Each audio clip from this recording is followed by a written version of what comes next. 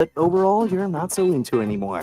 A perfectly good laptop that hasn't sat in your lap in months, and even more stuff, but still no jobs? Well, you really have both. See, stuff is defined as household articles considered as a group. Sometimes this stuff is no longer needed. Wait, no longer needed? That can't be right. Because remember those jobs you were looking for? Those are really needed, and they're the stuff inside your stuff, even inside that winter coat that moved with you to Phoenix. Our job is to unlock those jobs, and it starts when you donate your stuff to your local Goodwill. Here's how we do it. When you donate to Goodwill, we sell your stuff to provide job training for people right here in your community. So just by teaming up with Goodwill, you help create jobs. And isn't that worth parting with the leftover guitar from your 80s cover band? Goodwill. Donate stuff, create jobs. Find your nearest donation center at goodwill.org. A message from Goodwill and the Ad Council. Dear John, I was hoping it wouldn't come to this, but you've left me no choice. I'm leaving. Uncontrolled high blood pressure is really serious, and lately you seem to really not care. I've been there for you since day one, and I know you think I'm going to keep ticking. But no, my friend, I can quit whenever I want. Why can't we get back to the good times, when we were more active and ate more healthy foods, and you checked on me every once in a while? Is that too much to ask? I don't want to leave, but unless you stop ignoring me, what else am I supposed to do? Remember, when I quit, you quit. Sincerely, your heart. Listen to your heart. Don't let it quit on you. Doing the minimum to control your high blood pressure isn't doing enough. High blood pressure can lead to a stroke, heart attack, or death. Get your blood pressure to a healthy range before it's too late. Find out how at heart.org/blood pressure. Check, change, control. A message from the American Heart Association, the American Stroke Association, and the Ad Council. Hey, what's up, everybody? I'm Jason Derulo. I love that music connects to people all over the country. But unfortunately, so does something else. Childhood hunger. 15 million kids struggle with hunger right here in America. And yet, every year, billions of pounds of surplus food in the U.S. go to waste instead of going to the children in need. Feeding America is working to change this. The Feeding America nationwide network of food banks rescues this surplus of food to help provide meals to families in virtually every community in the United States, including yours. But they just can't do this alone.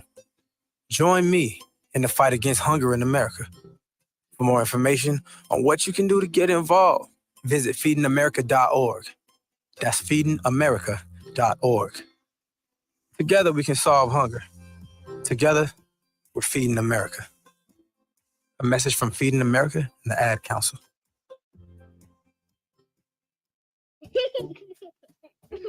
Hey, everyone. Let's all stop what we're doing right now and take a moment. That felt good, huh? Just like that, we had a nice, special sort of moment together. Of course, they don't all need to be quiet moments to be special. They could be loud moments, goofy moments, sporty moments, dorky moments, moments where we talk or walk or just hang out. It doesn't really matter. They all count. Because every time dads like us take a moment like that to spend with our kids, well, it's pretty momentous. Sounds like somebody agrees. So let's take a moment to make a moment. Today, call 877-4DAD-411 or visit fatherhood.gov. Brought to you by the U.S. Department of Health and Human Services and the Ad Council. Music is a bridge between the material and the spiritual. My name is Harvey Lauer, and I'm 82. As a blind person, you have to be aware that nobody can tell you what you can or can't do. You really have to try things.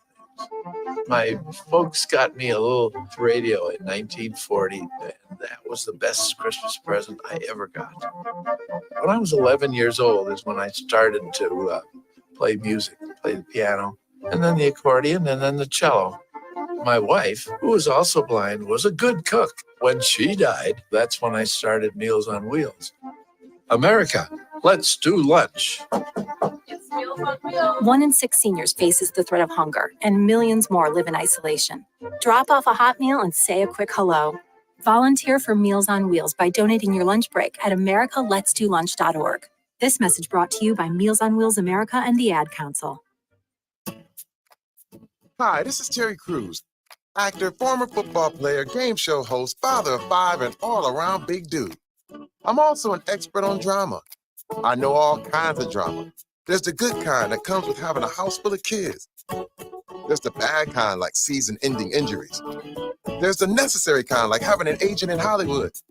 And there's silly drama like the drama around my percolating pectorals. And then there's the drama you can skip. Skip the drama that comes with not having your high school diploma or equivalency. Find free adult education classes near you and finish your high school diploma. Visit finishyourdiploma.org. Or text diploma to 97779. Message and data rates may apply. Reply stop to opt out. That's diploma to 97779. And leave the drama to actors like me. Brought to you by the Dollar General Literacy Foundation and the Ad Council. Adopt US Kids presents Multiple Choice Parenting. Your daughter just had her first breakup. Do you A, put yourself in her shoes? How could he do this to you? And for Sheila, she has split ends. B, console her? Oh, sweetie, this is going to happen a lot. 4, maybe 5 more times before you get married. C, take charge. Got to get this all straightened out. Keep a little talking to, man to man, mano a mano. Hey, Steve! It's now a good time? No? Okay, no problem. Bye. Or D, help her find a new boyfriend? I know a great place to meet boys. The internet. Nice, single boys. Never mind. How about some ice cream? As a parent, there are no perfect answers. But you don't have to be perfect to be a perfect parent. Thousands of teens in foster care will love you just the same. For more information on how you can adopt, visit adoptuskids.org. A public service announcement from the U.S. Department of Health and Human Services, Adopt U.S. Kids, and the Ad Council. This is you over 30 years ago. Are we there yet? Are we there yet? And this is your mom when you drive her back from therapy. Are we there yet? Are we there yet? Are we there yet? Roles change without us noticing, and in your new role, we help you help. AARP gives you the information to help care for your mom so that you can have patience with her, just like she did with you. Visit aarp.org/caregiving or call 1-877-333-5885 to get practical health and wellness tips to provide even better care for your loved one. Are we there yet? Remember, visit aarp.org/caregiving.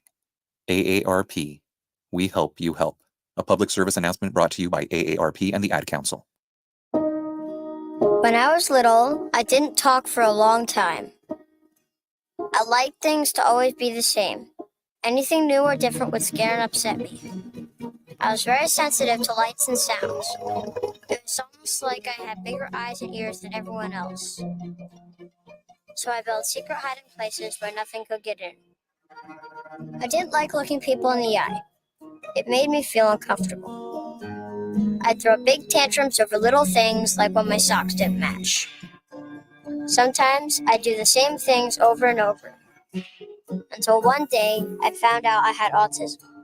My family got me help. Slowly, I learned how to live with it better. You can see signs of autism in children as young as 18 months. Early intervention can make a lifetime of difference. Learn the signs at autismspeaks.org/signs. Brought to you by Autism Speaks and the Ad Council. It's the Worldwide Sports Radio Network. Micah Parsons says that Anthony Edwards would be a good NFL player. The Broncos make Patrick Surtain the highest paid corner in the NFL. And the Jets give Michael Carter a 3-year, $30 million extension. And much, much more here on the Sports Loudmouth.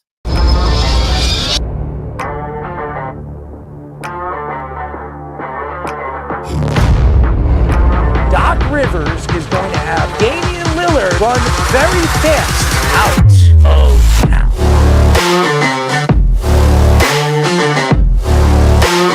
Does he help them win? You're under 500. Aaron Judge helps the Yankees win. You're paying the player $300 million. You better be sure that that guy's going to help you get over the hump.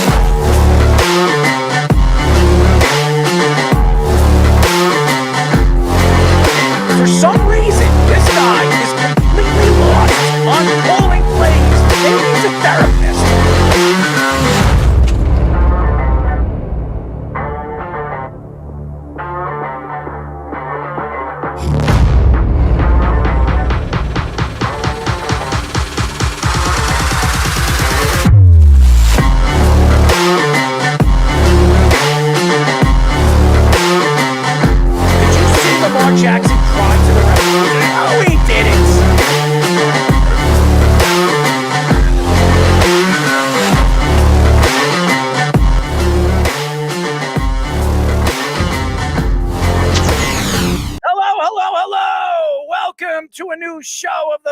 Sports Loudmouth. I'm your host, Errol Marks, my co-host, the Speedster, Mr. Speedy Petey, executive producer, Mr. Aaron Fishman, and Scoops, Tommy Scoops as our sports minute. 631-672-3108 is the number to call. Go to our website at www.worldwidesportsradio.com. Check out all our shows throughout the week, including the Loudmouth with me and Speedy Petey every single Tuesdays and Thursdays at 7 p.m. All you have to do to tune in and check out our local listings for all our shows is go to our website at www.worldwidesportsradio.com. By the way, ladies and gentlemen, it is fall right around the corner, and we're getting fall weather. Last night, it was 60 degrees. 60 degrees. I was loving it. I was just absolutely infatuated with the weather, Speedy. You know what I feel when it comes to the cold. And I love the cool. I love the fall. I love the winter. Oh, I know. You'll have a lot of fun with that with our second guest. As you mentioned last time he was on the show, that you were to be able to do Minnesota winters in your shorts. Absolutely. I would actually snow blow in shorts and flip-flops. I've done it before. I've snow shoveled in flip-flops and shorts and a t-shirt. So yes, I do not care about the cold. I love the winters here, even though we don't have much of a winter anymore in New York. It's crazy. And everybody loves that, but I don't, because the world is changing. The climates are changing. And what does that cause? It causes global warming. And that is a lot worse than people could even imagine. I don't want to get into that. That has nothing to do with our show. But yeah, it is getting cooler outside. Football's around the corner. Tomorrow, come and join us. September 5th, Miller's Ale House, Lake Grove. Me, Speedy Petey, Aaron Fishman. He'll be over there upstate, but he will be here, giving us his executive production stuff and his graphics. And then we'll have Scoops there. So everybody come down and come and check us out. Great food where you can drink. Have a little bit of fun. We'll have some fun with the kids. We're going to get into so many topics, and we'll have some fun. We'll do some trivia. Come up to Miller's Ale House, Lake Grove, Smith Haven Mall, right across the street from the Smith Haven Mall here in Long Island, New York.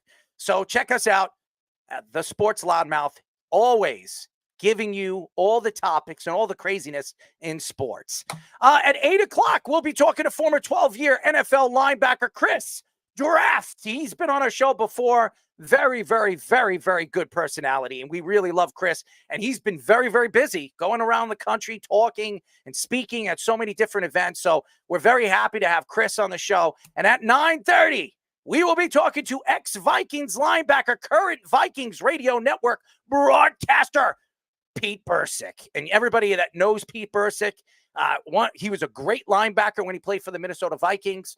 Had a very good, long NFL career. He's been on our show before, and we've had a lot of fun with him. So Pete loves to come on our show. The football season is here. He'll talk about Viking football and New York Jet. He's a New York Jet hater. Okay. So, oh yeah, I told him to prepare all your Jets roast now and all the Sam Darnold praise for all the Jets fans. As we all know, Sam Darnold is the starting quarterback of the Minnesota Vikings. So MVP. I don't know about MVP, but it'll be fun. It will be fun with Pete. Pete is always interesting and a very good personality. And if you haven't checked him out, go check him out on social media. He has got a huge following on Twitter and Instagram. And I'm telling you, every time he comes on a show, he's either in his basement with a chalkboard or he's in his car in a dark, Plymouth or whatever the hell he hangs out. Yeah, we were supposed to have Dalvin Cook in there with him. They didn't go to the Super Bowl. If they went to the Super Bowl, then Dalvin Cook would be in the trunk doing a show. Dalvin Cook apparently played in the regular season for the Jets. And Dalvin Cook, where is he playing? Dallas Cowboys now. I'm sure he loves that.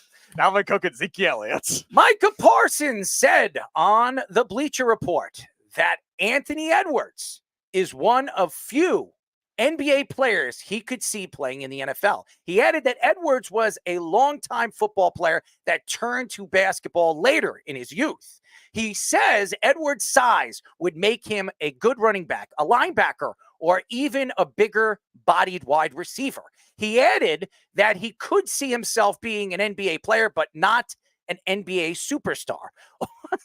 Austin Rivers said a few months ago that he could see an NBA or NBA players playing in the NFL, but not the other way around. J.J. Watt and other NFL players took shots at Rivers for his take, referencing that the physicality difference of the two sports are completely different. Here's the thing. And I like Micah Parsons. I love his podcast. I don't know if anybody's checked out his podcast. He's interesting. His takes are crazy. But that's what draws people to listen to Micah. And Micah, even off the field, when he gets interviewed all over, the NFL after the games or after the game that he has 2 or 3 sacks, he speaks very highly of himself and his teammates. The problem with Micah Parsons is some of his takes are just completely outlandish. And we all know that Anthony Edwards was a great football player. He was actually a fantastic football player in high school. And yes, he didn't start playing basketball until later in his high school career. I think it was like in 9th or 10th grade, he started playing basketball. But he's so athletic and so gifted and so talented with his ability.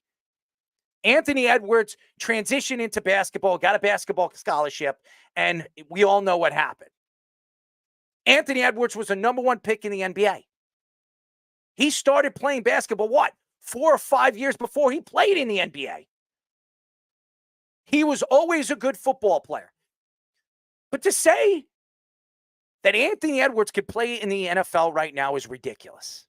The training that these players have to put their bodies through every single year in the offseason, working out, lifting, all the different squats and leg exercises that they need to do, running.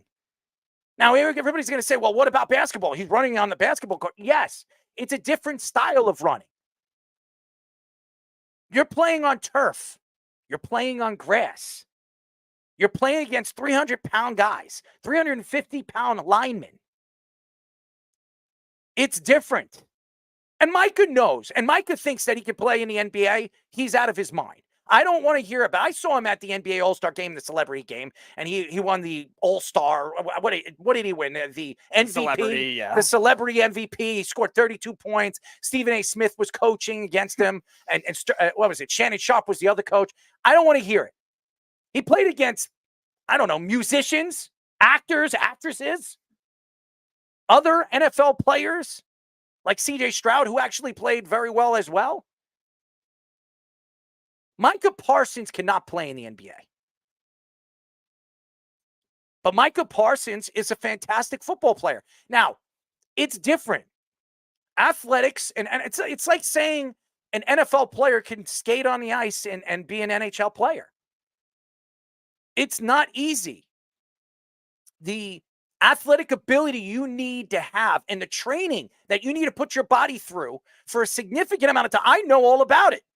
The training was just absolutely terrible. I mean, every single day I was skating for 3 hours. Almost 350 days a year, I was skating 3 hours a day. And I would have to get up in the morning and go to the rink to get my time on the ice. And at night, I would be playing hockey games. And that's 3 hours on the ice. That's 6 hours on the ice every other day. It's a lot. Puts a lot of stress on your ankles, your knees, your feet, your toes. It's cold. It's hell, too, by the way. And I like the cold. Micah Parsons is a fantastic talent. I really think he's going to be a good analyst. I really do. When he's done with his career, just like Tony Romo is, I don't know if he could do play-by-play, but I could see Micah Parsons on a radio show. I absolutely see. If Bart Scott could do it, he could do it just as well. Because at least Micah Parsons is entertaining what he's talking about. And it's a little crazy. And he actually knows what he's talking about. Bart Scott doesn't know what his head from his tailbone. He doesn't have absolutely any idea. If it's not football, he doesn't know what he's talking about. And even if it is football, sometimes he doesn't know what he's talking about.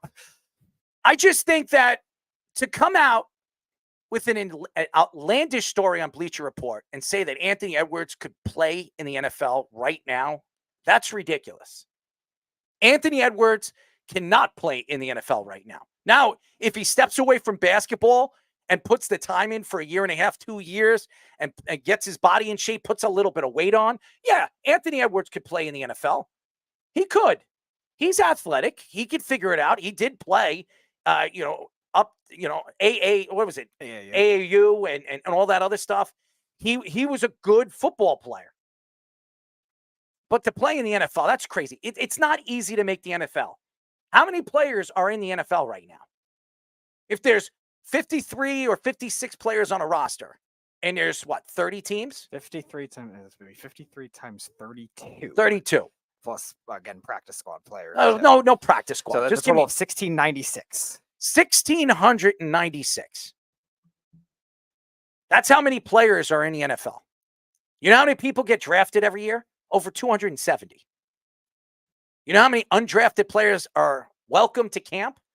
Probably 12 to 13 players on each team. You know how many of those players actually make the team? If they're lucky, 1. I'm just telling you, it's not easy to play professional sports. It isn't. You got to be the best of the best. And for Micah Parsons, and Micah Parsons knows how hard it is. Come on. Micah knows how hard it is to make it to the NFL. And he's so talented. He really is. But to come out with some of these outlandish takes, it only tells me one thing. Is he really believing this? Or he's really just trying to sell something on his podcast for people to listen? Because the honest God truth, I cannot listen to something like that if he comes out with something outlandish like that. Yeah, and Austin Rivers already started the trend and made but I don't even want to even get into Austin Rivers. Made it look bad That enough. guy wasn't even a good basketball player. Then again, talk about NBA players playing in the NFL. Why? At least J.J. Watt is a Hall of Famer. At least J.J. Watt has something to argue about because he was a sensational player. I do not want to hear or even want to bring up Austin Rivers. As you saw when I brought it up on what you sent to me, I don't even want to talk about Austin Rivers because I don't think Austin Rivers knows what the hell he's talking about. Your second least favorite Duke Blue Devil after John Shire. First of all, I'm not a big fan of his father, as everybody knows. Yeah. I can't stand Doc Rivers. I think he's so overrated as a head coach.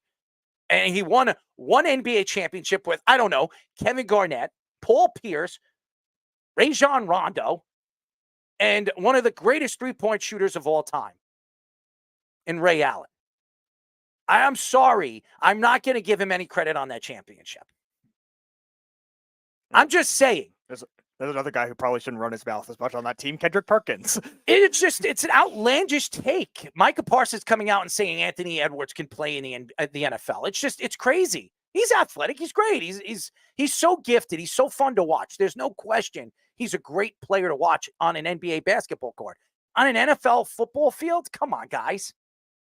There are so many great athletic players that are not even playing, don't even make the roster. There were like 3 or 4 guys that were drafted. Jaguars drafted guys in the 6th and 5th round. They didn't even make the roster. And they're so athletic. They ran one of the guys, I think, one of the wide receivers that they drafted, I think in the 6th or 7th round, ran a 4.5 or 4.4. You think Anthony Edwards can run a 4.4?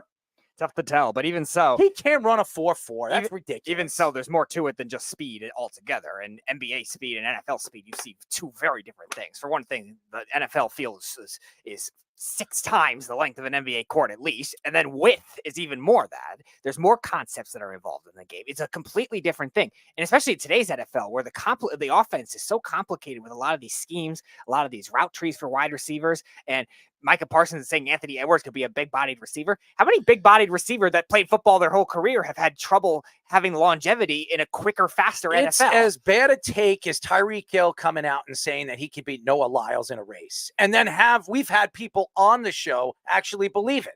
It's ridiculous.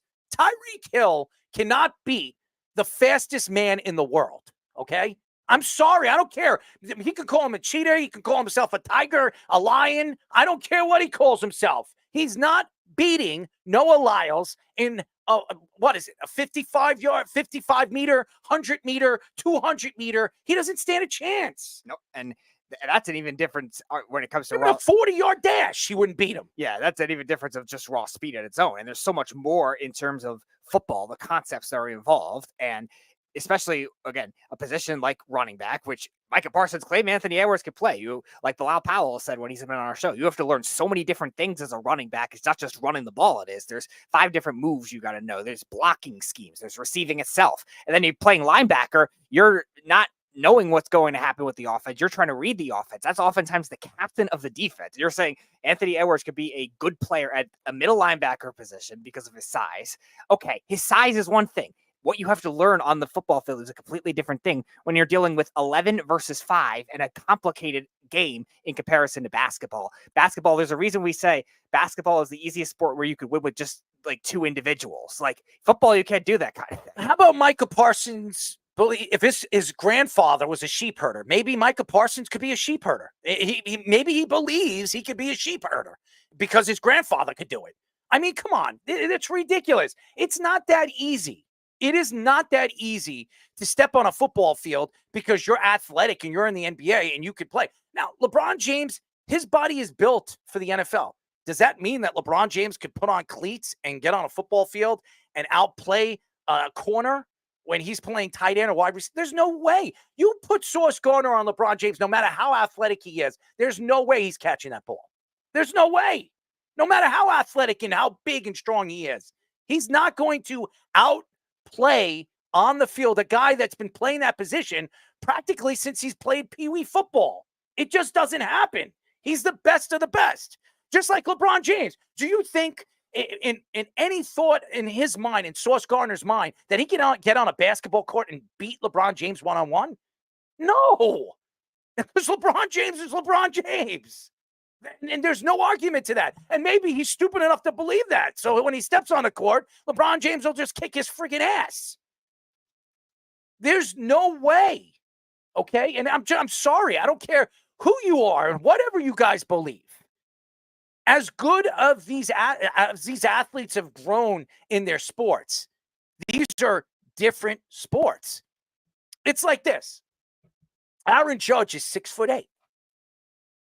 He's powerful. He hits 332 and 50 to 60 home runs when healthy.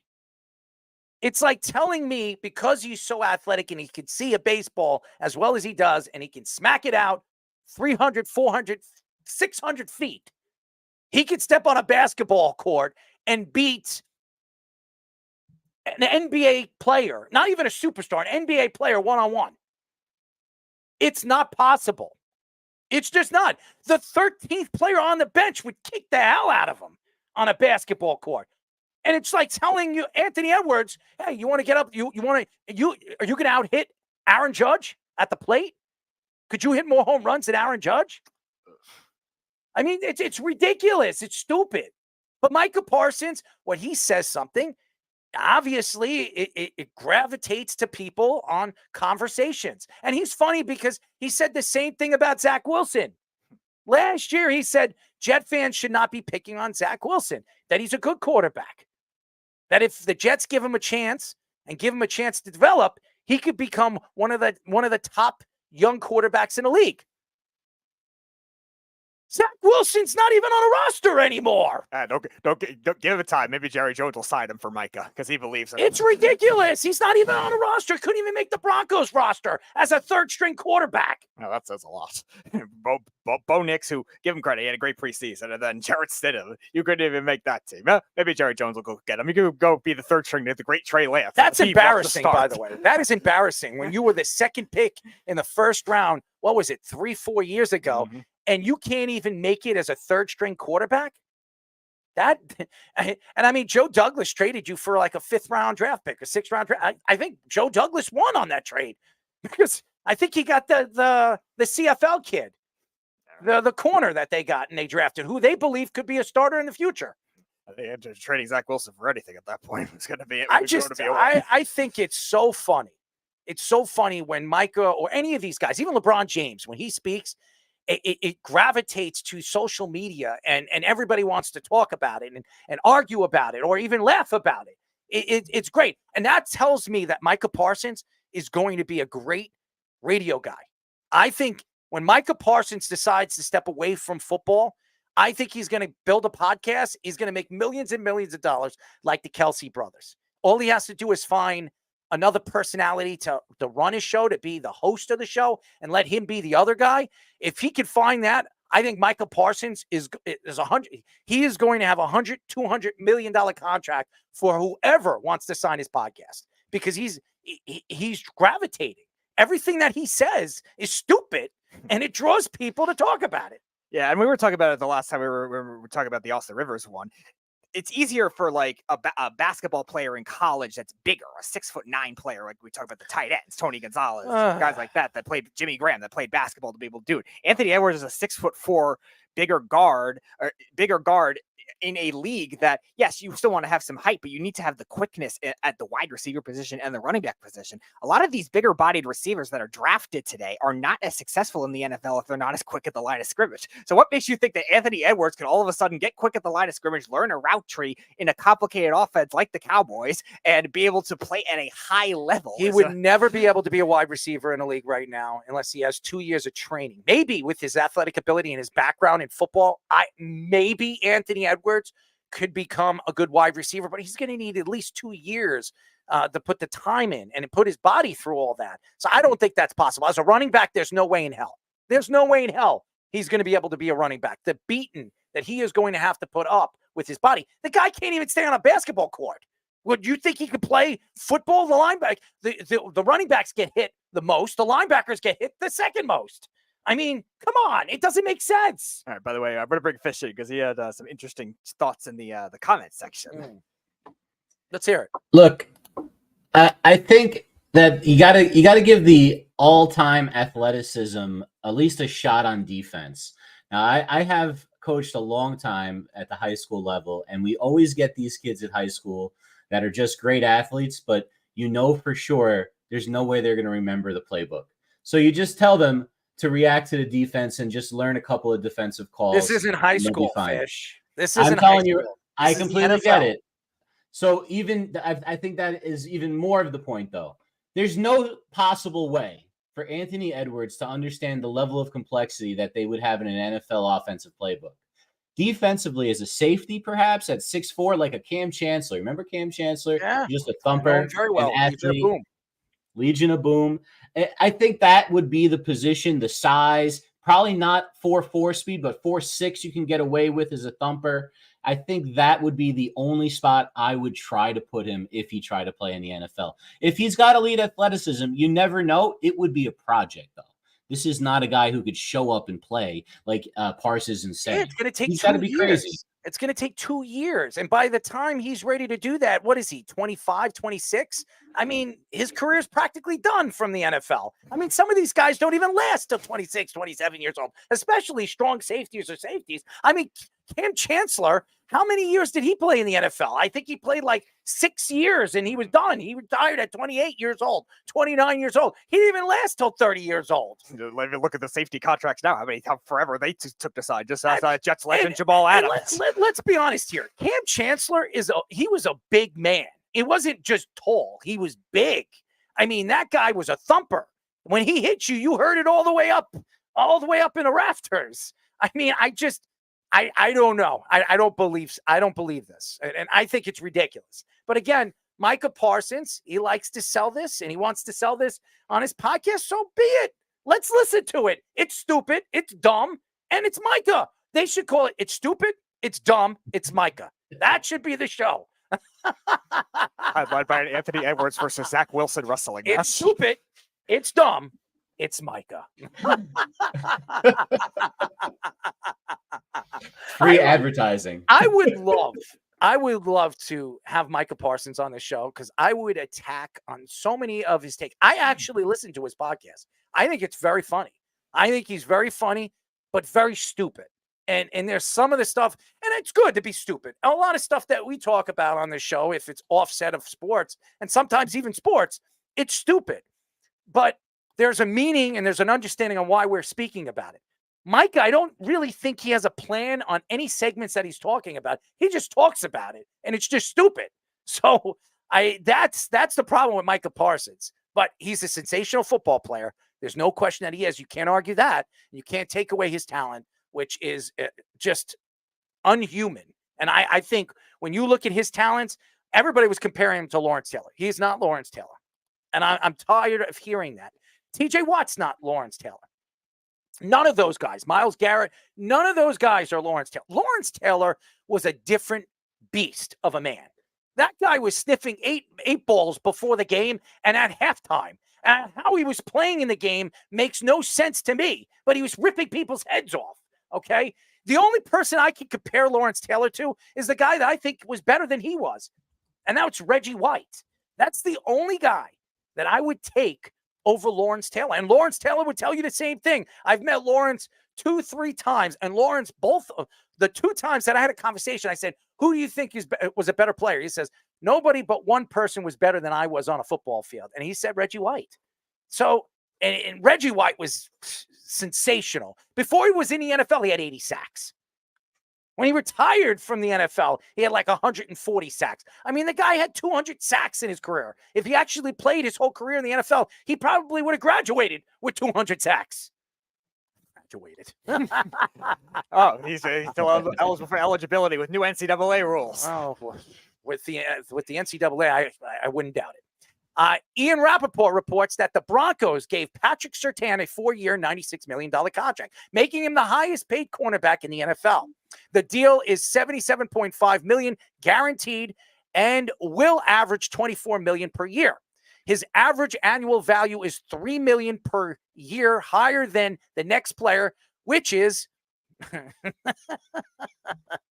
Mr. Alexander from Green Bay. I laugh at this because the guy can't stay on a football field, making $21 million per year.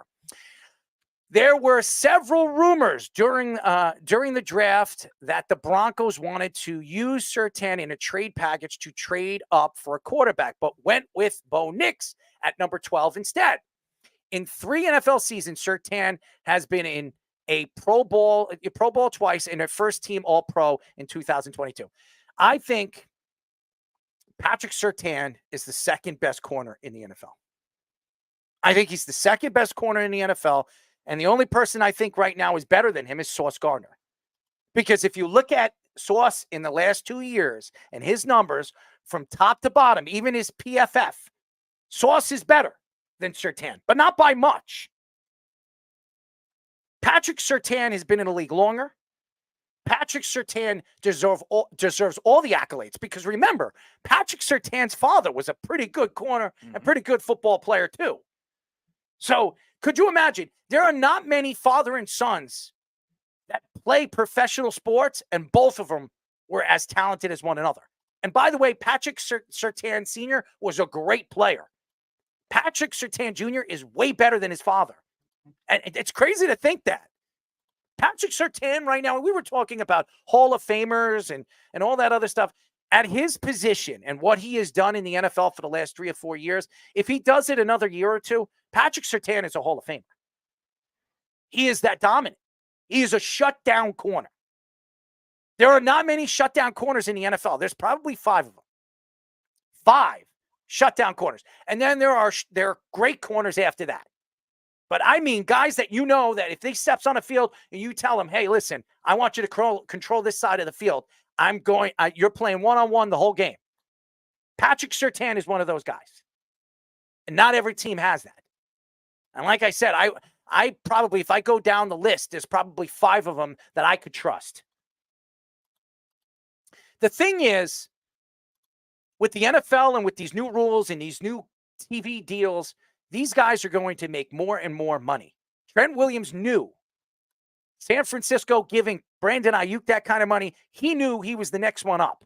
And he knew that the 49ers were going to pay him because the 49ers need him. He knew the offensive line's weak. He knew that the offensive line could not hold up without him. And he knew that the Jets were playing him in week 1, and he needed to be on that offensive line. So what happens? They made sure a week before the season starts that he gets his contract. Patrick Surtain did not sit out in the offseason. He did not. He went to practices. He was in he played in a couple of preseason games on a couple of plays. Patrick Surtain knows and works really, really hard at his craft, and it's not only about money. Now, obviously, these players deserve all the money that they're getting, and I'm not saying that Patrick Surtain didn't want this money. Now, of course he wants the money.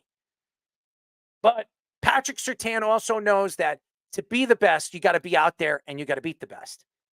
And just because you believe you're the best and just because you put up the numbers and say that you're the best does not mean that you can't be training with the players and training with your teammates. If the organization believes in you, if the organization believes that you're the guy, and you're going to be the guy that they want to build their team around because he is their best player. He is the Broncos' best player from top to bottom. And the Broncos have some good players. They do. Patrick Surtain is a top 3 player at his position. How many top 3 players at their positions are on the Broncos? I don't think there's any. I don't know if there's any top 5s. I don't think there's any. He is the best player by far on the Broncos. So when you heard the stories in the offseason that they're looking to trade up and they were going to trade Patrick Surtain, I thought they were nuts. I thought they were crazy. And the reason why is because they're paying Russell Wilson still. That's why. They're still paying Russell Wilson, and he's not even part of that squad. Patrick Surtain's favorite receiver in practice. I mean, that's true too. I mean, the fact is Patrick Surtain is one of the more nicer guys in the NFL. He doesn't really speak on the football field. I don't know if anybody's watched him play. He is a fantastic personality. That's why he's a captain. That's why he's one of the leaders of the Broncos. And if you ever watched him or even heard him speak, he's a gentleman. He's a good personality. And you could tell he's not only just a leader. If you're a youngster, you're a rookie, he's the guy you go up to and you work with. Because Patrick Surtain's career going into the NFL was not easy.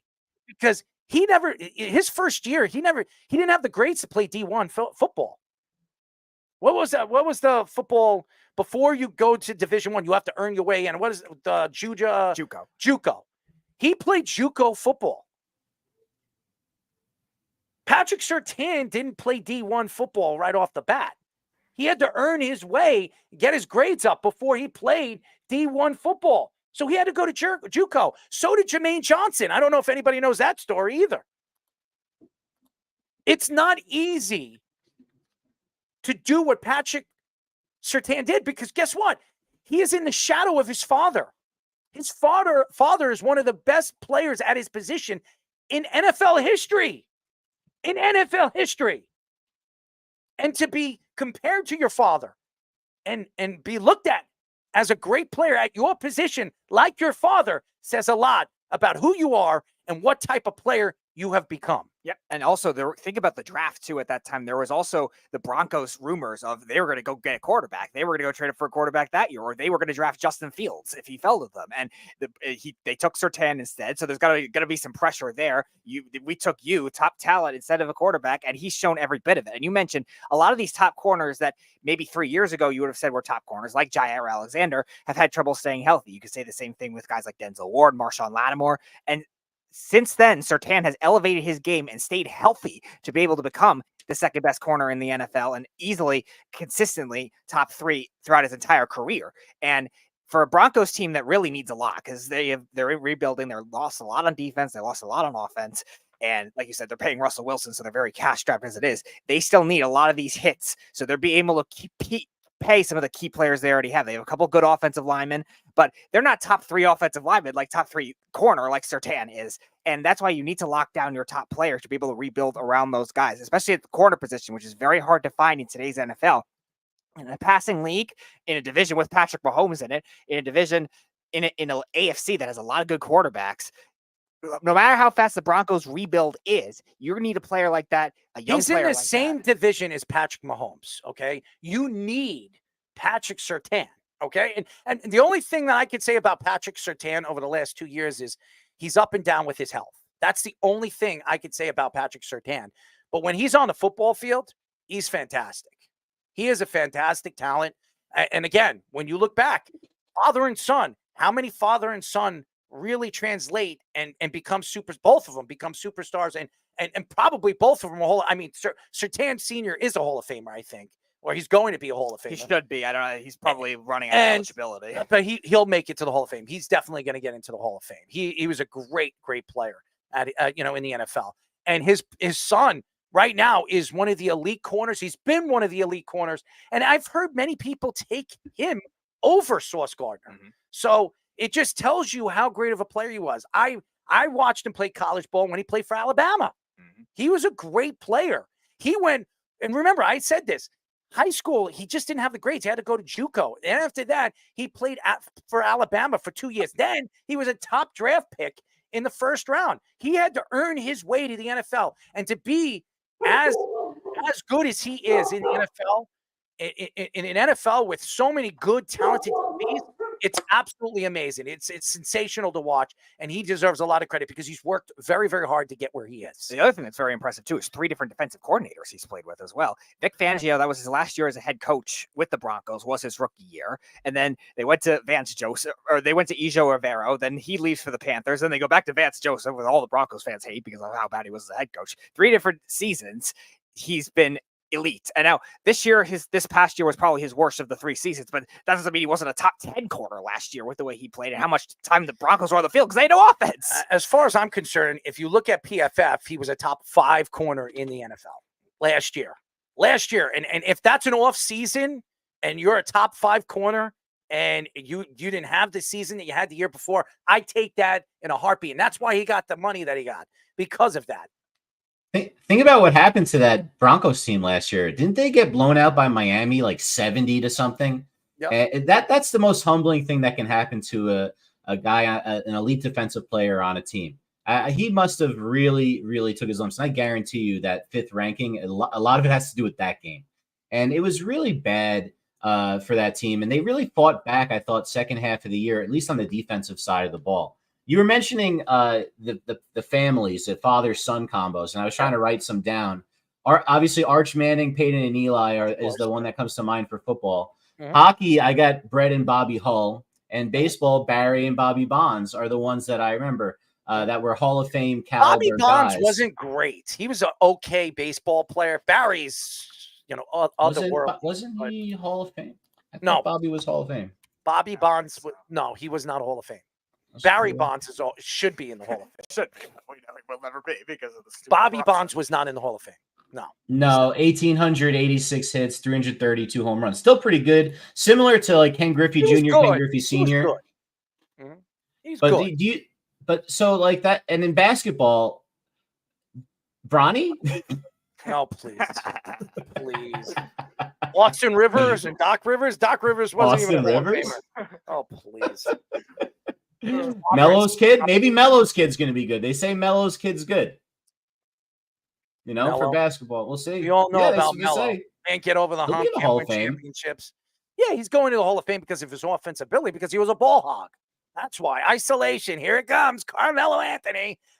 The ISO was built around Carmelo Anthony. Yeah. The name ISO and isolate was Carmelo Anthony. When you hear isolation, you think Carmelo Anthony. That's it. And I mean, the last thing, I loved Melo, but let's just say that wasn't exactly a winning way, especially after he lost a step. It was just a disaster. He went downhill so quickly. You mentioned the trade during the draft that they were floating Surtain's name around. And I also thought that was really surprising, because if you're going to trade Surtain, you're just starting over from scratch, because that's like the left tackle, the star pass rusher, the quarterback. And then after that, it's the lockdown corner. We did the all-22 draft. That's how they weighted the positions, right? On what were the most important in the league. That's what you're not giving rid of this guy unless you're literally starting over from scratch. So the Broncos were basically saying, maybe we should start over from scratch this offseason. And the only time that I've ever heard of a guy like that being traded is also a Broncos trade, which was Champ Bailey for Clinton Portis all those years ago when the running back was still valued high, which, of course, that deal would never happen today with the way they value the running back. But it would have to be a difference maker. At today's comparison, it would have to be a left tackle, a D end, maybe like the best off-ball linebacker in the league. I don't really know what you would trade him for. It doesn't make sense to me why you would do that. Yeah, I agree. NFL Network's Tom Pelissaro reports that the Jets have given Michael Carter a 3-year, $30.75 million extension. The deal includes $19 million guaranteed, $3 million in incentives. Carter will play on the last year of his rookie contract, worth about $3.3 million, and the extension will begin in 2025. Carter becomes the second highest paid slot cornerback in the NFL, only behind Bill's Taron Johnson. Carter had a Pro Football Focus grade of 80.4 and a coverage grade of 83.3 last season. The Jets also restructured Quincy Williams and Tyler Conklin's contract and now have $9.25 million in cap space as they try to sign Hassan Reddick. Oh, man.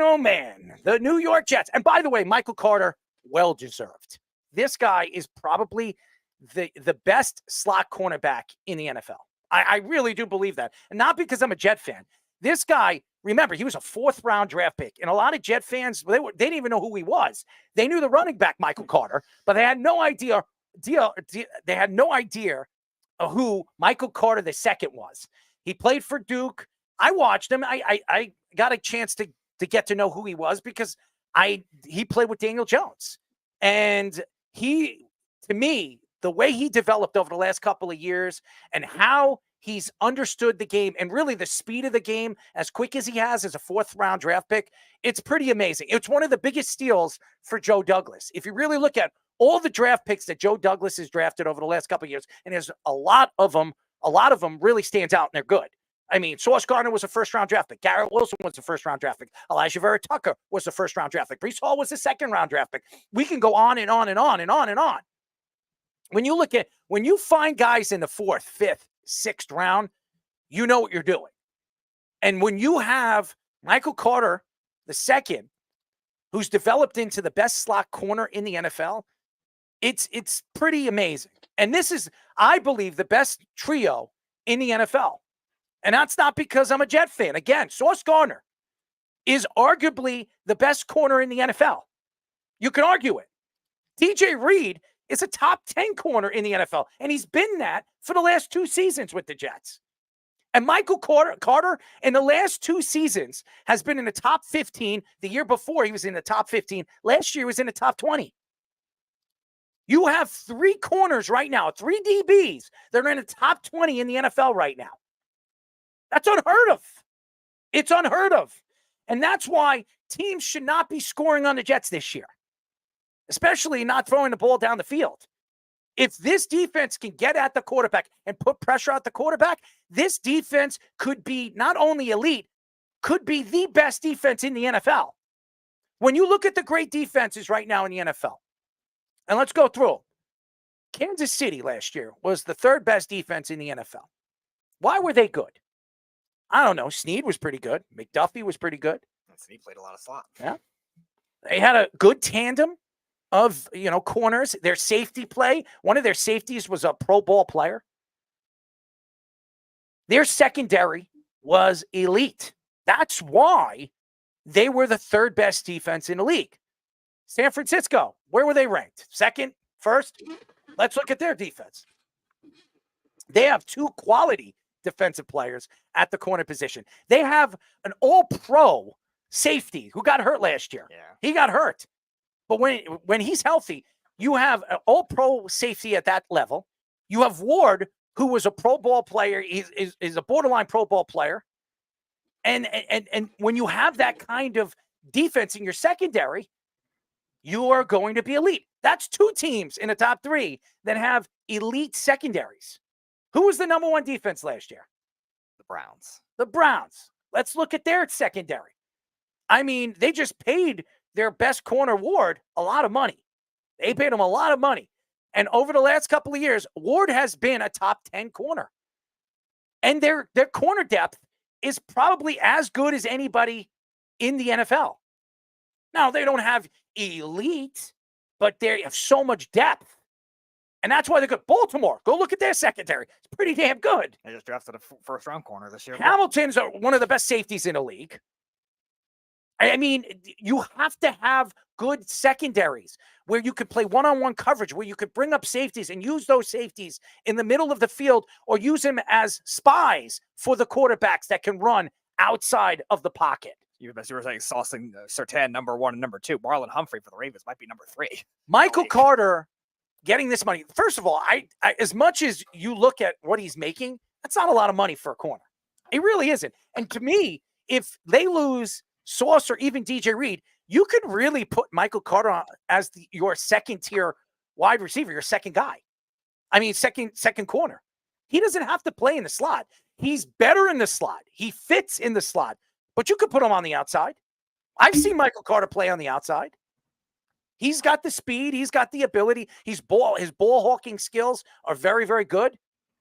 He could play. I mean, DJ Reed, he's the same size as DJ Reed. DJ Reed is not a big man. No. He's not. He's athletic. He can jump. Same thing with Michael Carter. And DJ Reed's making a lot more money than Michael Carter. Reed played a lot of slot in Seattle. That's how he got that contract. So that's where I'm coming at right here with this. Michael Carter actually got a contract that's affordable for the New York Jets.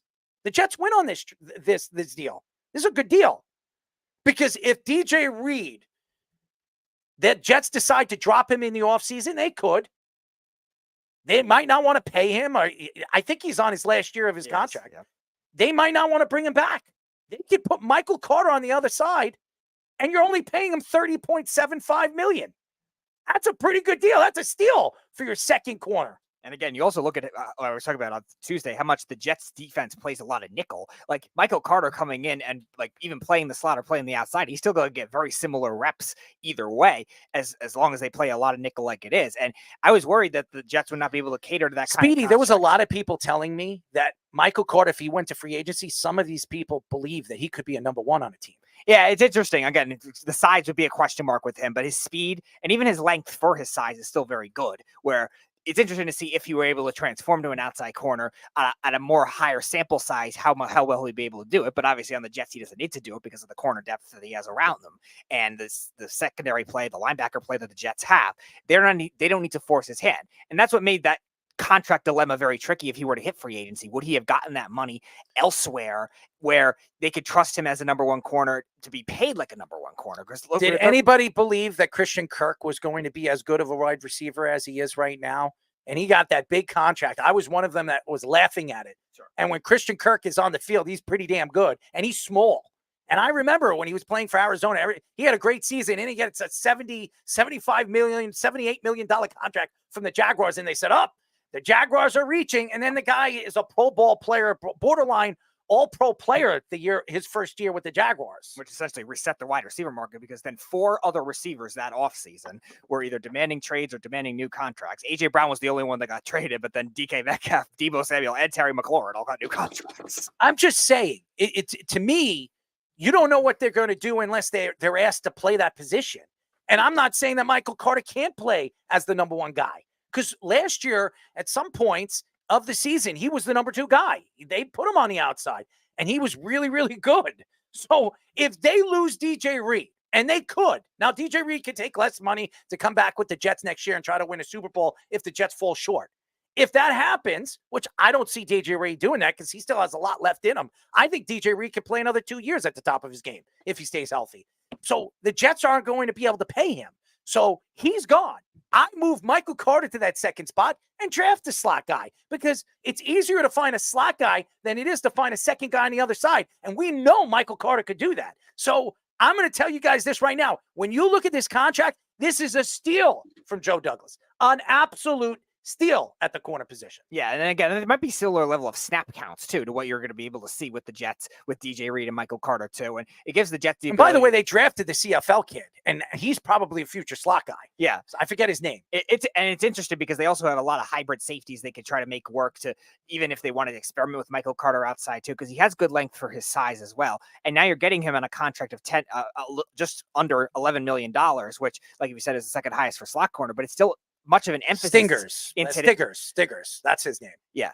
It's just still much of an emphasis in today's game with Quantez Stiggers. All the three receiver sets, all the bunch formations that you've seen ever since kind of the Rams started to rebirth that kind of thing. And now you're seeing a lot of other teams do it. You need that kind of thing in today's game. And if the snap counts are very similar, it still may end up being, obviously Sauce Gardner's the best corner, but it still may end up being just as good of the value of what you need at that position right there. Because we've seen teams, sometimes their slot corner is their best corner. We were talking about Taron Johnson being the highest paid for the Bills. He probably is their best corner on the Bills. Just roster. think about this. And we speak about Sauce Gardner when he gets his contract. You know what Sauce Gardner is going to make when he becomes available, or he becomes a free agent, or the Jets try to extend him? This guy's going to make $140 million, $150 million. When these corners, all these corners are making, now you see $96 million go to Patrick Surtain. He's the highest paid. By the time Sauce Gardner becomes a free agent or says he wants an extension, that could be 2 years from now, Sauce Gardner's going to get $120 million, $130 million. He's going to get a lot of money. And you look at a guy like Michael Carter, he's not Sauce Gardner, but if he's just a little bit under, or even two spots under Sauce Gardner, and you're paying him $30 million for the next 3 years. It's a steal. It's an absolute steal for the New York Jets. It's a great deal. And I loved it when I heard it today and I saw it get posted up on Jets.com. I loved it because I know what's going to happen. DJ Reed is not going to be there next year. They're going to move Michael Carter to the outside, and they're going to bring Stingers, and Stingers is going to be he is going to be the slot guy. It makes a lot of sense. And the Jets love this kid Stingers. They love him. And they were very surprised he fell to the 6th round as far as he did. He's the first CFL player to ever be drafted from the CFL. And if you know the story in the background of this kid decided not to play college football because of his father's death. And he was going to step away from football. And then he decided, somebody pushed him. He goes to play in the CFL for his first year as a rookie. He was one of the defensive players of the year. I think he was runner-up for defensive player of the year, if I'm not mistaken. He was defensive rookie of the year. I mean, he had how many interceptions? I think he had like 5 or 6 interceptions, in the CFL that year. I mean, the Jets, and I'll say this. As far as corners concerned and what Joe Douglas has drafted over the last couple of years, he's been pretty right on the corners that he's been drafting.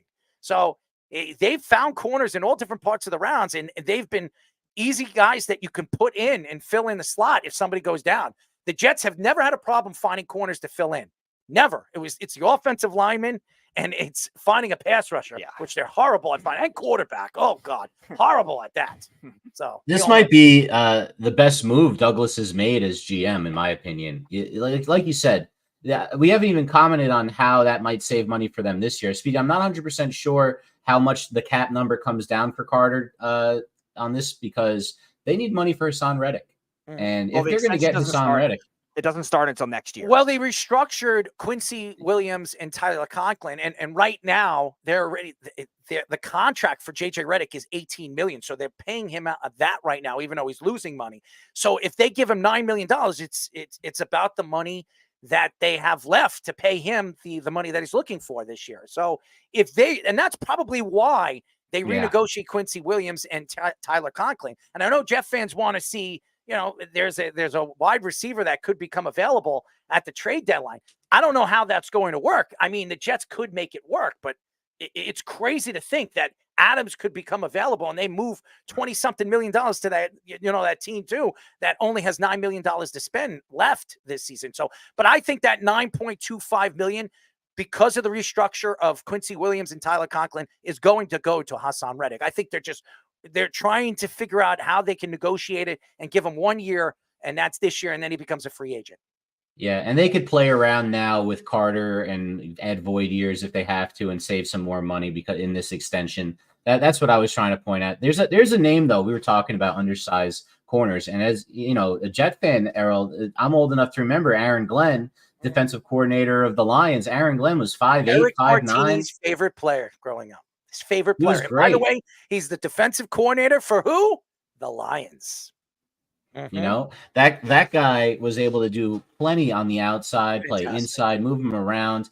That's something that a lot of players you get pigeonholed as a slot corner. But if you could play, press coverage, if you were strong enough, if you can turn your hips, you could cover these bigger guys. Maybe you're not going to get put up against like a 6'4" red zone threat. So you play on the other side of the ball where you have Sauce Gardner playing their best guy. This could be an absolute coup for the Jets if the Stiggers guy works out in the slot. They save the money for the next 2 years on Carter so that they pay him like a slot corner when he should be getting paid probably almost double. And if he's that good. And that's just probably the best thing. And if they can get Reddick fit in with all of it, what a great job by Douglas up against it with only a couple of days before the season. That's really an impressive thing. They're definitely going to bring Reddick in. There's no way Reddick's sitting out for the season. The Jets already came out and said they're not trading him. They're not moving him. So the Jets have plans to bring in a guy like Hassan Reddick to fit this defense. And if you have Jermaine Johnson on one side and Hassan Reddick on the other, you have two edge rushers that could put pressure on the quarterback. And like I said, this could be as elite of a defense as we've seen in the NFL in the last 5 years. We know what the Jets did last year with so many weaknesses. They didn't have an edge rusher last year, and they still were a top 5, top 6 defense. And now you have Hassan Reddick and Jermaine Johnson, who put on, 22 pounds of muscle this offseason. They said, I don't know if anybody's seen what Jermaine Johnson looks like. The guy, he put on, you can see he put on a lot of weight. He's fantastic. He looks fantastic. He really does. And by the way, he's a fellow Florida State Seminole. So everybody knows I love Jermaine Johnson. So let me add one last thing, because you mentioned Johnson and Reddick as being the pass rush element to help out Sauce Gardner. You mentioned the top 3 defenses last year. 49ers pass rushers all over the place, Bosa specifically. Yep. Second, Chiefs, Chris Jones, best 3-tech pass rusher in the game. And Browns, we all know, defensive player of the year, Myles Garrett, was going to be the next pass rusher that makes these corners better. That's what it is. It's a combination of getting there so the quarterback doesn't have time for the routes to develop and the corners being able to hawk it down. Anyone is going to have trouble covering for 7 seconds. I don't care if you're Sauce Gardner or not. But if you got a pass rush, he only has to cover for half that, and he's going to cover. And that's the game. It's going to be fun. It's going to be a fun year if the Jets could stay healthy and they get Hassan Reddick on the field. This I'm telling you. This could be the best, not only the best defense in the NFL this year, could be one of the best defenses we've seen in the last 5 years. That's how good they are. Their secondary, I mean, they got Clark back. I mean, this is a secondary that can get at you. Now they can stop the run. Clark is a good run stopper. I mean, they've got guys that are very strong in so many aspects of the game. And I think this defense, run by C.J. Mosley, and very underrated, and took less money again this year to stay with the Jets, only tells me that he believes in this team and believes that he can win a Super Bowl with this team. ESPN, Jordan Rannon, reports that Brian Daboll will take over full-time offensive play calling duties for this season. Daboll declined to answer any specific reasons for taking play calling away from Mike Kafka, who has been a primary play caller since Daboll took over as head coach in 2022. Daboll was under fire last season for constantly taking play calling duties away from Kafka and giving them to quarterback coach Shea, what is his name? Tierney? Sometimes I'm Shea Tierney sometimes during a game. The Giants averaged 6.9 air yards per pass last season, and Daniel Jones averaged 5.7, both ranked 25th in the NFL last season. The Giants offense was 30th in points per game, 29th in yards per game. Among 17 NFL head coaches that are offensive-minded, Daboll becomes the 14th to be full-time play caller. I know we have draft waiting, and I just want to finish up with this topic. I just want to get into this quick. Brian Daboll is on the hot seat. He is on the hot seat this year. I know everybody says he won Coach of the year before. We've seen this before. Bruce Arians, remember him? He was Coach of the Year with Indianapolis. Indianapolis decides they bring back their other coach, and he goes elsewhere, and he wins Coach of the Year elsewhere with Arizona. I'm just saying, Daboll is on the hot seat because he doesn't get along with his coaches. He doesn't get along with some of the players. And if you can see what's going on right now at Hard Knocks, he has a GM that absolutely knows nothing about football. I'm just speaking the truth. I know there's a lot of Giant fans that love Joe Schoen. I do not like what I've seen what Joe Schoen has done over the last 2 seasons. I don't like it. And he gave Daniel Jones $40 million. I still like Daniel Jones. What has he given Daniel Jones? And now Brian Daboll has no excuses because now he has a number 1 wide receiver. Malik Neighbors is a pure number 1 wide receiver with speed on the outside. You could put him in a slot. He should be another Justin Jefferson for them. A Jamar Chase. He's that good. I don't think he's Justin Jefferson good, but he's good. The fact is, when you're taking play calling away from Mike Kafka, it only tells me one thing. You don't trust your coaches. Robert Saleh, we all know about that with the Jets. He's got 3 coaches calling the offensive plays now this year. It's not just him. It's 3 other guys. It's a problem. And now you could see why these coaches and why all these other guys, Wink Martindale deciding to part ways with the Giants in the offseason. Why? Brian Daboll's the one who hired him. He left. The defense was one of the better defenses in the second half of the season.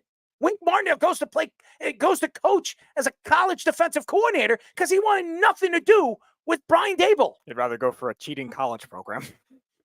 I mean, it's a problem. And Brian Daboll, there is no excuses this year. You decided to part ways. Joe Shane decided to part ways with Saquon Barkley. And I'm going to tell you this right now. Say whatever you want. And I can't wait. And I know Mikey C says Saquon is not going to have the season he believes or everybody believes he's going to have. I think you're out of your damn mind, Mikey C. You're out of your mind. Saquon Barkley, if he stays healthy, 1,600 all-purpose yards, easy. I see him breaking 1,900 yards with that Philadelphia offensive line. It's ridiculous. He's ridiculous. With weapons like A.J. Brown and Smith on the outside, it opens up the field for him. He's never had that with the Giants. Never. And now everybody says, the Giant fans says, he's washed up. Saquon, washed up? What are you, nuts? Did you watch him last year? I mean, the Giants have nothing. He had a third-string quarterback, DeVito, whatever his name is. I mean, hangs out in the clubs in the Hamptons, enjoying himself with his money. He needs to stick that up his ass. I'm going to tell you this right now. The Giants are going to regret not signing Saquon Barkley. They're going to regret it. And Daboll better open his eyes and make one of these guys, their tight end that they drafted from Penn State, he better turn him into a star really, really early in the season because they got nothing but Malik Neighbors. I don't want to hear about Slayton, Darius Slayton. He's good wide receiver. Good wide receiver. People were comparing him to Odell Beckham a couple of years ago. What are they, nuts? He's not Odell Beckham. He's not Odell Beckham's stepchild. He's not Odell Beckham now.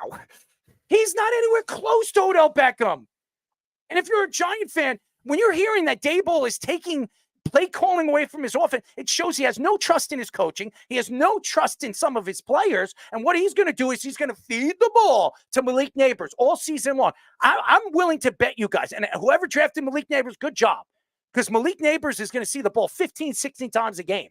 Because that's what he's going to be doing. He's going to be tossing the ball to Malik Neighbors. And teams are going to figure that out. They're going to double and triple team this guy, and they're going to make the other guys try to beat him. And there's no chance in hell the Giants are going to be able to do that. And this has nothing to do with me not being a Giant fan. The Giants were absolutely wrong what they did to Saquon Barkley. I've said this over and over again, and I hope he stuffs the football up their damn asses. Quickly before we get our guest on, two things that Brian Daboll has to figure out: the route tree of Jalen Hyatt and the versatility of Wan'Dale Robinson. If neither of those don't even bring his name up. Get out of here. Yeah, Wan'Dale Robinson. That's what the hell has he done? I'm not saying yes. I didn't. He's like 5'0". The guy can't stay on a football field. He's been in the league for 2 years. How many games I didn't like did the he pick play? either. How many games has he played? A second-round draft pick. Yeah, I know you like him, Fish. Well, yeah. They might have drafted him a little high, but I do like his versatility. I think I wouldn't have drafted him in his third round. I mean, that's he did trade down twice. Oh, but stop.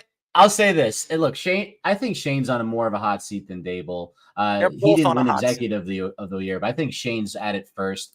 I think that Daboll's just a really good play caller and saw that Kafka wasn't. Usually, I thought Kafka was good his first year calling plays, but as you know, the NFL, they got film on you now. And when they came back for the second year, he was completely flustered. He started doing things that are just common sense play caller things that he wasn't having routes on third down get to the sticks. Like he was calling plays where there was not a single route going to the sticks. I don't understand how you can call a play as an NFL coordinator on third down and not have anyone running to the sticks, having someone just clearing out routes. You really think that's going to work? And some flat route is like I was watching the old Chad Pennington Jets all over again to, dunk it down, hope that he could run after the catch, 3rd and 8, throw a 2-yard pass, 4th and 3, we'll punt. And What it is was the that excuse? kind of stuff. What is the excuse in the middle of the season when it doesn't work with Brian Daboll? I love Brian Daboll. He's a good quarterback coach.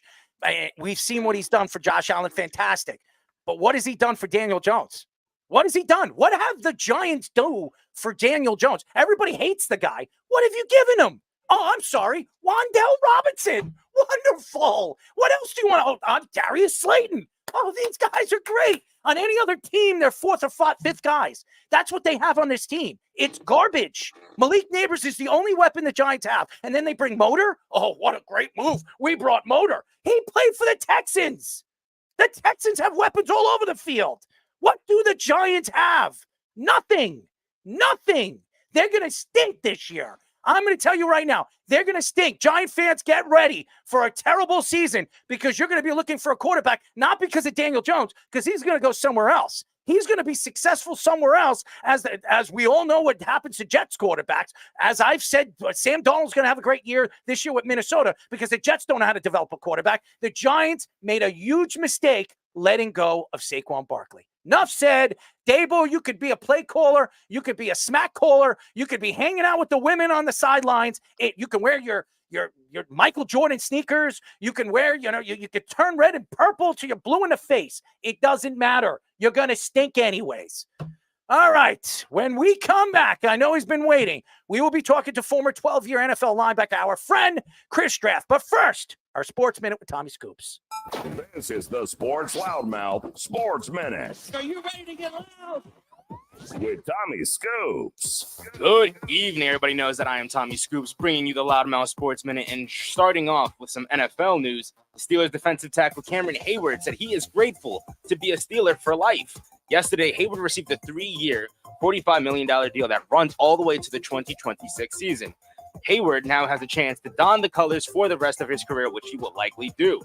In another NFL news, Vikings wide receiver Jordan Addison has returned to practice today. And after Addison missed multiple practices with an ankle injury last month, Addison was limited today in practice and is uncertain for his Week 1 matchup against the Giants. Lastly, the Raiders wide receiver Devontae Adams calls out former wide receiver Deshaun Jackson's comments. Jackson, who said Adams was unhappy with his time in Vegas. Devontae Adams says he never even spoke to Jackson about his time in Vegas and said if he was truly unhappy there, that you would know it and he would not be there anymore. Now it's time for Scoops to Scores. We're currently right now in the MLB. The Yankees and Rangers have just started off at the top of the first. Currently have 0 on the board right now. The White Sox have a 6-1 lead against the Orioles at the bottom of the 6th right now, while the Reds have a 10-1 lead over the Astros at the bottom of the 4th. The Marlins have a 1-0 lead over the Nationals at the top of the 7th, while at the bottom of the 5th, the Rays have an 8-0 lead over the Twins. The Mets are in a close game right now against the Red Sox with a 4-3 lead at the bottom of the 4th, while at the bottom of the 3rd, the Braves have a 4-2 lead over the Rockies. Guardians and Royals right now are currently tied with 0 runs on the board, while the Cubs have a 4-0 lead over the Pirates and the Cardinals have a 2-0 lead over the Brewers. That is currently all the time I have for you guys right now, and I'm going to kick it back to the boys for their next guest on the Sports Loudmouth. This is the Sports Loudmouth. Man. Give it away now. Saquon Barkley going away now. 631-672-3108 is the number to call. You're listening to the Sports Loudmouth. I'm your host, Errol Marks, my co-host, Speedy. Go to our website at www.worldwidesportsradio.com. Check out all our shows throughout the week, including the Loudmouth with me and Speedy PD every single Tuesdays and Thursdays at 7 p.m. All you have to do to tune in and check out our local listing for all our shows is go to our website at www.worldwidesportsradio.com. This guy's been waiting, and we're very happy to have him on. I know he's a very busy man, and he's doing so many great things all over the country. We're now talking to former 12-year NFL linebacker, our friend, Chris Draft. Chris, what's up, buddy? Nothing much, man. How are you guys doing? Well, as you can see, I mean, we went from the Jets to the Giants. Not very good. As we all know, the Jets have always fallen flat on their faces. They lose guys like it's water. I mean, the Jets lost 16 offensive linemen last year and barely could, get a guy off the scrap heap. And then Aaron Rodgers goes down in 4 plays before he even stepped on a football field. That's wonderful. And then you have the Giants with their stupidity deciding, hey, you know what? We don't need Saquon. We don't need him. We'll just get Motor. He played well for the Texans last year under a great offense and a great defense. Oh, wonderful. Great move for the New York Giants. Anyways, that's how we feel as New York fans. I felt all of that, man. I was listening and I could feel there a little bit of frustration. Just a little bit. I'm a little lost. A little bit of frustration. I'd rather take a dump than talk about the Giants and the Jets. Okay, I mean, serious. All the Jet fans out there, and I am a Jet fan. I am a diehard Jet fan. Always have been. I try to hide it now because I'm a radio show host, and I sit here and I'm trying to be professional here. But as professional as I could be, I'm going to speak the truth. And New York Jet fans are absolutely blinded by what you see on the field. I don't care how much talent they have. I remember 4 years ago, Speedy looked at the talent of the Cleveland Browns with Baker Mayfield and said, Super Bowl contenders, they're going to win the Super Bowl. 3 years ago, they were my AFC pick for the Super Bowl. They didn't even make the playoffs. I was right about the Rams winning it that year, but the Browns were my pick of the AFC after they almost beat the Chiefs. They didn't even make the playoffs. Nope. Chris, I mean, come on. Jet fans got to stop. I mean, when was the last time the Jets made the playoffs? I don't know. It's 2011, whatever it was. Yeah, it's been a while. They had some great teams where really started with a strong defense and an amazing offensive line, combined with some running backs that could get it done, wide receivers that were threats, and then just a quarterback that could get the ball to them. So I think the big thing is, with both of those teams, when you see it, is that they're trying to get that, get over the hump. And I would say that the Jets have a better opportunity of getting over the hump than the Giants, where they've just put too much money into their quarterback, where you got to have weapons around him. You got to be able to do that. And I think you see that with teams where they end up paying somebody a little bit too much, right? And they forget that it's a team game, So what made the Patriots so great for so long, which teams that have had consistent winning, is that they make sure that they have players, right, to surround it. And then if a guy tries to get paid too much, in a lot of cases, you're going to have to make a very difficult decision and maybe let somebody go. But you got to make sure you replace them, right? Because otherwise you just have a big old hole. Well, it's so funny. You even mentioned the Patriots and all the Patriot fans and all the fans out there. Oh, Tom Brady did it himself. He won 6 Super Bowls when it takes a team to win a Super Bowl. Everybody, I don't know if you heard what LeBron James said the other day. Did you hear what LeBron James said the other day? I didn't. He's always saying so. What did LeBron say the other day? Oh, you're going to love this one, okay? He said that on his, what did he call it? Mount Rushmore. His Mount Rushmore, that he would put Patrick Mahomes right now on his Mount Rushmore. Right now on his Mount Rushmore after 7 years in the NFL. He's on drugs. He's on drugs. I think that he's right on in terms of really. When you look at if we look at Tom Brady and what he has accomplished, that one of the best things that has happened is that Patrick Mahomes is in the right place for him, and that he's going to continue to win as long as they can continue to run the system that they're doing. It is a lot like what they've done with Tom Brady. So I would say that he's he's accomplished a whole bunch. Yes. So you're telling me right now, and I'm going to cut you off. I'm sorry to cut you off. If you look at Patrick Mahomes right now and you compare his numbers to Andrew Luck, they're almost identical. Andrew Luck played 7 years. Patrick Mahomes played 7 years.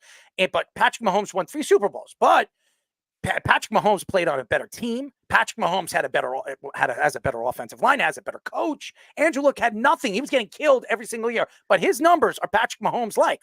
So if you're going to tell me right now, because Patrick Mahomes has 3 Super Bowls, which it takes a team to win, you're going to tell me then Andrew Luck should be up there. Andrew Luck should be a Hall of Famer. Yeah, I think that's the hard part when you're going back and forth and you just look at numbers. Right. You can go to any sport where you just look at numbers and there'll be people that can fill it up and make things happen. But the key is, especially with football as the ultimate team sport, is how do they make the team better? And I think, that's such a key component to it, and part of it is not just them, but also how does the team make sure that their guy is surrounded by the players that they need. So I'll say that, Andrew Luck, Stanford guy, is an amazing player. Patrick Mahomes is an amazing player, but, honestly, the Chiefs have just done a better job of putting pieces around them so that he can have success. And again, part of that is, can be Patrick Mahomes. Part of that is, the system, just making sure that's a priority. And that's why, depending on what team you go to, all right, that sometimes you're kind of fighting against a system that doesn't realize, it doesn't, that when you need certain pieces, they don't get it, right? And they put too much on certain players. And because of that, the team is just never real good, because they need that solid chemistry where no one tries to do too much. So, yeah. So I know you're here us talking about the running back contracts with Saquon Barkley and stuff like that. And your position, the linebacker position, has been another one that's kind of been devalued this offseason. A lot of key guys being cut by teams and taking a while for them to get signed. So what are your thoughts on all that? Even safeties too. We were just talking about some of the other ones that as well. Yeah, I mean, we're seeing that as those things are changing over, but the leadership from from that linebacker position is critical, and I think teams that win recognize that. But the reality is there is always a point where there's an amount of money where someone has to, be willing to go someplace else, right? And again, it's unfortunate because you would love for them to be able to stay, but you need those leaders on your defense. You need a linebacker that sets the tone, somebody that makes plays, gets people together, moves them around. And again, I think you see that on teams that are successful. But again, certain teams value things more than others. I mean, yeah, you're showing Ray Lewis that it was obvious at that time that the linebacker position was critically important. Again, just like the running back, as you said, they've changed a little bit more, and that's partly because less emphasis on running, more throwing the ball and getting people out there in space. But there's nothing, you still need leaders on your team. You still need those folks that are going to be able to stand up and keep people on the same page. So when they start moving people around, that you're able to adjust. It's unbelievable. When you watch the video of Ray Lewis, he's just unbelievable. He really is.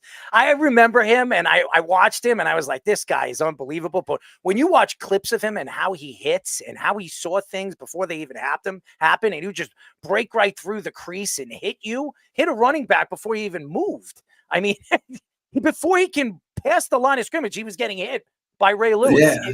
It's unbelievable how great of a player he was. I mean, just an amazing player, but when you put him together with Ed Reed and then just really with an understanding of how you want to play defense. And so, you have guys up in front that are going to make sure he stays as clean as possible, because if you do, he's flying through and he's going to make plays, right? If you keep him healthy by not making him have to deal with as many offensive linemen. And so I would say that's when you see teams that play well, they understand what people do well, and they put them in positions for that to happen, right? And recognize always that it's a team game. I mean, Ray Lewis is amazing, but he was never out there just by himself, right?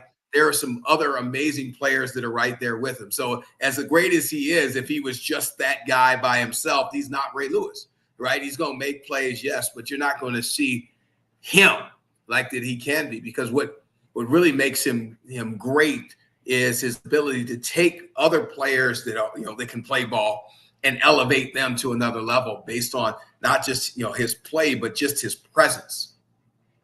It's interesting. And by the way, we are talking to former 12-year NFL linebacker Chris Draft, a friend of the show, played in 1998 all the way to 2010 with the Bears, the 49ers, the Falcons, the Panthers, the Rams, the Bills.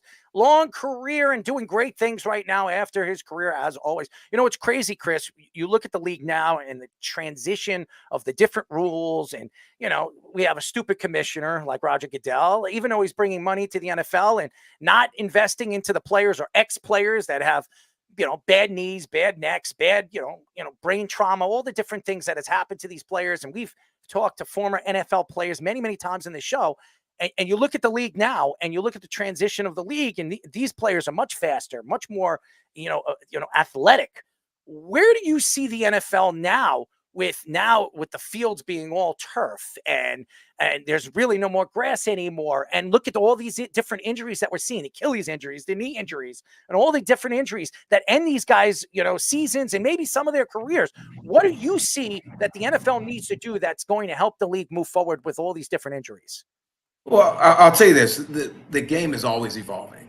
So I think that's something that's really critical. It's always evolving, and usually safety is a big part of the game evolving, right? And so that's why if we go and look at video from the 70s, they're doing some ridiculous stuff. I mean, it is absolutely dangerous. It's terrible, and you can get the old school guys on there talking, I'm trying to knock their heads off, I'm trying to do this and do that. It's a different game. It's a different game. So what I'll say is it's always evolving. It's been evolving. I'm not a fan of the field turf, but to be able to play multiple events and different things, they've gone to the field turf. I've always was one that loved grass. It's why the Carolina Panthers Bank of America Stadium was my favorite place to play. And I felt it. So it wasn't like it was just my favorite place, but by playing with the Panthers for a couple of years, it was night and day on Tuesday, right? Monday and Tuesday after the game in terms of the recovery. But I'll say this, that the field turf is not the same as it was initially because they are changing it out more. They're making sure that it's better, right? Whereas, when they had AstroTurf, they'd leave that down for a long time, unless they just had to replace it. I mean, you put Ray Lewis up here, and you talked about him when they won the Super Bowl in 2000, and the next season they played against the Philadelphia Eagles in the preseason. They refused to play, and they forced the Eagles to replace the turf at the Vet because they said it was absolutely terrible. And so that was at a time, by playing in 1998, I was right at this transition. It's like mid 90s, to mid 2000s, where you get all these brand new stadiums where you actually have football only stadiums. But for the longest, we had mixed use stadiums where I remember tripping over when I played for the Niners in 1999, tripping over, and I think it was second base at Riverfront Stadium. Because that was where the Reds played and the Bengals played, and they would just put this turf cover on, and there was still seams because there was they'd have the dirt for the bases, and then they just cover it up. And I remember tripping. I was thinking, man, that is absolutely ridiculous. So what I have to, I guess the bigger thing that I'll say is that we're evolving, right? And so yes, you would, grass would be better. The field turf is getting better, but it also makes the game faster. But it's so much better than it was. I mean, the mixed use fields were horrible. Outdoors, they'd have the dirt field that was when it was hot outside, the thing would feel like it was like hitting almost the concrete when you went down on the dirt. If you guys remember Oakland, the Coliseum, was about the same. I mean, literally had from like almost 20 to 20 dirt in the middle of the field. So. Again, would love there be some more changes and everything in terms of the surface, but at the same time, being able to play on a field that is consistent across is something that, for most of the NFL type, the history of the NFL, that was not the case. And so we've got to where we have NFL, with really kind of Oakland holding out where the Raiders went down to Las Vegas, but these are football only stadiums, and that means it's only been a couple of years since that's happened. Mark Davis. The only reason why Mark Davis left Oakland is because he knew that Vegas was going to get the tax money from all those casinos to make him a new stadium, and he didn't even have to pay for, okay? And that's why they moved to Vegas. Mark Davis is not stupid, okay? But he knew what he's doing. He can't even afford his own team. He's got Tom Brady buying into it, okay? Let's be honest about Mark Davis. No, that's absolutely honest. I mean, the Raiders, I grew up in Southern California. The Raiders moved down to LA from Oakland, so that they could be in a football-only stadium where they played in the Coliseum. But then the Coliseum was old. They're playing, they're splitting time with USC. UCLA had went to the Rose Bowl for the longest time with the Rams before they went to Anaheim. They actually shared the home with UCLA and USC, wow. which is absolutely crazy. So they went. When the Raiders came down, the UCLA went to the Rose Bowl, and then the Raiders split it with USC. But they've done that. I mean, that's a part of Al Davis, Mark Davis, trying to find a way to get the stadium. They were able to. Yeah, you see Candlestick right there. Mark Davis needs to go get himself a new haircut. I mean, seriously, go spend some money on a new haircut. Ugh. I mean, looks like Joe Dirt. He has got that long money. He says, I'm not even worried about it, man. I can wear however I want. But, just again, like the fact, Vegas created an opportunity that they wanted, and that was so that he could hold on to the team without having to spend any money. And so he finally got put in that position to be able to get it done. And again, beautiful stadium. But what I'm saying is it's only been a couple of years where we've had football-only stadiums across the board. And so that's a big deal. Like I said, you saw it. I played on that field right there. It's Candlestick. I played on that. I played on other ones from the Vet to Riverfront to Three Rivers. I mean, these places were terrible. So one of the rule changes this offseason, one of the first ones in the offseason. That is an ugly stadium, man. Oh, yeah. So one of the first rule changes this offseason was the banning of the hip drop tackle, which involves players tackling with their hips, swiveling, stuff like that. So as a player, like as a former player, what were your thoughts on that? And like describe to the fans like the hip drop tackle. You think it's something that should be taken away in the NFL for player safety? I tell you this: there's always adjustments, man, and and there's always adjustments. So I would, again, I was playing when they added the Tom Brady rule on the quarterbacks where you couldn't hit them below the knee, and then the other part of just adjusting with how you hit them, where you don't go head first and you can't go too high.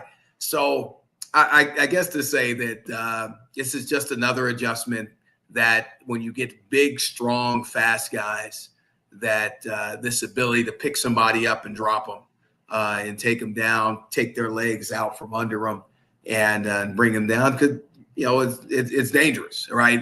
But again, the game is dangerous, but it's just always trying to make the adjustments that make it less dangerous. And so, yeah, I get it's hard to say. Like, there's always some type of adjustment every year. I think we're just seeing it more now because of so much coverage. But every year that I was playing, there was something. There's a point of emphasis where this game is continually adjusted. As everybody knows, we are talking to former 12-year NFL linebacker Chris Draft. He's been on our show quite a few times. We love him. He's got so many good takes when it comes to football, life, and everything that's gone on in his career away from football. It's pretty amazing. It's a pretty amazing story on really where he's gone since football. Chris, my thought right now in the NFL, and there's a lot that the NFL needs to do and what they have done, but going into this season, there's a lot of questions on who is the NFL really pushing to win the Super Bowl. And obviously we know a team like Kansas City that has a chance to three-peat. No team's ever done that in NFL history. We know what happened last year. We know Buffalo got screwed because of the Swifties. And we all know the little take over there. If you watch that game in the playoffs, I think Buffalo got screwed. And the only reason why the NFL wanted Kansas City to make the Super Bowl and win the Super Bowl is because of Taylor Swift. When you see what's going on in the NFL, and obviously the NFL, as far as the Super Bowl is concerned, everybody says there's no way the Super Bowl is going to be the most watched. It always is the most watched. After Taylor Swift going to the Super Bowl and being the face of the Kansas City success, what do you see happening this year? Is there a team out there that the NFL wants to see win a Super Bowl? Yeah, that's a hard one. I mean, there's always a lot of stories, right? Mm-hmm. So Kansas City, they've just done a great job of continuing to keep their team together. I mean, I can't say that in terms of Buffalo, Josh Allen's tried to take too much and put too much on his shoulders, right? And that's where in a game where a team plays more as a team, they have an advantage.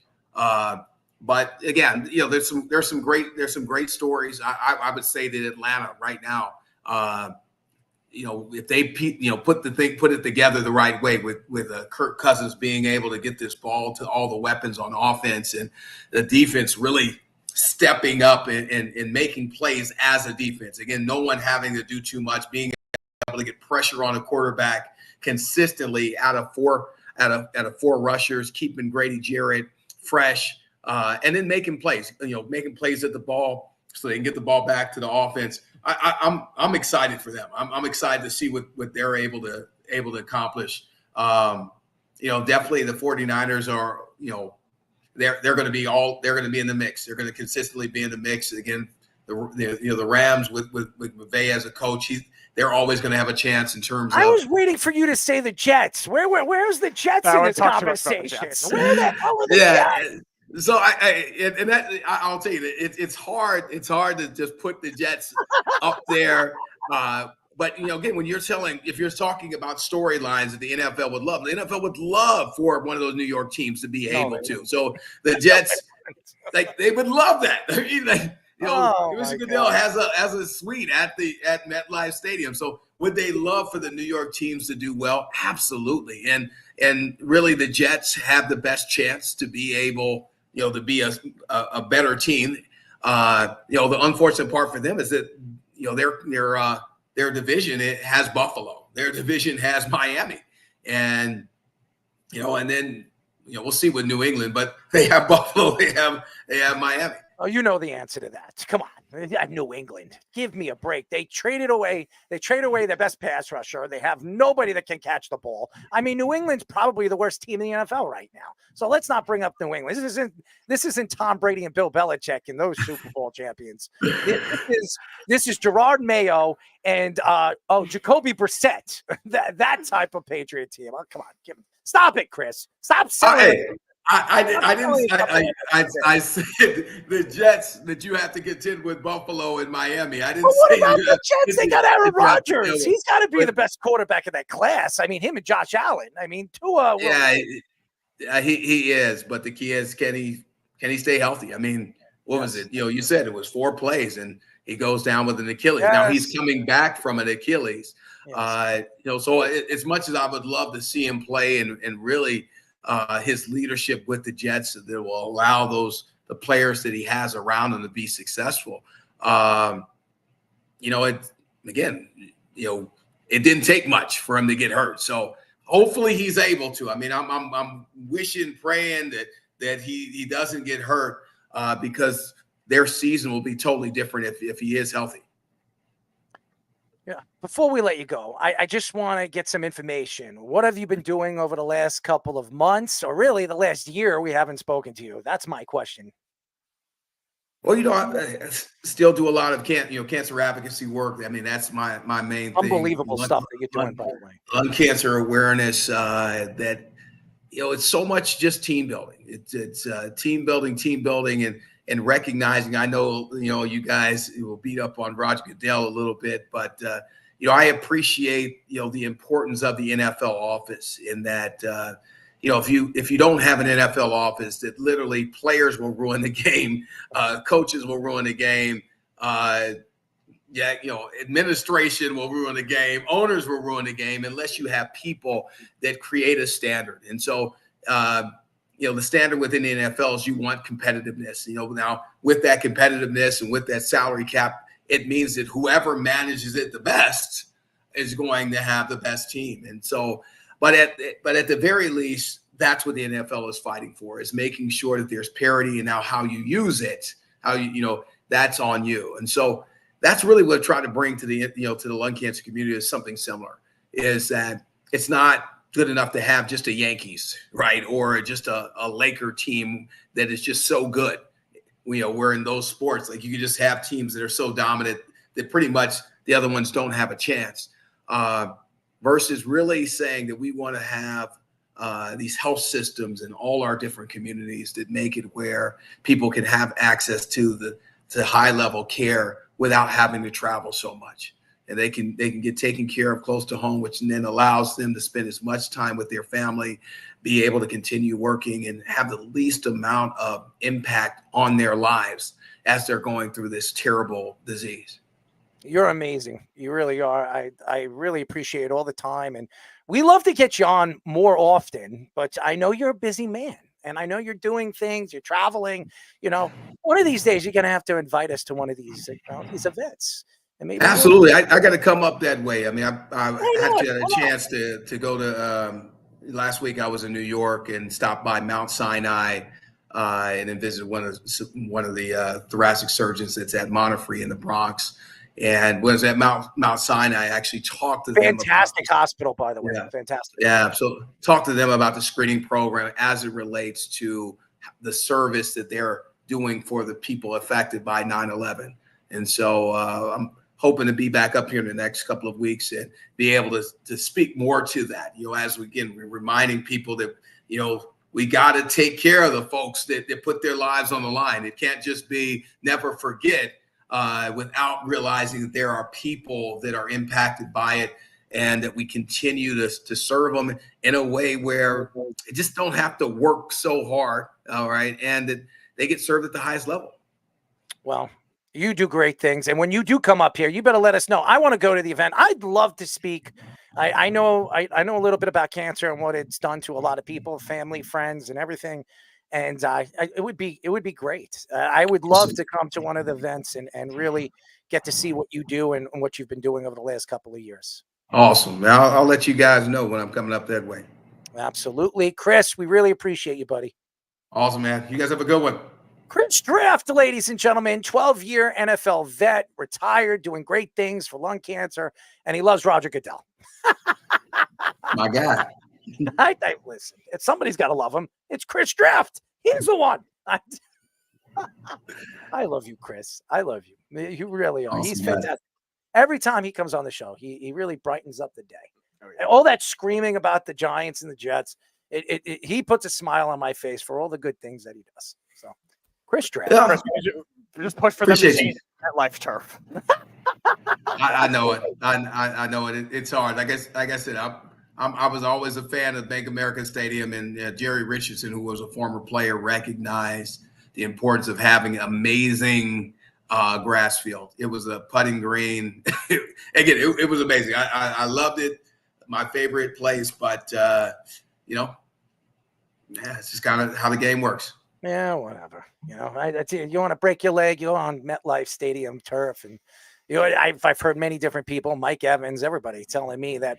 Well, what I've seen over the last couple of years, them complaining that it feels like they're landing on cement every time they land on the, they're jumping and they land on the, the turf. So good for them.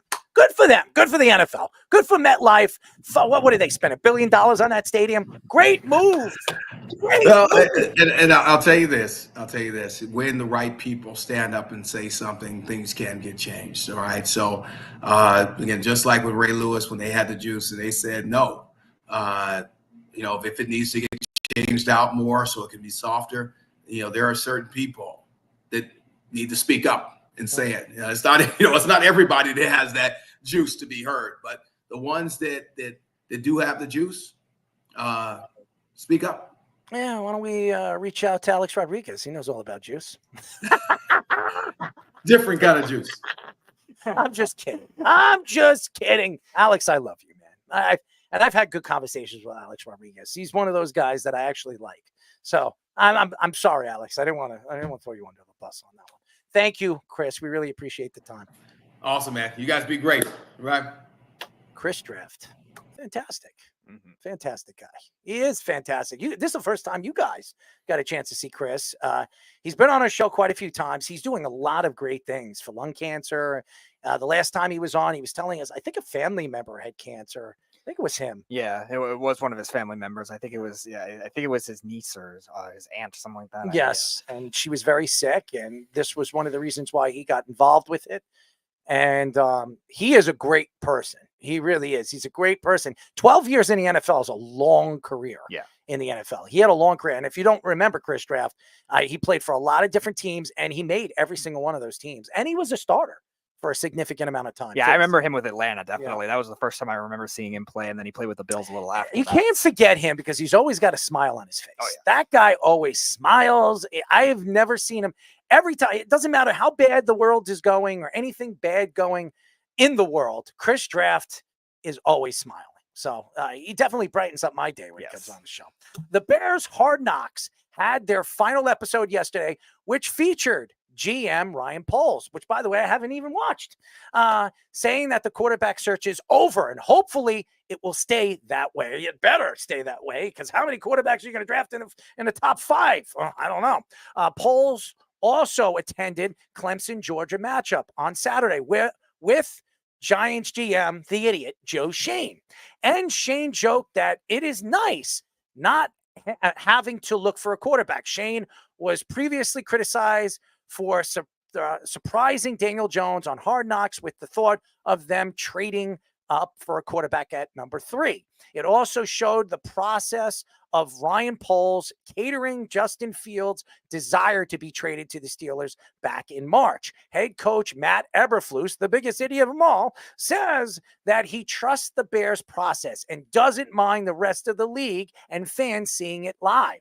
Caleb Williams was one of 8 Bears players that were named captains this season. I love Caleb Williams. I love him. I've loved him since high school. For all those analysts, and Speedy knows, he's been on the show for 7-8 years now with me, and I've been honest. I watched this kid, Caleb Williams, play in high school, and I told many different analysts this guy is going to be the number 1 pick. And every one of them told me I'm nuts, I'm on drugs, I don't know what I'm talking about. I would love to get those guys on the show. They'll never come on the show. Yeah, we have to get our friend Carl Reed back on. He's the first one that criticized you. He was another one. But he won't come on the show. No, he said he was interested a couple of weeks ago, but I haven't heard from him since. I can't wait until he comes on the show. We'll see sometime like during the to bite his head off. And not that head, but you know what I mean. Yeah. But the Speedy didn't even understand what I was talking about. But anyways, it's interesting here. It's interesting here with the whole Poles and Shane thing. I'm going to tell you why it's interesting. Ryan Poles, I know a lot of people like Poles and they think he's a good GM. What has he done good? Seriously, how long has he been there? He's been there, 4 years? 3 years. 3 years. He's been there 3 years. In 3 years, he went from one quarterback, which he drafted and he moved up for and traded away a tremendous amount to get, to a quarterback that you practically got lucky with and it fell into your lap in Caleb Williams. And you still decided in the offseason to stick with Matt Eberflus, who is probably one of the dumbest coaches we've seen in NFL history. I'm serious. How do you keep Matt Eberflus as your head coach when you're bringing in a new quarterback? You're the number 1 pick in the draft. Now let's go. Let's just look at their draft stock of quarterbacks over the last, I would say, 7 years. First, they moved up, and at number 3, they moved up with the 49ers and drafted Mitchell Trubisky. Mitchell Trubisky was there for how long? 3 years? He's gone. Then a couple of years later after that, they move up, they trade with the Giants, and they get Justin Fields. How long did they keep Justin Fields? 3 years. And now, ladies and gentlemen, they have Caleb Williams, who I love. And they decided with a new quarterback, a new team, and a new scheme, because you're bringing a new offensive coordinator, to keep this idiot as your head coach. I don't understand it. And that's Ryan Poles. Ryan Poles is on a hot seat. He's on a hot seat. Now, it's not rocket science where you go at number 1. Everybody would have went with Caleb Williams. Everybody and their mother would have went with Caleb Williams because you know how talented the kid is. You know he's the closest thing to Aaron Rodgers we've ever seen. I'm serious. From all the quarterbacks that we mentioned, Trevor Lawrence, all those guys, Andrew Luck, every one of them that everybody said, oh, this guy's the next big thing. Caleb Williams is the closest thing I've seen to a quarterback in Aaron Rodgers. The closest. Here's the problem. When you have Joe Shane hanging out with your GM and joking about the quarterback, it only tells me one thing. It tells me 2 idiots mean 2 idiots getting fired. You have 2 idiots hanging out with one another talking about the quarterback play. 1 idiot that decided, hey, you know what? I had a quarterback fall to my lap. Another idiot decided to trade away a quarterback that a lot of the players like and trade him for a 6th-round draft pick to Pittsburgh. It doesn't make any sense. And Matt Eberflus should not be there. This is a good team. It's very well built. I like Odunze. I think he was a great pick at number 9. I really do. I know the Jets tried to move up for him. There's no secret to that. They tried to move up for Odunze. That's who they wanted. They couldn't move up because the Chicago Bears were sitting there at 9, and they knew that's where they were going. And for some reason, the Falcons didn't want to trade get an extra 4th from the Jets to go back 2 picks. They bring in Keenan Allen. Keenan Allen was a Pro Bowl player last year, put up big numbers on a Charger team that had a third-string quarterback throwing him the ball. I think it was a good move. Signing him 3 years, that's overdoing it. You gave him a 3-year deal, and the guy's what? 30, 31 years old. He's had how many knee problems, how many knee injuries, how many leg injuries? The guy can't stay healthy. I mean, last year was the first year in a very long time he stayed fully healthy. This is a team that's just aiming to fail again this year. And I'm on not because I think Caleb Williams is going to fail. I think he's going to be sensational. I think he's going to put up, there are going to be games that we're going to be like, wow, this guy is unbelievable. And then we're going to see games where he's playing these good teams, and one of these guys or two of these guys are going to go down. This is an offensive line that played well last year, but I don't know how. I have this bad feeling that with the Bears, just like the Jets, when somebody goes down and one player goes down, it all goes down in flames. And to see Ryan Poles make jokes and then Joe Shane making jokes about the quarterback play when he threw his quarterback under the bus, shame on him for doing that on Hard Knocks. If I was Daniel Jones, I would have pulled Joe Shane to the side after the whole Hard Knocks, and I would have said, don't you ever talk about my position again. You're the one who gave me $40 million. If you didn't really trust in me as a quarterback, you shouldn't have given me the money. You should have let me go to free agency and let me go to another team. It's embarrassing. Just like Saquon Barkley came out on the Hard Knocks and said, why would you put that on Hard Knocks? Why would you put that conversation, that phone call with me on Hard Knocks? That's embarrassing. And that shows you the incompetence of Joe Shane. It also shows the incompetence of our friend over here in Mr. Poles. I just think he's an idiot too. What's going to happen at the end of the season if Chicago can't get over the hump? Because I expect Chicago to win 8 or 9 games this year. I think they're a borderline wildcard team. I think they could make it. The talent that they have right now. I mean, their defense, they made a move for Montez. I mean, last year at the trade deadline, bringing him in from Washington, he's finally breaking out and being that defensive player we thought he was going to be coming out of the draft. I think they have a very good defense. I think this is the best defense we've seen since the Urlacher defense that they've had. If this team falls apart this year and Matt Eberflus is at the helm, not only is Matt Eberflus should be fired, and we said this about Joe Shane and Brian Daboll, because I think they're both out. I don't care what Fish says. If Joe Shane's out, Daboll is out. And I'm going to tell you this right now. Ryan Poles and Matt Eberflus are on the hot seat. If this team doesn't win 8 or 9 games with the talent that they have around them, and they also, I forgot DJ Moore, okay? I forgot about him too. I mean, this could be the best trio in the NFL. This could be the best trio of wide receivers in the NFL. When was the last time we've seen the Chicago Bears have elite wide receivers? When was it? Brandon Marshall? That was one before he went nuts. That was 1 year, too. Before he went nuts. Yeah, it was him and Alshon Jeffrey for 1 year, and then, it disappeared after that. I mean, seriously, we have not seen a trio like this with the Chicago Bears ever in the last 25 years. No, they've always been really bad at developing homegrown passing game talent. They're always good at finding running backs. They're always pretty good at finding offensive linemen, but their defense is always the specialty that they've built on. And finally, you're seeing a more modern change with some of these Bears trades that have come. And even the free agency spree they had last year, too. They went after a lot of free agent guys that ended up working out on their defense, and they've traded for Sweat, like you were saying, a very good value trade. This is a team that's going to have massive expectations. We were talking about the Texans yesterday. This is the other NFC equivalent with all the young talent. Hopefully. He uses the word hopefully. It's the last time we'll be looking for a quarterback in a long time. Hopefully. You better hope, more than hopefully, you better make sure for damn sure that Caleb Williams was your guy. Because if Jaden Daniels puts up these unbelievable numbers, and by the way, I love him with Kyle Kingsbury. I love him. Kingsbury, I think, is a great offensive coordinator. I don't think he's a great coach. I think he's a great offensive coordinator.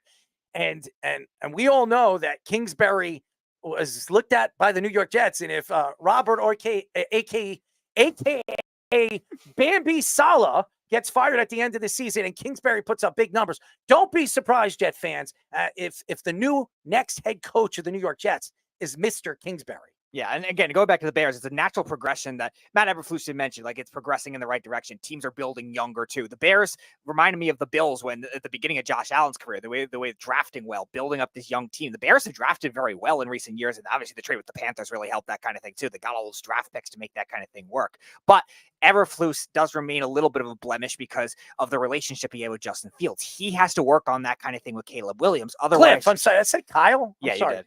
Cliff Kingsbury. Why don't you correct me? You always hate when I correct you. But you could have corrected me. Cliff Kingsbury. I'm sorry. Cliff Kingsbury. I'm sorry, Cliff. Hopefully you don't fall off a cliff. No, hopefully that doesn't happen. But No. go back to the Bears. Who knows? He is with Washington. Yeah, that's always true. But he could fall off a cliff. But Matt Eberflus has to realize that he has to get that Is there any relationship. cliffs in Washington? I don't know. Probably not. I don't think so. No, there's a lot of cherry blossoms over there. Cherry what? Blossoms. What the hell is a those cherry trees, blossom? The trees. Cherry? Those- Who uses cherry blossoms? Just say there's a lot of trees. Cherry blossoms? I know the TV show Blossom. You ever see that show? No. Oh, you're too young for that. Yeah, I'm too young for that. Yeah. But the Bears, You probably would have thought Blossom was cute. I think you would have. Maybe, but Shall I show you a picture of her? No. No? Why not? It's not gonna matter now. Could we, you think she's cute? I think she's single now. I don't care. You sure? I don't care. I mean, she might be interested. I don't care. I mean, you are a bigger star than she is. It doesn't matter. It means a lot to me. Okay, well, enjoy your hypothetical crap. Now, getting back on topic with Matt Eberflus, while you go off on a tangent, he has to learn the relationship with the quarterback position if he wants to stay as a head coach, because Ryan Poles has built up enough talent on this team that you're right, they should be a playoff team on paper. This is one of the best teams growth-wise. Think about what Justin Fields did. We talk about it all the time. What Justin Fields had to throw to in 2021 was absolutely horrible. And a lot of that has to do with the previous GM and Ryan Pace making some really bad draft picks at the beginning of his drafts. They couldn't draft wide receivers well. They couldn't draft offensive line well. Now they have a lot of those guys in place. Good fifth round, fourth round picks they've hit on, and great trade with the Carolina Panthers. Panthers. A little phlegm in that photo of yours. Was And it the Blossom thing? The great trade with the Carolina Panthers to get Darnell. They get Darnell right. They accumulate Jack Sanborn at linebacker. They got Dexter at defensive tackle. This is a really good team, and they've gotten good contracts. The only bad thing I think Poles has really done is the Chase Claypool trade, where they traded a second-round pick for him. Everything else he's done well, but Eberflus, he hasn't really done much with, as a head coach perspective, as much as he's done with the defense. I'm going to tell you this right now. He is on the hot seat. This team should be a playoff team. I know everybody says Chicago hasn't been a playoff team for a long time, for a while. It's been a couple of years. I think it's that 1 year with Trubisky, and that great which, by the way, they defense. were one of the best teams in the league that year. Yeah, they were the best defense in the NFL When they that had year. Khalil Mack in his first year over there, I think he had like 15 sacks, 14 sacks. I think you picked him to go to the Super Bowl. I that did. year, and I they did. lost against the Eagles. Boy, was I absolutely wrong about that one. But I loved them that year. And I actually liked Mitchell Trubisky. I did. I thought. Yes, you had many arguments with Carl about that. Oh, you know, Carl is a Chicago fan. He didn't like Mitch. He called him Mitch the bitch. You know, I understand. A lot of Chicago Bears fans, but you should be excited about Caleb Williams, and you should have been excited about Justin Fields, but you just didn't develop him right. And by the way, Ryan Poles was there when the development was going on with Justin Fields, and he absolutely struck out there, and he gave him up for nothing. And you made a move for DJ Moore, and you didn't give him any other weapons. You bring in a guy like Caleb Williams, and now all of a sudden you're giving him weapons. Oh, and by the way, you bring in Swift. I mean, what did you give him? You traded away a weapon in David Montgomery. He went to the Lions last year and actually put up great numbers. Did that make any sense? Nothing makes sense with the Chicago Bears, just as much as nothing makes sense with Cleveland or the New York Jets. Nothing makes sense. That's why if you're a Jets fan, a Cleveland Browns fan, or a Chicago Bears fan, or even an Arizona Cardinal fan, you are an idiot. And that's all I'm going to say. Well, the Cardinals front office loves to leave a lot of things to be desired. The Browns, great track record besides the they stupid drafted Watson back-to-back contract. quarterbacks in the first round, too. Well, yeah, they drafted. So did the Jets. No, I know. It's funny. I actually did.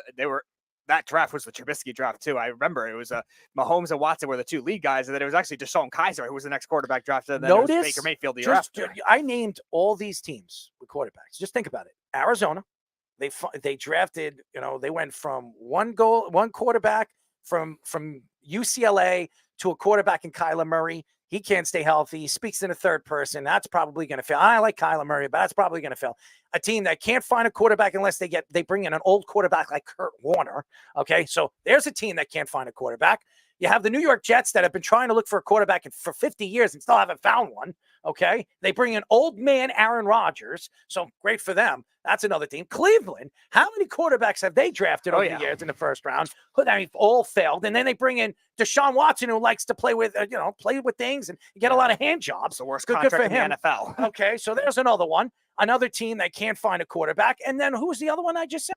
The Bears. The Chicago Bears, who can't or has not found a quarterback in about 25, 30 years. And even when they did have a quarterback in 1985 and he wasn't that good, they had to have the best defense, and they had Buddy Ryan coaching the defense for them to win anything. So I just think, honestly, I just named 4 teams that have had trouble drafting quarterbacks or finding quarterbacks, and all 4 teams, when was the last time they've won a Super Bowl? Out of all of them? The Bears. The Bears in 1985. Congratulations. And before that, when was the last time? The great New York Jets. 1969. 2 Super Bowls in 50 years. Wonderful. Yeah. Out of all 4 of those teams. The other 2 teams have existed even longer before the Super Bowl era. The Browns, I think their last Super Bowl was in 1957 or so. What a joke. And the Cardinals were even longer than that, like 1940. I want to throw up, guys. When they were the Chicago Cardinals. It just makes me sick to my stomach.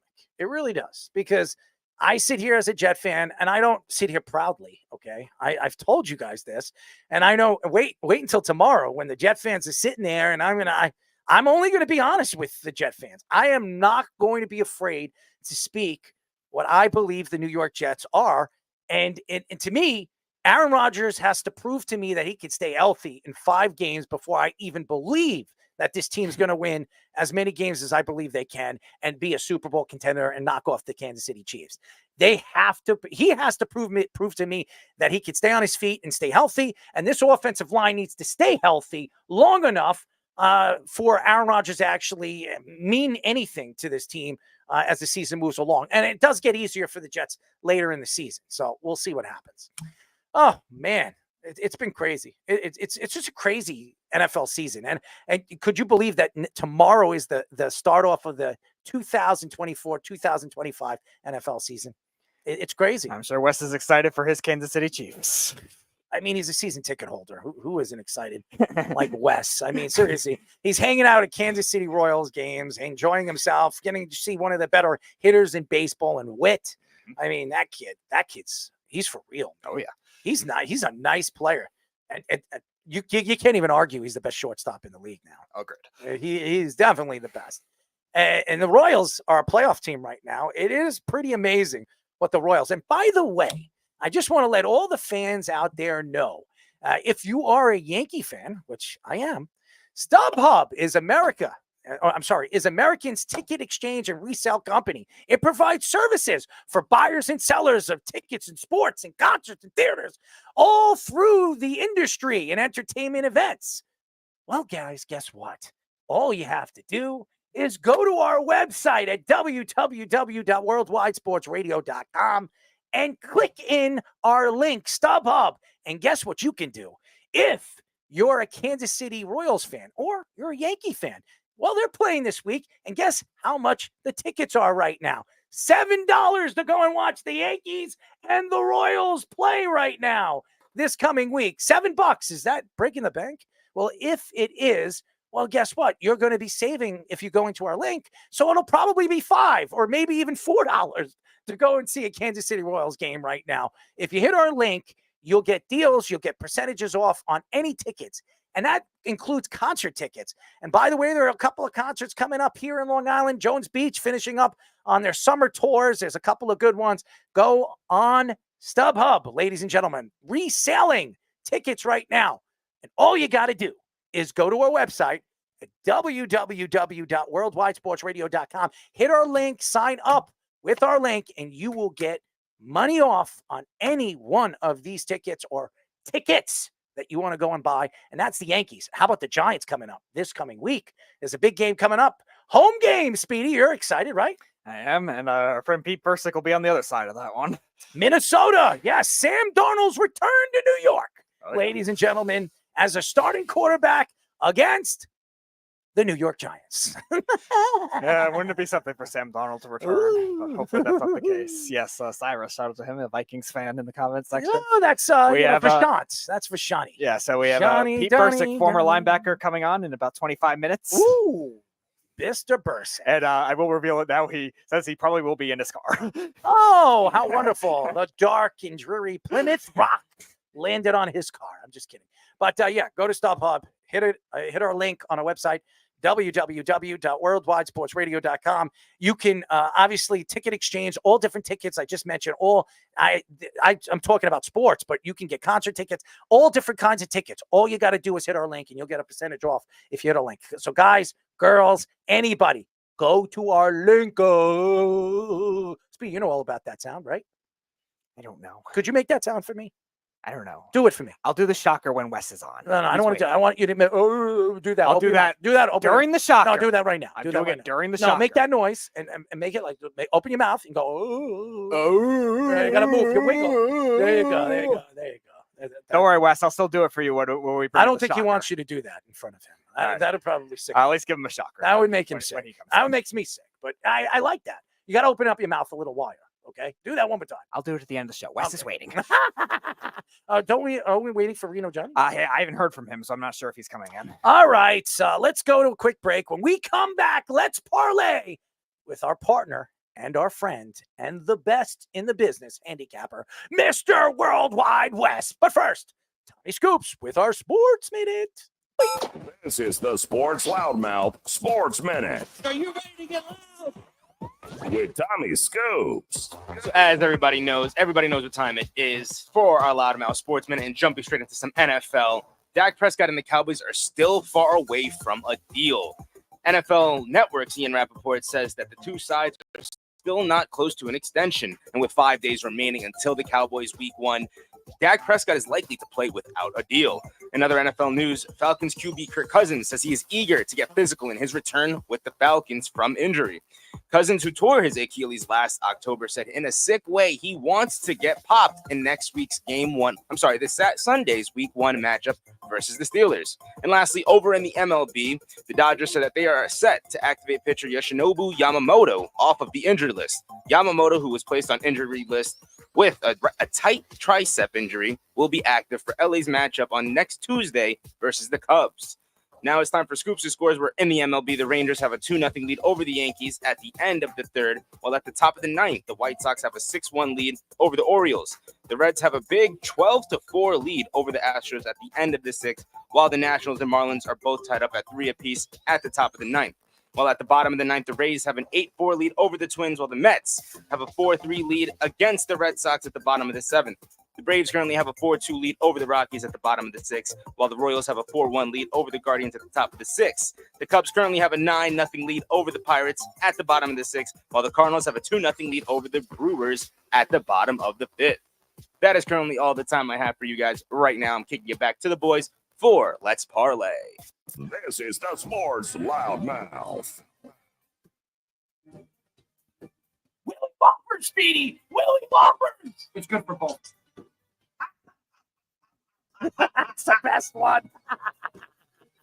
631-672-3108 is the number to call. You're listening to the Sports Loudmouth. I'm your host, Errol Marks. My co-host, the Speedster, Speedy Petey. Go to our website at www.worldwidesportsradio.com. Check out all our shows throughout the week, including the Loudmouth with me and Speedy Petey every single Tuesdays and Thursdays at 7 p.m. All you have to do to tune in and check out our local listings for all our shows is go to our website at www.worldwidesportsradio.com. Before we introduce our pal, our partner on the Sports Loudmouth, Mr. Worldwide West, StubHub. Yes, this is brought to you by StubHub. Is an American ticket exchange and resale company. It provides services for buyers and sellers of tickets of sports, concerts, theaters, and other live entertainment events. Ladies and gentlemen, all you have to do is go to our website at www.worldwidesportsradio.com, and all you got to do is hit our link and you will get percentages off, so many different percentages. If you want to go to a concert, you can go to a concert. If you want to go to the Yankees and Royals game, $7 tickets right now you can get on StubHub, and probably less if you go to our link. All you got to do is go to our website at www.worldwidesportsradio.com and hit the StubHub link. And then, ladies and gentlemen, start ordering. Speedy, you like to order things. Well, I put up the CFL games for Wes for the screen, sharing the screen here. No, well, there it is, the CFL games. There it is. I mean, there's a lot of CFL left, isn't there? There is no CFL left, is there? That's Wes. Yes. The Grey Cup is not until November, so it's close. And the entire Western Division is pretty much at 500 fighting for seeding. That just shows you how much I watch the CFL. I didn't even know. If I was a betting man when it comes to sports, and I don't really bet on sports, people come to me all the time and they ask me who would I go with, especially with football, because I'm very good at making my picks. I'll give you but anytime I bet on my picks, I lose. If I don't bet and other people use my picks, sometimes, most of the time, I would say 5 out of 10 times they're going to win. So that's just the truth. But anyways, Wes, we're very happy to have you. We were speaking earlier in the day. We love you. Are you ready, my friend? I am. How was the Kansas City Royals game, by the way? It was fun. It was fun.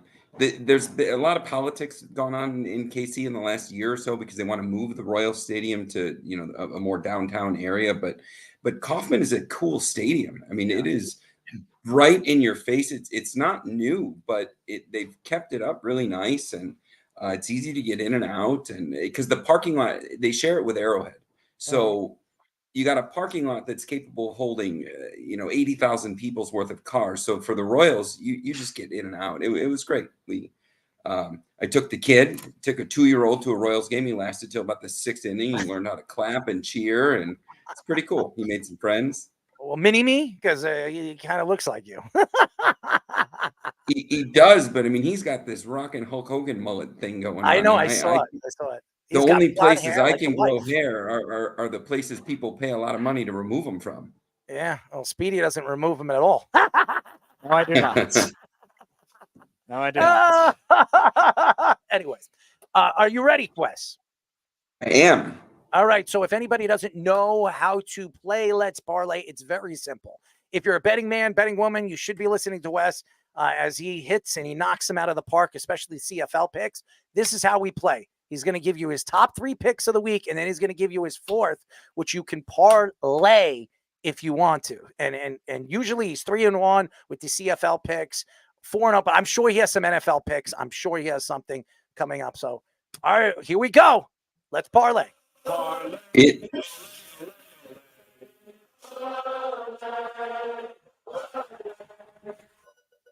time for Let's Parlay. It is hard to narrow it down to 4 plays. So I will revisit the play as a bonus that I've been giving everybody for almost a month now. But let's go college first. I'll stay away from the CFL. There's too much college and NFL that interests the listeners. Everybody's probably had enough of my CFL. But the first place I'm going is to the Georgia Tech Syracuse game. I think we all just saw how bad Florida State actually is. Florida State is not a very good team. So I think that Georgia Tech is overvalued given that win over Florida State. I like Syracuse in this one. Syracuse is at home. Kyle McCord's coming off of a 4-touchdown game. I think that he's in the ACC facing a lesser quality defense than what he did starting at Ohio State last year. But it looks like he's taking the next step forward. And Georgia Tech started as a 1-point favorite. They're now a 2.5-point favorite. Syracuse at home is getting 2.5 or 3. My call is Syracuse wins outright, but we're going to take the 2.5 points. That's a noon kickoff Eastern time on Saturday morning. All right, that's your first. Give us your number 2. I'm going to stay on Saturday, and I'm not giving you this pick because I'm going to be at the game. I'm giving you this pick because I don't see this team scoring points. I'm taking Alabama. I'm going to lay 30.5 points. I don't see anybody scoring on Alabama more than maybe a touchdown, and I don't see Bama scoring less than 30. Bama didn't look good for a minute, and I'm probably being a little critical, but I don't think they're going to miss a beat. In some ways, I see Daboll driving them forward in a completely different way. Milroe looks awesome. Their speed receivers have yet to have household names, but they still have the same speed, and their defense is just as stingy. Alabama right now, after week 1, even though they did not play a quality opponent, I think Alabama looks like the number 1 team in the country, and I would not be surprised to see them in a natty situation. So the play here is lay 30.5 Alabama. I will send pictures. I will be at the 50-yard line in Tuscaloosa Saturday night.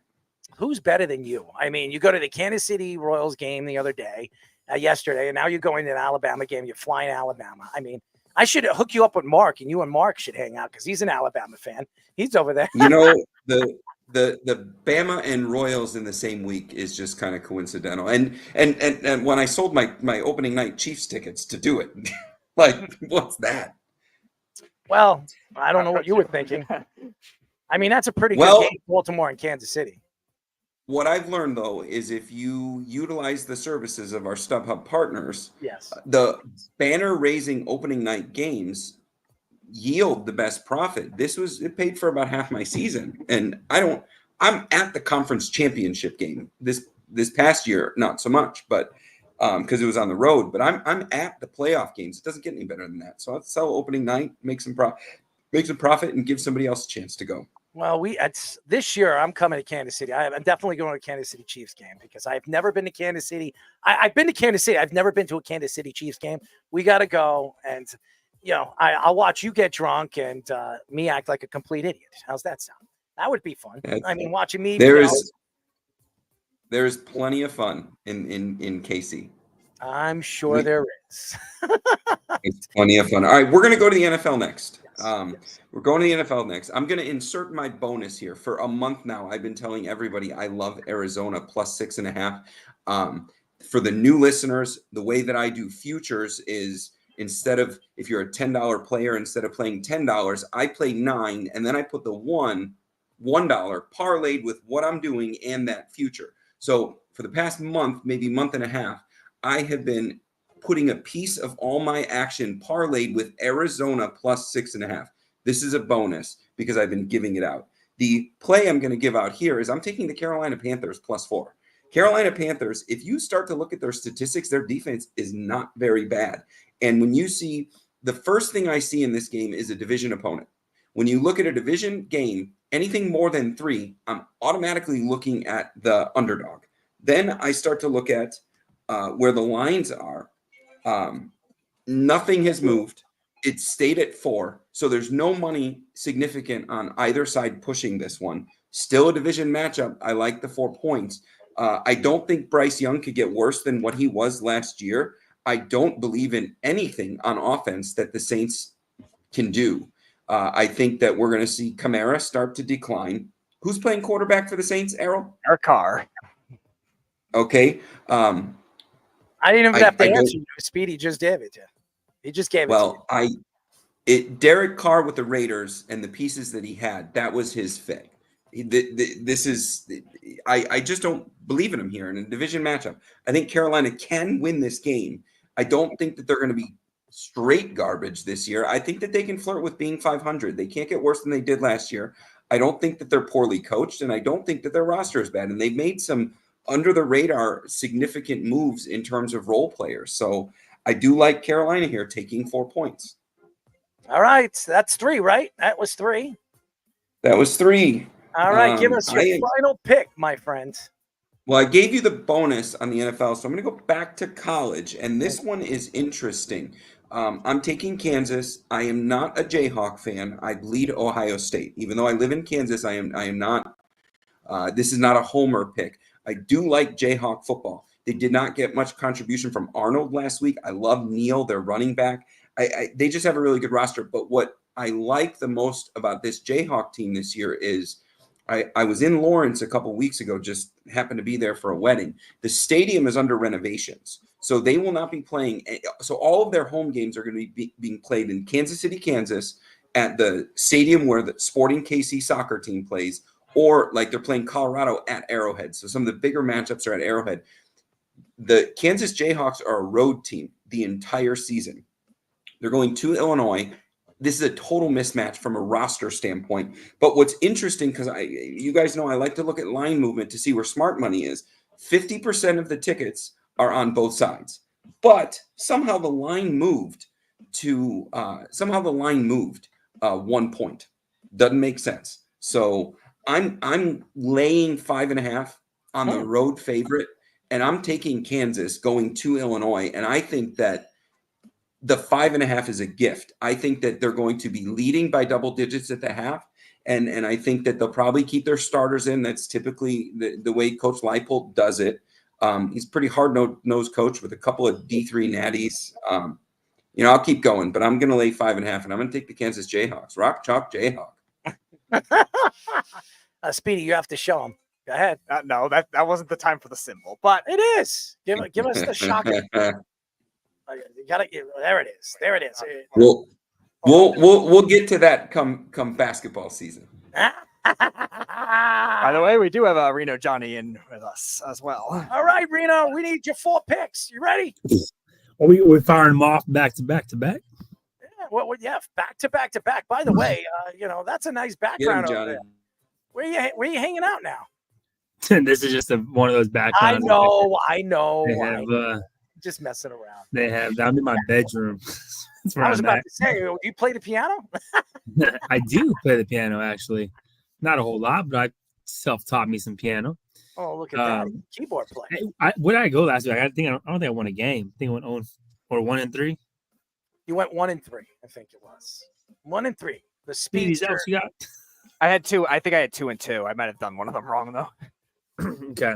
2 and 2 sounds better than 1 and 3. I know I didn't do well overall. It's all Speedy's fault. Blame him. But we'll blame Petey for right now. We'll start with our first game. It's Thursday night football. I think it would be almost sacrilegious to not have a play on this game. I do pretty well Thursday night football. I will have a play every Thursday night football game, every Monday night football game. Give the people what they want. They want to bet Thursday night to start the week off right, Monday night to make all your money back, or in some cases to compound your winnings. Let's start with an over, which is probably not a very popular play from the last couple of seasons. We've noticed that prime time overs typically are not the play, and typically in my personal handicapping, I don't really like overs in general. Overs are what the public loves and what the public wants.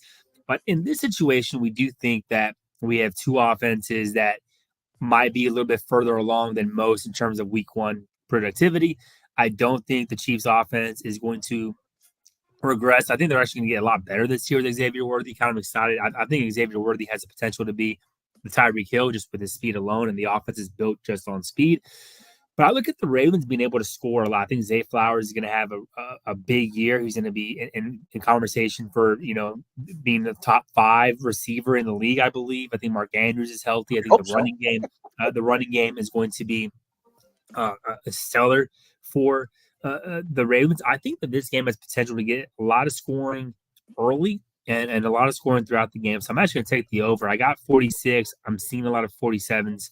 I think 46 is definitely playable. Probably going to look at getting a first half in there as well. You can get about 22.5, 23.5 for that. So that's going to be a play that I'll be on heavily. I think that both offenses can get scoring. And one thing about Lamar Jackson that we've seen is regular season Lamar, lights it up. It's playoff Lamar that you got to have to worry about. So I think that's an opportunity for us to cash our first NFL play of the year, taking that.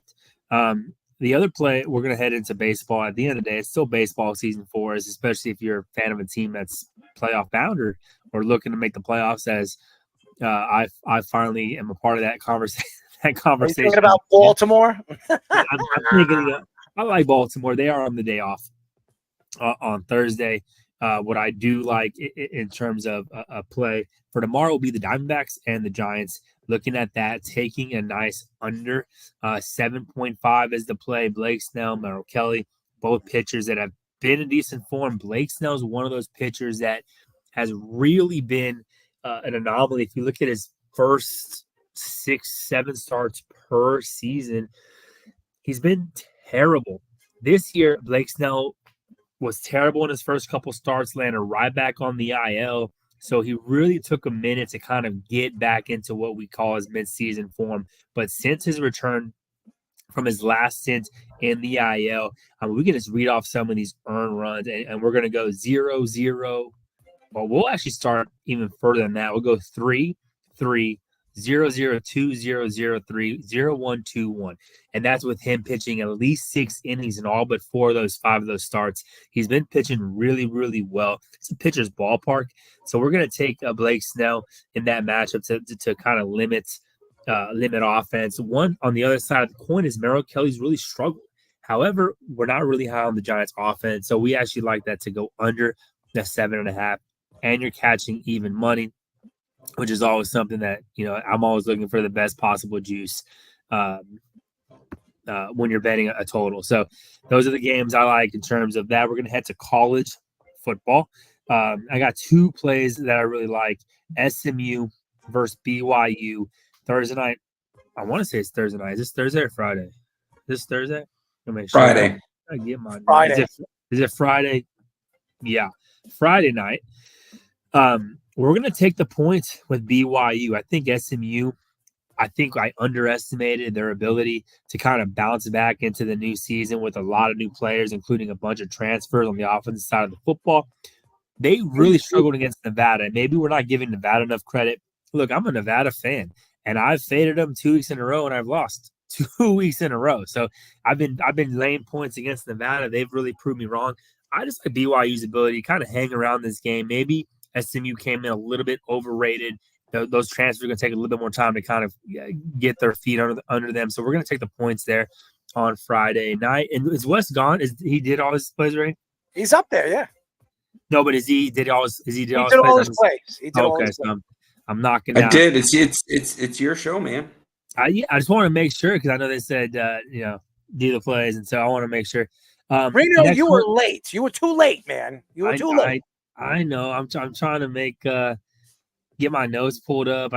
Football. I'm doing middle school, doing JV, and I'm doing. Man, you're just coaching. You're just like our friend Fish over here. Yeah, it's been. I'm going to call you Coachalicious. That's what I'm going to call you. Coachalicious. Okay, I'll take that. I like that. That's what your wife probably calls you. Last play of the day here is, and I hate doing it because I don't like the number. I really don't. But I might be one of the few who is going to say this out loud. I think there's going to be a lot of people that are going to come out and say this maybe after this season that they knew all along. But I'll be the first one on record. I think Nebraska's back. Really big fan of this Dillon kid. And there's a lot of comparisons to Patrick Mahomes in terms of looks, and I get that. But I think the kid is, one, he's a highly touted recruit. And there's a lot of talk. I was talking to a buddy of mine, and he was saying, like, Nebraska better be careful. They're talking a lot of crap. You know what? It's no difference than what Colorado's in the last couple of years. Like, I do think Dylan Raiola is a really good talent. I think he's really accurate. I think he's this is a kid that can actually lead Nebraska on the offensive side of the football. And I think their defense wasn't a problem, right? This is a team that last year their problem was on the offensive side of the football. That kid actually went to Nevada, Brock Purdy's brother, right? So I think they have a whole new look in terms of offense. I don't like laying the points necessarily, but I think what we saw from Colorado is a team that, look, no discredit to North Dakota State. I think North Dakota State's probably going to win the Division II, the FCS championship in terms of, when they get into their regular season. I just think that Colorado, for as big, they came in almost double-digit favorites and probably could have still lost that football game. I don't think Colorado's there. They're not definitely where they think they're going to be. I think it's going to be a tough environment to kind of go in on the road off a game that you had. I mean, it was a pretty packed environment when I watched that game, Colorado versus North Dakota State. I think this environment might get to them just a little bit. Travis Hunter, great athlete, but a couple of those he pushed off. And I'm not talking about little push-offs. He was pushing off. I mean, they called just 1 or 2 of those back. It's a different ball game. I think that we're going to have Nebraska amped up. They have a quarterback that can lead the way. They have a defense that I think got better from last year, and they're a team that I think can run away with this Colorado team. So the only thing for me is Colorado's kind of been that team that they've been there. They've got blown out last year. They understand, maybe made some adjustments, but I just think Nebraska's too good on offense, too good on defense, and we'll lay the points there at 7.5. Wow, listen to you. Look at the confidence and Mr. well, Reno Johnny. After a one bad and week, after a bad after week. 1-3 or 2-2, there's only one way you can go up. You know, you can't. Can't do Well, nothing about it. Move on. Wait a second. Last week you came on and you said, "I'm hot. I'm hot." I was hot, you know, and I went down. Never say you're hot. Never say you're hot. Yeah, When you say you're hot, you go cold. You always say, that's you the know, this kryptonite. might be the year. This might be the week that I fall apart. And then you really, you know, you go 4-0. Kill it. I'm excited. I'm doing a couple. I don't know if Wes is doing any of those Survivor or the pick'em contest out there in Vegas, but I have 2 tickets in the Survivor. So we're not doing the Thursday night football game, but we're gonna have to put in 2 plays here probably by Friday night with our proxy out there in Vegas. It's me and a couple guys that we just kind of bought a couple tickets in. It's me and 2 other people. So I'm excited about that. I did Circa and I did the Westgate 2 years in a row with John GMF. You know, he does the proxy services and he's great. I mean, he sends you the app with his login credentials. But you know what I found, because that's a lottery ticket, right? Like win the contest, that's a lottery ticket. Yeah. I did not do a very good job on my day-to-day picks, which is what actually pays bills and contributes to an income stream in my life. And because when you're looking at the contest, like the Survivor specifically, that's awesome. I love it. But when you're looking at the Survivor contest, yes, you have to pick a winner, but it's very difficult to pick the winner when you're thinking about picking one that nobody else is thinking about. And then you look at that same data on the Circa and you have 5 plays, and I'm better with college than I am with the NFL. And you can't do it in the Circa. I think that Golden Nugget has one where you can intermingle college, but I just started second guessing all the data, and about halfway through the season, I just started on Tuesday just sending my picks to John so I could focus on my actual plays. And I was like 68% in the NFL that season, and that is not where I finished the Circa. Yeah, I think for me, I did the Circa, and it's a lot. I start really double thinking my plays. I think for me, I'm okay with the Survivor. You're just picking one. For us, it's a couple, and that's kind of our strategy going into it. Like I know a couple people that are doing it in other contests, and they're Bengals, and I'm going to stay away from the Bengals. I think for me, it's not one that 90% of people are going to be on the Bengals, and if they lose, that'd be great. I'm in a great spot. But I think to me, like I'm trying to save the Bengals as well, knowing that most people are going to play them this week. Bengals, I think, are going to be a good team. If they were to win this week, that's fine. But now 90% of those people, all those people have lost the ability to pick them for the rest of the year. So I think for us, we got a couple plays that we're really looking at. But yeah, for me, that's why I did it with 2 other people that I think, they are going to be honed in and focused, and I'm going to get my input, but I can also focus on just my actual plays. I think doing it by myself, it was tough because you're focused here, and then your data comes in different, and you want to make sure you're, at the end of the day, like as a handicapper, my day-to-day is what helps me pay my bills, not the lottery. And, the goal, when if we can get to top 20, and I'll chop that shit quick. I'm not above that. I'll take my, it ends up being like $700 per person, including I'll take my 10,000. What's the percentage interest on the Giants Vikings? Because I gave the Giants a hard look, and I still may lay action on the Giants to win outright. Speaking of a Viking, we're going to be bringing in. I mean, he's the head broadcaster over there, Mr. Pete Bercich. We're going to bring him in just a few moments, but that's crazy. I'm sure he's interested to hear this one. So I think I'm on the other side with that. I think there's going to be a lot of action with the Giants, which is surprising. I saw some of their look-ahead lines. They're like plus 400 to win the NFC East or make the playoffs, which I thought was a little short on them. I don't think they're going to be a very good team. I don't think the Vikings are going to necessarily be that bad. Sam Darnold has the potential to kind of win a couple games. I think you're going to put Sam Darnold with an offense that, one, they have Josh Jacobs. You have Justin Jefferson. You have Jordan Addison. You have guys. You have playmakers on the offensive side of the football, which I don't think Sam Darnold's ever really had. Aaron Jones, not Josh Jacobs. Aaron Jones. I'm sorry, Aaron Jones. I'm thinking the other big running back that left, but Aaron Jones. Packers. I just don't think you have. I think that Sam Darnold's going to be a guy that could surprise. I forgot who it was a few years ago. He was been a backup forever, and he had to start the season. He started 3-0, 4-0. I got one. How about Gannon? Okay, he was a journeyman. He went to Oakland and then goes all the way to the Super Bowl. I'm not listen. I'm not giving Pete Bercich any of that. Okay, no. But I'll give it to you, Johnny, because Pete has to hear the Jet reference, and that would be 2 years ago, Geno Smith. Geno Smith. I mean, shit. Yeah, you have guys that like Sam Darnold, maybe a journeyman, sound the bench a lot. Just a guy that can. At the end of the day, I value those guys, and now you're putting him in an offense with a good running back, 2 really good receivers, Hawkinson if he's healthy, whatever. I'm sorry, but that's just not the way the league works. Geno Smith is an exception, and Geno Smith is not a world-class quarterback. He's been serviceable, and the Seattle regime has changed hands, and they just simply haven't made their move.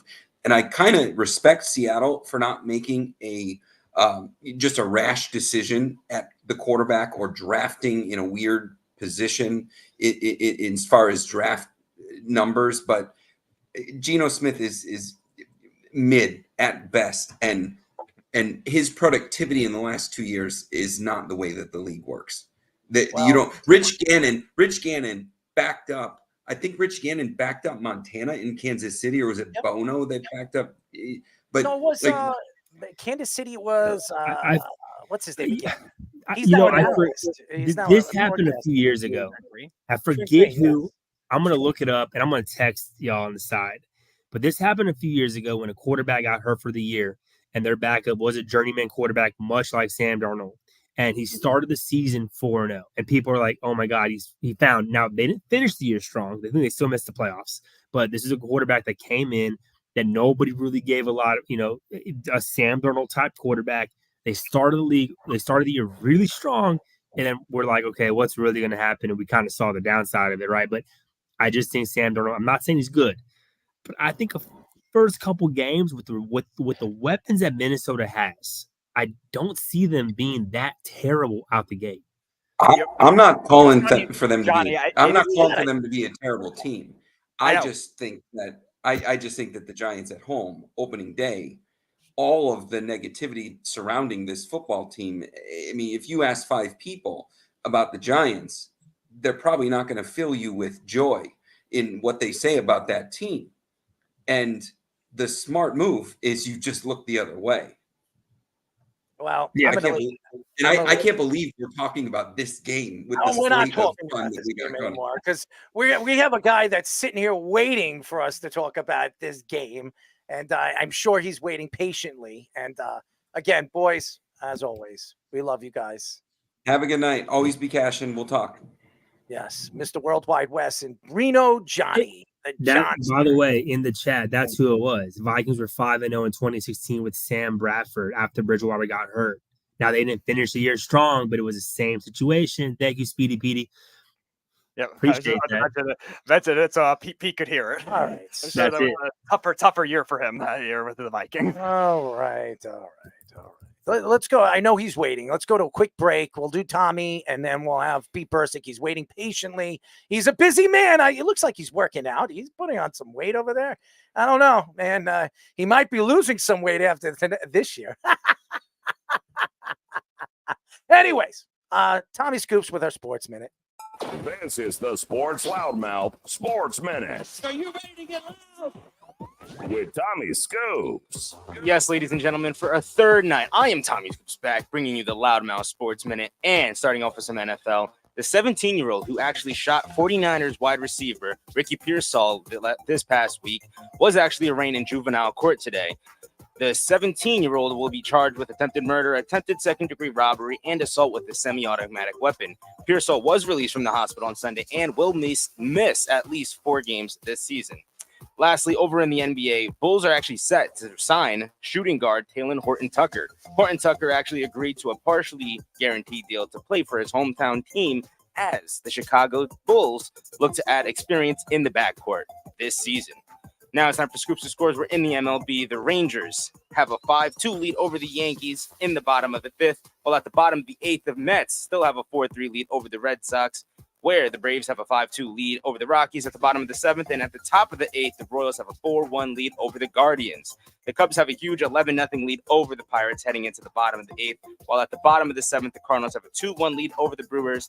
Dodgers and Angels currently have 0 on the board, as that game is just starting off with the Tigers, Padres, Mariners, and Athletics all also with 0 on the board, also as they are just starting off here. That is currently all the time I have for you guys, and I'm going to kick it back to the boys for their next guest on the Sports Loudmouth. This is the Sports Loudmouth. Good for me, good for you. It's good for both. 631-672-3108 is the number to call. I'm not going to do the whole runaround because he's been waiting patiently in his car as he always is. Oh, man. Pete Bercich. What's going on? What's going on, my friend? How are you? Oh, look at that. Look at that big chew. You can see it from the coaching picture. What are you chewing there? What are you chewing? Oh, bubble gum, I'm sure. Oh, okay. Just bubble gum, I'm sure.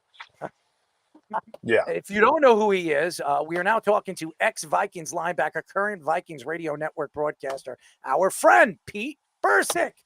Petey, what is up, my friend? Not much. It's amazing how quickly a year can go by, huh? Yeah, boy, oh boy. It's like, here we go.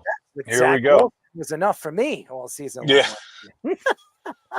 But it's exciting. We start tomorrow night, right? Thursday night starts the season, and here we go. Here we go again. You start in New York. Yeah, we start now with the Giants, so that'll be interesting. We'll see how that goes. Actually, the New Jersey Giants. Excuse me. Oh, I got that wrong. I You're gonna apologize. piss all the Giant fans off now. Usually it's the Bills fans that do that. Not as much. Oh yeah. There's only one team in New York. I get it. Yeah. That's what they say all the time, isn't it? Yeah. Well, I think they're lost, but that's just me. Well, yeah, it is what it is. We definitely are lost people, lost ones. As Jay-Z always says. Yeah, I mean, of course we're lost. Every year we think our team's going to win and do well, and so of course we're lost. Yeah. Right? What are you trying? Are you trying to throw that to the Jet fans now? He's describing the epitome of Jet fan.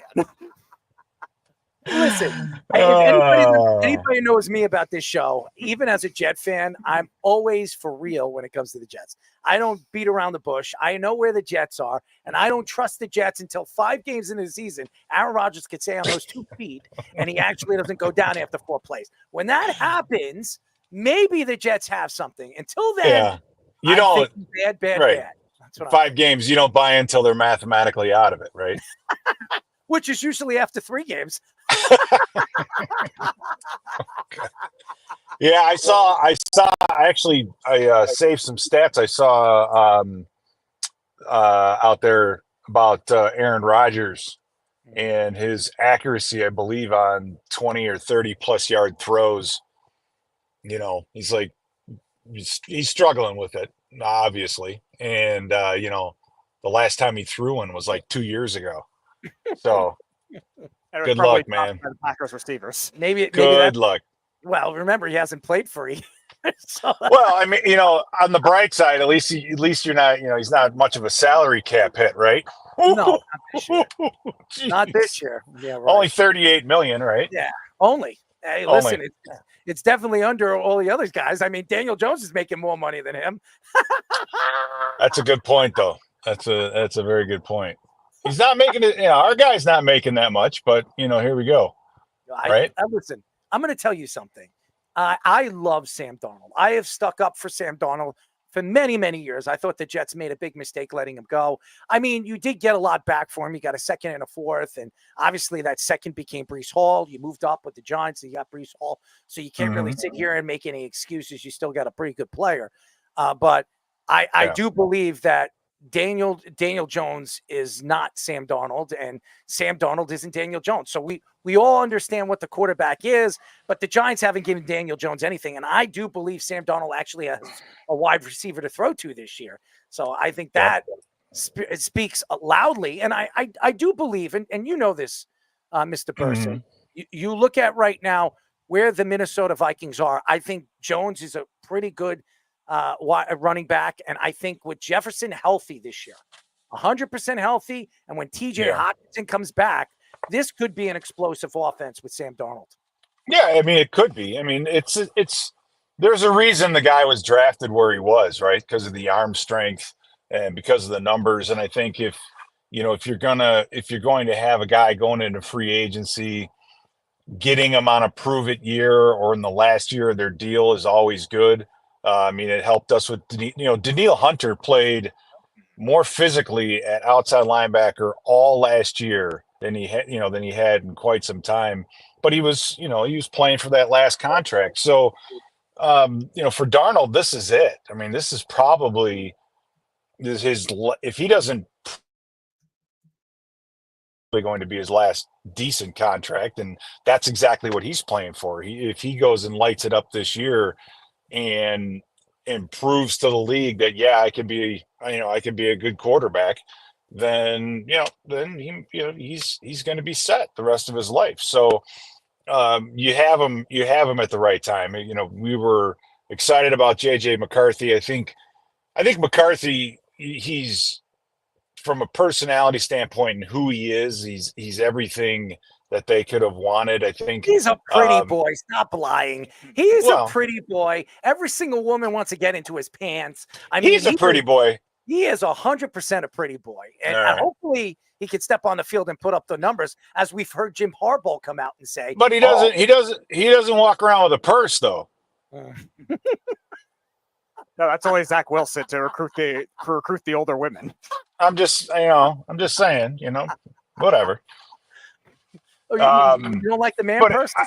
I think he fundamentally had come along a lot more, or a little bit more quickly than they had expected.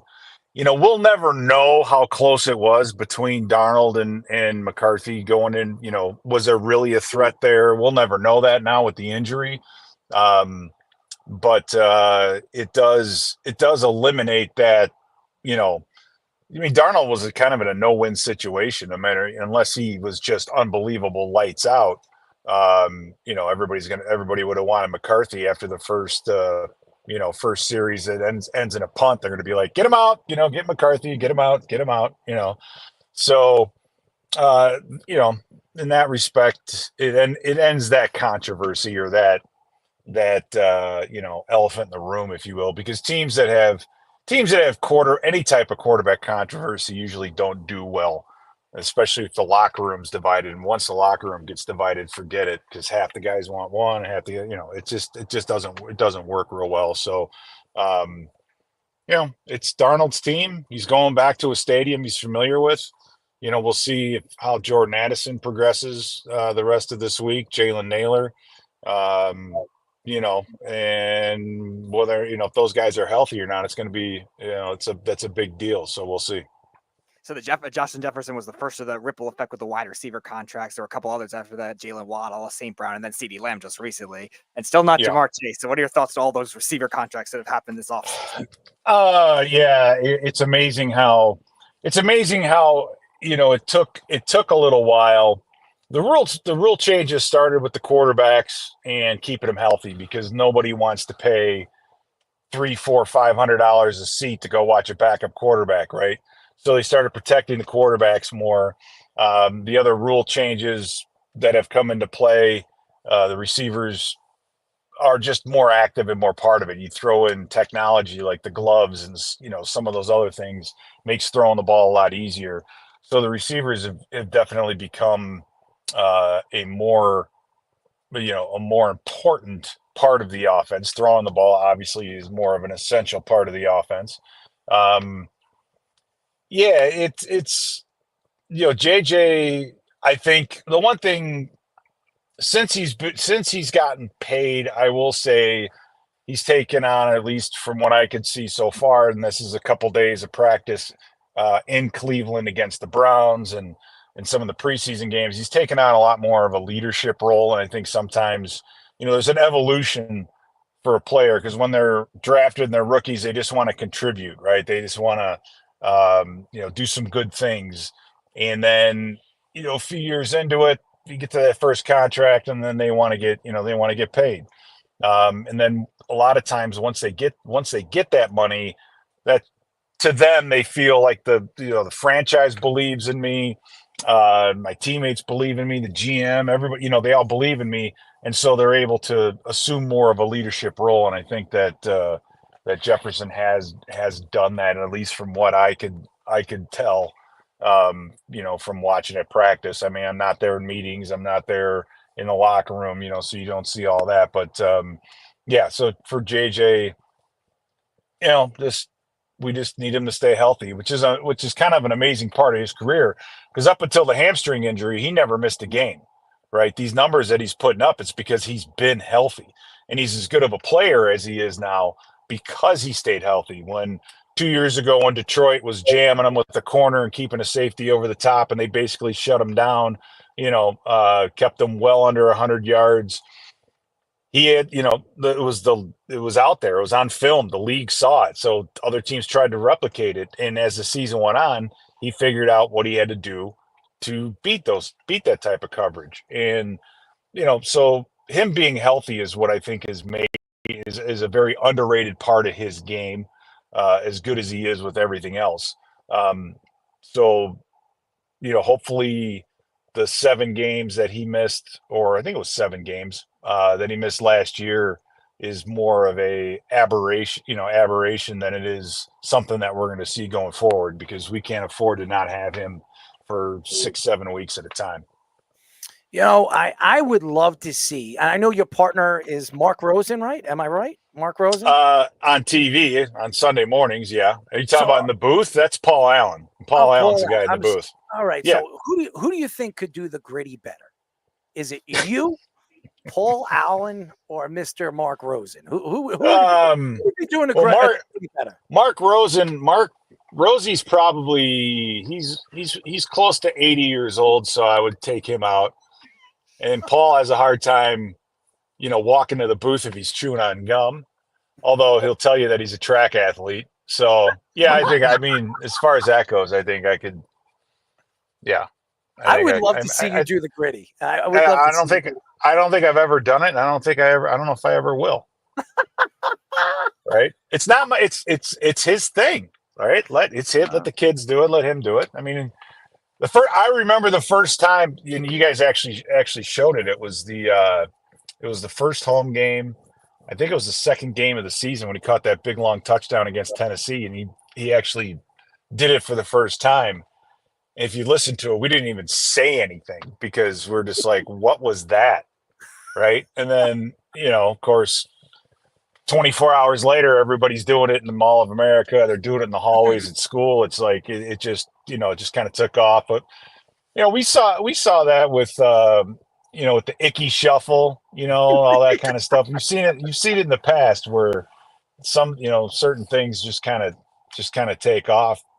And, so for JJ, it's good that he's known for that, I guess. I like to see him do it. I know Kevin O'Connell doesn't like it when he does the fake pulled hamstring thing, especially now.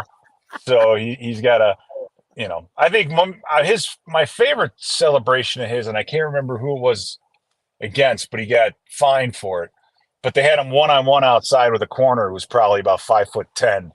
Then he caught the touchdown on him, and he, made the little hand, kind of like this. And I guess he hurt somebody's feelings because they fined him for it. Which I don't know, man. Just go watch Jack Lambert play. I think Jack Lambert embarrassed a lot of people all the time. Terrell Owens. I mean, yeah, he embarrassed everybody, including almost got killed on the Cowboys squad. Yeah.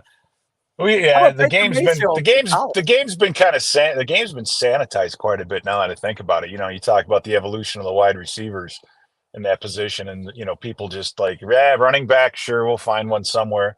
They don't even care anymore. you know, and then yeah, I mean, yeah, it's a lot more sanitized out there. That's for sure. As everybody knows, we are talking to ex-Vikings linebacker, current Vikings Radio Network broadcaster Pete Bercich, friend of the show, great personality, great broadcaster. Take it easy on the friend of the show thing. Listen, you're a friend of the show. Listen, Okay, it's not well, my all right, problem I'll that take you it. hate the Jets. It's okay. I never said I hate the Jets. You hate the Jets. No, Stop. you know what? The only thing I have against the Jets is we were playing the Jets when they blew my knee out in 2000. Wait, no, 99. It was 1999. We had a game against the Jets, and so that's when I finally figured out why there was a payphone in the locker room at the Meadowlands. Right? You go in the training room and get taped, and then you look and there's this payphone sitting on the wall, and I'm like, what the hell is this phone doing in the locker room? That's the Belichick phone. That's the Belichick phone. That's the Belichick phone. Well, that's the what he phone. called when the Jets gave him the contract and he was there for 24 hours, that was the phone he called Robert Kraft with. Really? That's awesome. That's the same. Yeah, it's the same phone I used to call my loved ones back home to say, "Yep, I'm done. Torn ACL. All right. Yep. Yep. Okay. All right. Yep. Yeah. Eggs and milk. I got it. Okay. Goodbye." And then hang it up, and then you go. You're the first victim of the horrible MetLife Stadium turf, I say. It was actually they had replaced it. It was 99. They had a certain turf in there, and then they replaced it, got new turf in 99. It was like softer. It was just a different type of AstroTurf and whatever. But yeah, the turf there. I remember, well, it was in 2000 when you guys had the hybrid mixture of grass and artificial. That was the NFC Championship game against the Giants. And by that time, it was just basically mud and hybrid, and fake grass.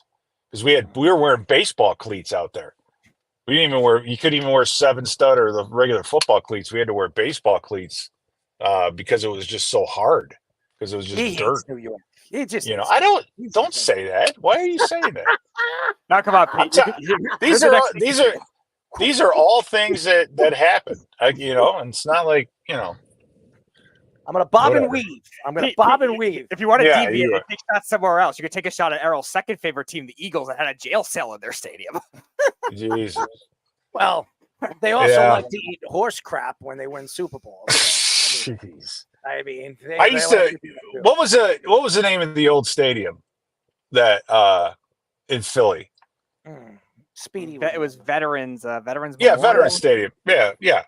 I mean, I played there in college, and I remember it was raining, and I remember that we had our white jerseys on, and I just remember sliding around on the turf, and then you get up, and they were just you would be brown from all the chew spit that was embedded in the turf, and it got wet, so it kind of some of that stuff kind of seeped to the surface. I also heard from Chuck Knox Jr. that the rats, because they would take the garbage and throw it in the tunnels, and then they wouldn't pick it up until Monday morning, and then he would be coming into work on early Monday morning, and yeah, he said the biggest rats he'd ever seen. I don't know why that popped into my head, but well, because yeah, you hate the Eagles. Philly stories. Hey, Everybody hates the Eagles except me. Everybody tells me. I don't hate the Eagles. It's a rough place to play. I'll tell you that. I mean, I like to get under your skin. I love. I know. Yeah. Okay. Whatever. And you like to get under my skin. Okay. And I'm not very excited about the Jets season, by the way. I'm sure all the Jet fans out there thinking that this is just going to be a sweet season, Super Bowl or bust. But we've been saying that for 50 years. And we've been saying it since 1961. Right? Yeah. We've been there, 4 times? Yeah, 4 times and lost all of them. Well, you should blame Brett Favre for that one. Well, yeah, there's some other, yeah. Mm-hmm. That was probably one of the craziest. God, I think you make me think about that day. It was one of the craziest days. I remember. I mean, one of the craziest games. I mean, for a number of reasons. Have you ever been to a Saints game? I've never been to a Saints game. No, never. All right, because what you don't see is after they score a touchdown and they put points up, and then you go to a commercial break, they play music and everybody dances. Mm-hmm. And I have a video, and I have to find it. But I had a cup of coffee sitting on the counter in the booth, and they had just scored a touchdown, and there's 70-some thousand, 80,000. I don't know how big that place is, but it's huge. But the coffee in my cup was swaying back and forth like I was on the Titanic or something. Literally. And it was really incredible. I mean, the JETS, Jets. I think that's one of the best things, in football.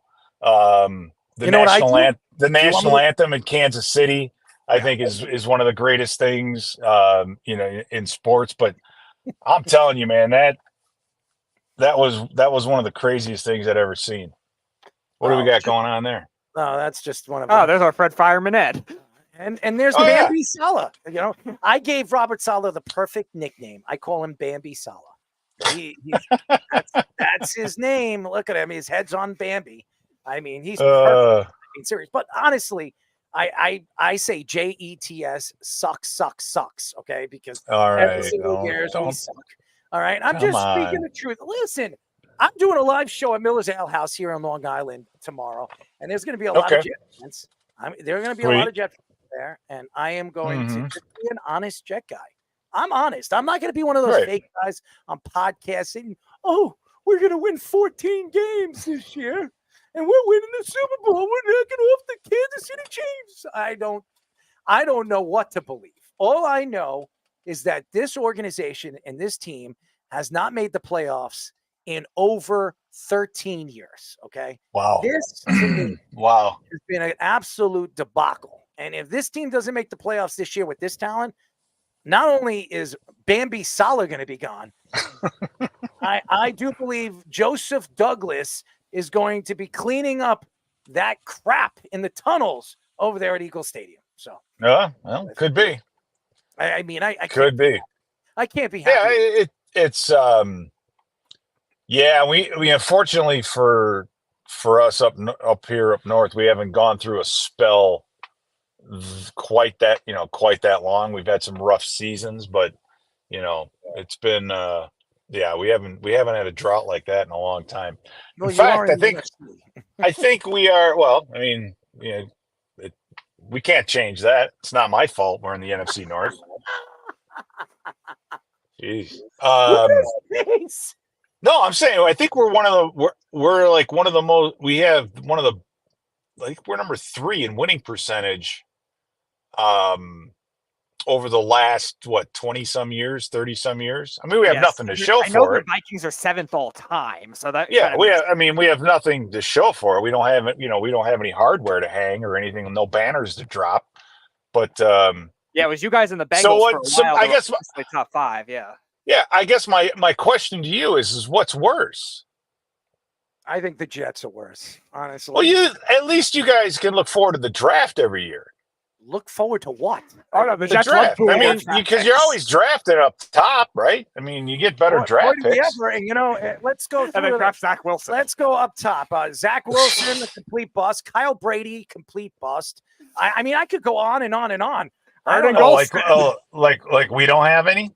Well, I mean, we've had our fair share. Let me tell you something. I am not going to sit here and say that the Vikings are great at drafting, but let's be honest. The Vikings have gone a little bit further than the New York Jets in the last 12, 13 years. So I think you have something to brag about. As a Jet fan, my nickname and my team's nickname is Gang Green, okay? That enough said on it, okay? Gang Green. Out of all the team names, all the nicknames, you're going to call my team Gang Green? I mean, what is Gang Green? Well, if you get gangrene, it's an infection. Falls off. I mean, your hand could fall off, your leg could fall off. Your Smells nose like could fall cheese. off. Yeah. I mean, but listen, I mean, there's a lot of things that smell like cheese, including Speedy, in other places, and that I don't want to say on national radio. No. Smelly cheese is what Pete's hoping for the Packers this year. Just having to Yeah. You know what? Honestly, do you guys play the Packers this year? The Jets? No. I don't think so. No, not this year. Thank All God. right. I was gonna say, because that's the only team I hope everybody beats. Well, To be honest with you. I will say this.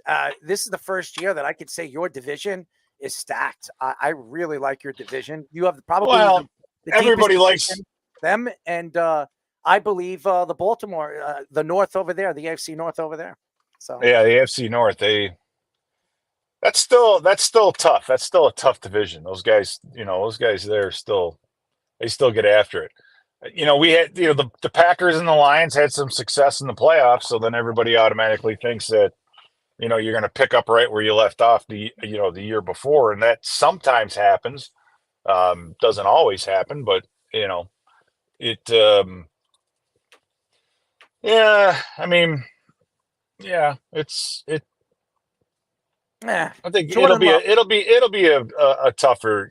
I think San Francisco is still going to be a good football team, obviously, and I don't know. Just read off everybody who won the division last year, and I can tell you this. Well, okay, so let me ask you this then. Hit it.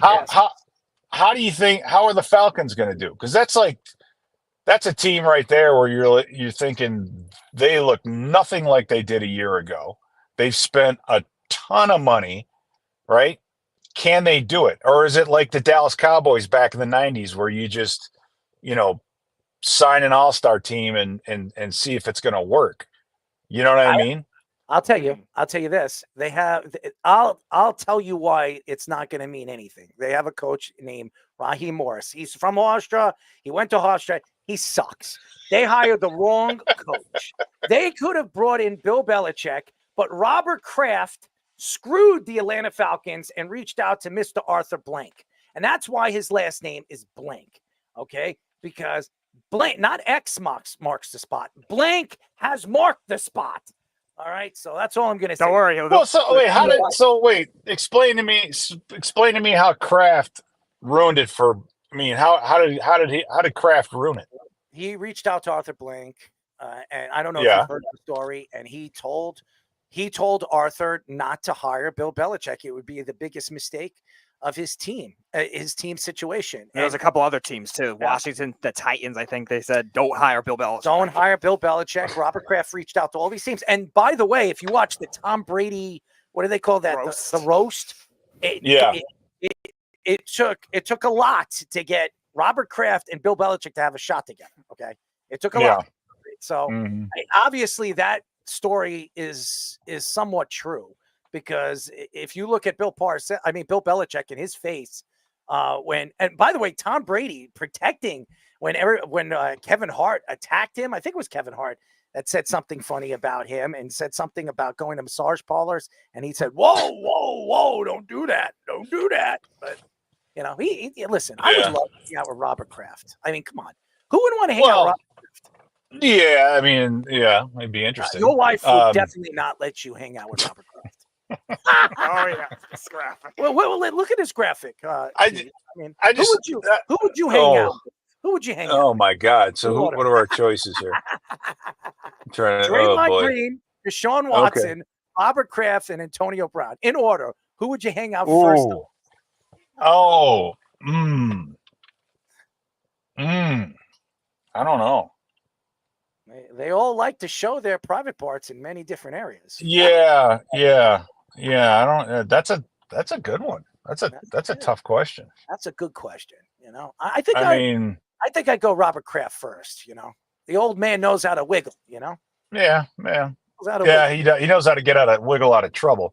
At least you'd be flying a nice jet wherever you're going to get in trouble. You know what I mean? Hey, listen, he's sleeping with a 23-year-old, so he knows how to wiggle. So does Bill Belichick. Yeah. His new girlfriend. Yeah. How about that one?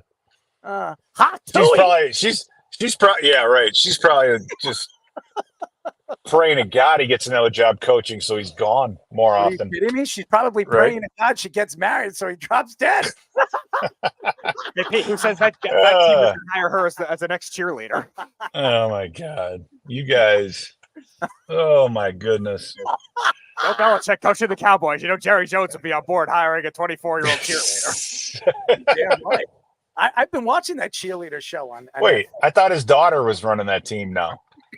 Dallas. His son has some authority now, but you know Jerry Jones will still find his way into those types of decisions. Well, How? Yeah, I mean, how about that guy? I mean, it's like in his 80s, 83, I think. Jerry Jones. I was gonna say because I think I was like my teens when he was making decisions. It's like the guy. He's just been there. He's been there forever. He's like Virginia McCaskey, just been there since I don't know, aviation.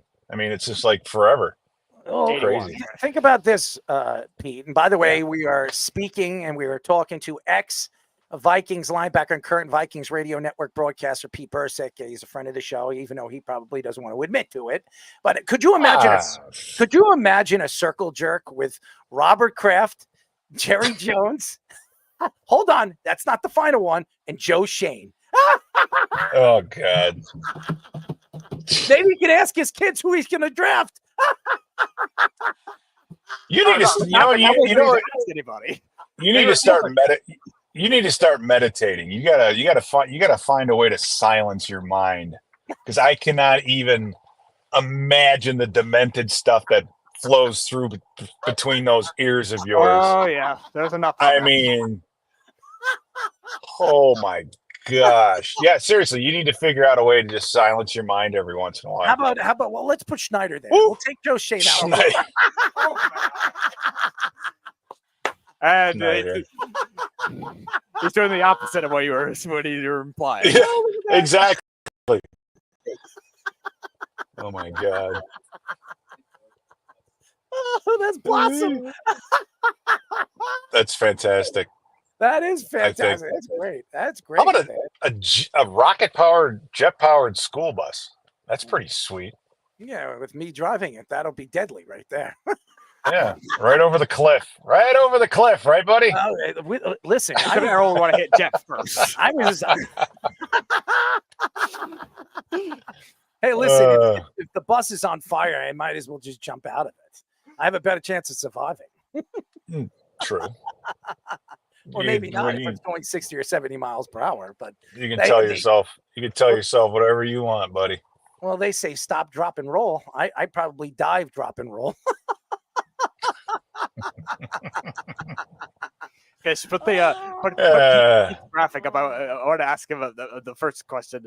Ask Pete about the guitar logo. Could you spit it out? Jesus. No, the guitar picture. I never saw that one that you had in Pete's graphic. Do you remember that story? Like where you were with that guitar? Which one? The one graphic up. Is it the one where I'm all decked out with the zombie paint and everything? I don't know. Is it just or is it purple? I think it was purple. Fish. Yeah. So graphic, all right. Well, hopefully we'll see it here. Well, the curtains are. Yeah, that one. On Oh the yeah. right. Okay, on the right. Okay, so that is my. It's a 2008 Charvel custom shop San Dimas in metallic purple. So it's that's one of the nicest guitars I've ever played. So yeah, that's a good one. That's a beauty. You got the painted headstock on there and the whole thing. I used to be a drummer for 10 years. I had 10 years. Yeah, I was actually. You know what? I'll have to send Kyle some pictures of the band. In fact, I don't know if I could do it now. I don't know if it'll kill my camera or whatever. It'll kill your camera. If you can, hold on a second. I was in a band originally. It was called Vomit, right? But it had the umlaut. But then we renamed it. It's me, a guy named Mark Parrish, who played for the Rangers for quite some time. I don't know if you guys remember him. I actually been trying to get him on the show. Actually, I actually interviewed Mark Parrish. He's that's because I talked to Mark and I said, "Don't do it. Whatever you do." I'm like, no. You don't. Mark. You don't. Mark is a nice guy. Mark is the best. Mhm. Anyway, and then a guy named Chris Hockey, who is one of our producers for the radio, but he has a morning show and he's a singer. He actually does regular music, and some other guys, and we've played some shows. No, honestly, I can jam. I can jam, man. I bet you can. I can jam. I had a Tama Rockstar drum set, just like Lars Ulrich. I had a double bass There you pedal. go. I had about I love cymbals, so I had all different cymbals from Zildjian to Zabian. I had different gongs, and I flipped them over. I always wanted to make different sounds. So, and by the way, I actually had a very rare drum set. It's called a Sonar see-through drum set. It was baby blue, very rare. Sonar, okay. Sonar see-through drum set. You could see right through it. You know, I could probably hide Speedy in my bass drum. That's how big it was. Okay. Hide Speedy in my bass drum. Yeah, that's good. All right, I'm gonna send some photos to Kyle of the band. I'd love to see it. I'd love to see it. Yeah. Do you have long hair? Oh yeah, I got them. Well, I mean, at the time I did. At the time I did. I could see you like that. I could see a mullet on your head. I could see one of those.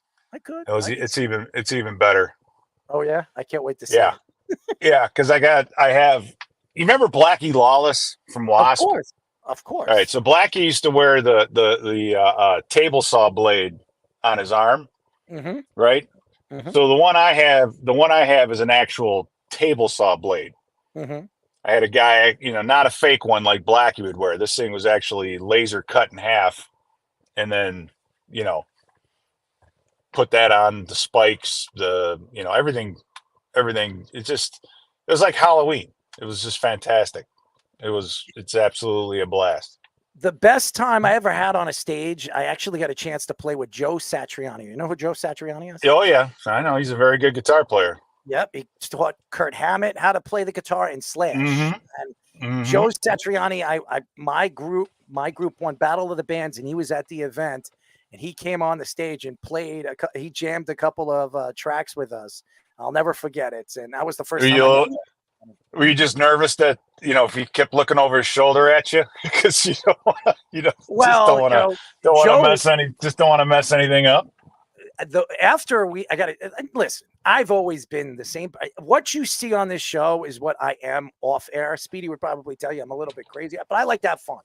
I am a crazy. Fun shameless. Guy. I'm not. I'm shameless. I don't care. I like to have fun. I like to entertain people, and I'll never forget. I walked off the stage and. At first, I didn't even know who he was, okay? And everybody was like, oh, that guy taught Slash how to play. And I was like, yeah, I know Slash, yeah, whatever, whatever. Yeah. I stepped off the stage, and I'll never forget. I'm like, Joe, who's Slash? And he looked at me, and he looked at me like I had 6 heads, and he turned around, and he shook his head. And I purposely did it because I wanted to see his reaction to it. I was waiting for him to tell him, "Are you kidding me? Are you that stupid?" So it was funny. I thought it was funny. He didn't obviously think it was funny, but that's good. Slash he's a guy that pretty much saved Gibson. Mm-hmm. I wouldn't say saved Gibson, but helped him out. No, did he brought the Les Paul back in? Did he ever jam on it, man? Yeah, there we go. Who the hell is that? Yeah, it's me. Who's that guy in the background? That is a guy named Sam Van Moore. He's probably one of the best bass players you'll ever see. He's playing a Warwick. The guitar I'm playing there is that's a 85 Gibson Explorer that was completely resto modded, if you will. Beautiful. But yeah. And then I think if you look closely on my T-shirt, you can see the unicorn that I have. I have a bedazzled unicorn on my shirt. Oh, guess what? That's not the cat. Spikes. You gotta have the spikes in the blood. What the hell do you have on your arm? What the hell is that? Spikes? Yeah. What are you It's doing a yeah. Trying to hurt No, you somebody? just go to there's a website called Metal Devastation. You can order all that stuff. They got the boots, with the shin guards and then the Listen, the spikes on the arm. if I'm some gothic person, or I want to do, want to hang out and do sexual things Yeah. with them, that would be perfect for me. Well, I'll say, let me say this too, and you might know this, but the closest I ever got in my life to like the pregame jitters or that pregame feeling was playing like that in front of people. And I sent a picture. I mean, a couple of our shows we had 4,000 or 5,000 people there, but to get up on stage and play music in front of that many people is absolutely terrifying. I mean, absolutely terrifying. I am a DJ, and I actually traveled in my 20s, all over the country, all over the world. And the most I've ever DJ'd in front of was almost 40,000 people. And I was up on a 50-foot rafter, okay? 50 foot. I had to climb. I don't even That's have awesome. my stuff up there. And I was like standing on, I can't even, it's about the size of that desk right there. And I'm about like 75, 50 feet in the air and in front of people, like going crazy. Rave, and it was crazy. But I don't get scared of that. I can stand in front of people, entertain people. It doesn't matter. I don't care. There's nothing. If you know what you're capable of doing, it doesn't bother me. It's like football, like football. It's like I said, for me, it was just, it was cool. It was really, really cool to be able to do to your wife. Look at that sexy man. Ooh. Yeah, so you could see the table saw blade that was actually cut. It was a table saw that got cut in half. But that's the Gibson Explorer that I got. So still have that guitar actually. You're still kicking it, man. Pete, I don't know if you remember this. The first time we ever had you on the show, back in 2022, it was the day I lost a bet to one of our fans, Carl, and I had to wear a wig and stuff on my head. And you actually said I looked like the drummer from Cinderella. I don't know if you remember that. We got to get that picture and Speedy in the background. That would be great. Yeah, that would be good. That would be good. We got to add Speedy in the background in his dress. That would be perfect. That would be perfect. Pete, we gotta get together soon. Are we gonna talk about football or what? Well, I'm gonna be in New York Saturday. Yeah, Saturday is pretty busy. Yeah, you're busy. I know you're busy. I get it. Listen, I want to come to Minnesota. I thought you were gonna let us come on the pregame show or something, man. What have I told you before? You just let me know when you're gonna be up here. Invite us, and I will come. He did. He invited us. I just did. I tell you what. Pick a game this year, and I'm coming. Oh my God! I wish the Jets were playing up here. I do not. I will not come. We would have you come up here and then just go in the radio studio and be that guy. Be the Jet fan. Huh? Yeah, you want me to throw up? The Jet fan. I am the realest of all Jet fans. I'm going to throw You guys up. play the Texans? They have a lot of ex-Jets on their team. Yeah, we do actually. We play it's the second or third game this year. We play the Texans. And they got a couple. They got a Viking on there. That's where Daniil Hunter ended up. Yes, and you guys got Bernard back. Yeah, we swapped out. We swapped him out for Gernard. So, yeah, we could. Like I said, just any time. I'll have Speedy pick a home game, and we'll come up there. I would love to come up there. I mean, you'll probably. This is flyover country. You're probably going to have to jump out of the plane to get here, but that'd be awesome. That's something I do. Every once in a while they land. Yeah, there we go. Oh yeah, there it is.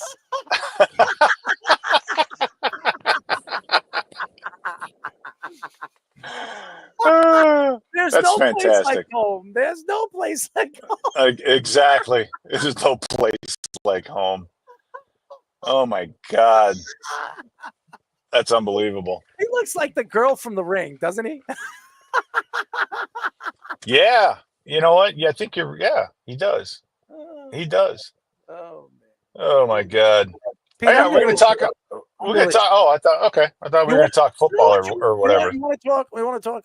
Let's do it. Let's finish up with what we were. And by the way, we are talking to ex-Vikings linebacker and current Vikings radio network broadcaster, Pete Parsons. Listen, you're sitting in the car. I don't know if you got to run home to mommy or wife. I don't know. No, I'm on my way up. I'm on my way up to Minnesota for work. See, we in the Midwest, we drive a lot. We can drive and long, so we don't, it's not so crowded. I've But right, more than you, buddy. Okay. But right now I'm in Wisconsin, so I'm in the belly of the beast. You know what I mean?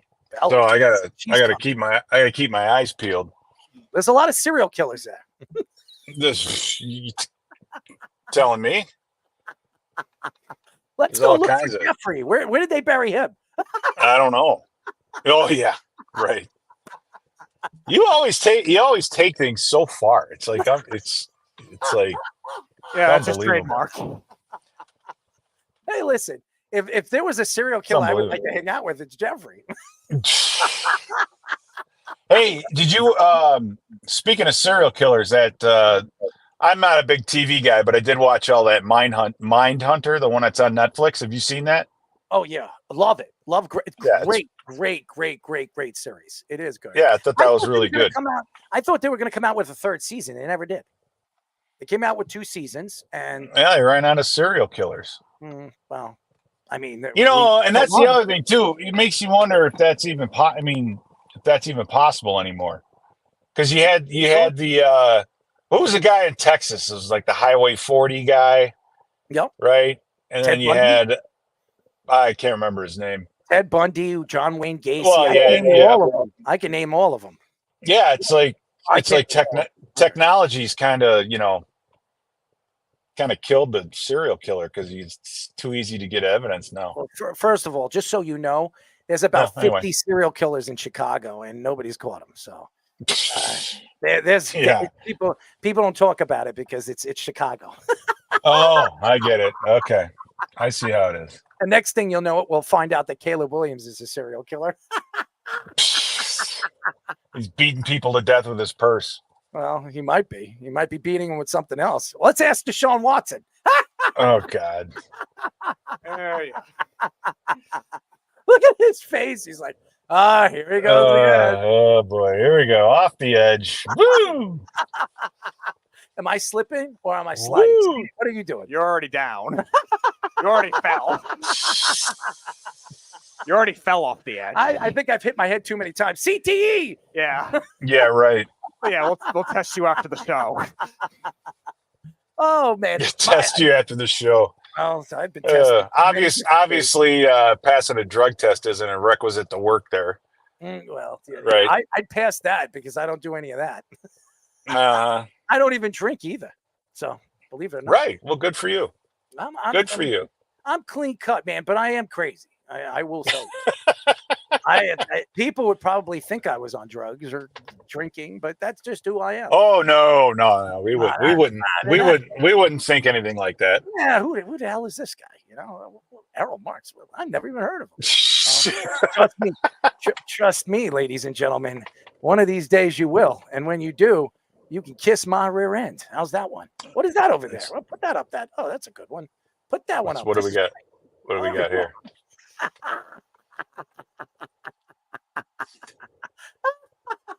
Oh my God. Yeah, that's a good answer. Oh, man, I love it. Hey, do you have like fans sending you pictures because they want to get their like the cartoon caricature up on the screen? That's our executive producer. He is great. Is that like making it now in the, with your fans? Listen. The only person I would think the ESPN, CBS, all those stupid radio shows that are looking for great content, they should be coming up because their networks are falling apart and just crashing. And all they got to do is reach out to us and say, "Listen, we need something new. We need something good." And all I got to do is come to us, and we'll entertain the fans. We'll give them good content, and they can kiss our rear ends. Okay, that's what right. Right, sir. Hey, listen. I don't care, man. It doesn't matter. You put me in front of a screen. You put me in front of a mic. I'll do whatever you want as long as I keep it. Yeah. By the way, Beetlejuice is coming out tomorrow. All you gotta do is keep feeding you treats. Is it possible to have an original movie again? Please, somebody. Do we have to remake everything? Oh my God. That's a whole nother.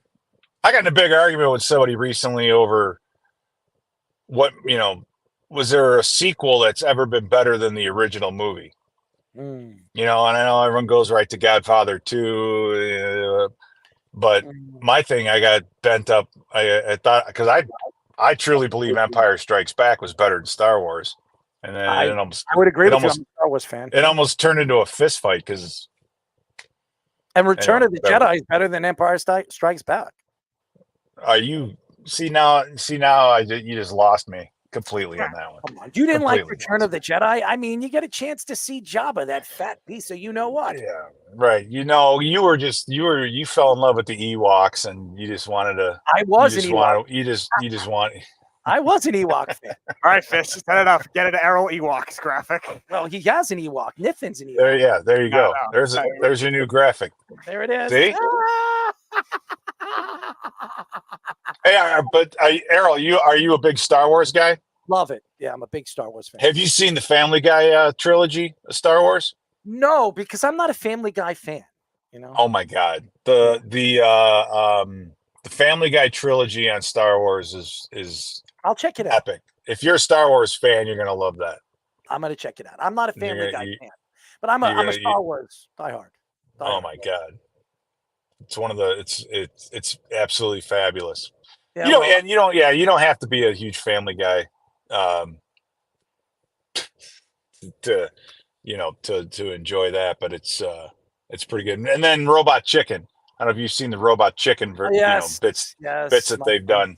My friends tell me all the time about this Robot Chicken show. Okay, and I'm saying the way that they portray Boba Fett is just absolutely hilarious. Oh my God, it's second to none. It's epic. It's wonderful. We had Jabba Chamberlain on the show, and he never watched Star Wars. Never watched Star Wars. And I'm like, Jabba, your name is Jabba, and you never seen Star. I wasn't named after that guy. I was like, you spell it the same way. I mean, so, yeah. So he says I was not named after Jabba. Right. Right. I did send him an opportunity to watch him. I don't know if he watched him. I've been trying to reach back out to him, but Jabba has been busy. His son's going to college. He's 17, 18 years old. He's moving on. That's good. That's good. Yeah. You gotta kick him out of the nest. You gotta get him out. Go on. Speedy's got a nest. Yeah. I know. He's got a nest. I can see it from here. Wow. You're damn right he does. I mean, there we go. Go to fans only. There you go. Oh my God. Well, if you want, don't cater into it, Pete. Fans only. I mean, if you want to check out some of the nice pictures we have of Speedy, just go check out his fans only. I much prefer the picture with the me in the dress and Pete in his band form. Yeah, there we go. That's much better than this. Yeah, I think so. You guys. Well, you're in cheese country, so you might as well. Well, I'm gonna get moving. I got to get back out of I got to get out of cheese country here. Yeah, well, we love so. Thanks for having me on. I appreciate it. Oh, absolutely, man. And we'll see how this Vikings team does this year. Don't count us out now. We're coming over there. We're coming to Minnesota this year. I promise you. Dude, just let me know. Errol's got to be there for Sam Darnold's MVP season. I already said Sam Darnold's gonna have a good year. You're ready. Just let me know. Yeah, come on up. Preferably in like December, January. It's beautiful up here that time of year. I love the Colts, though. Well, then he has to come in his shorts.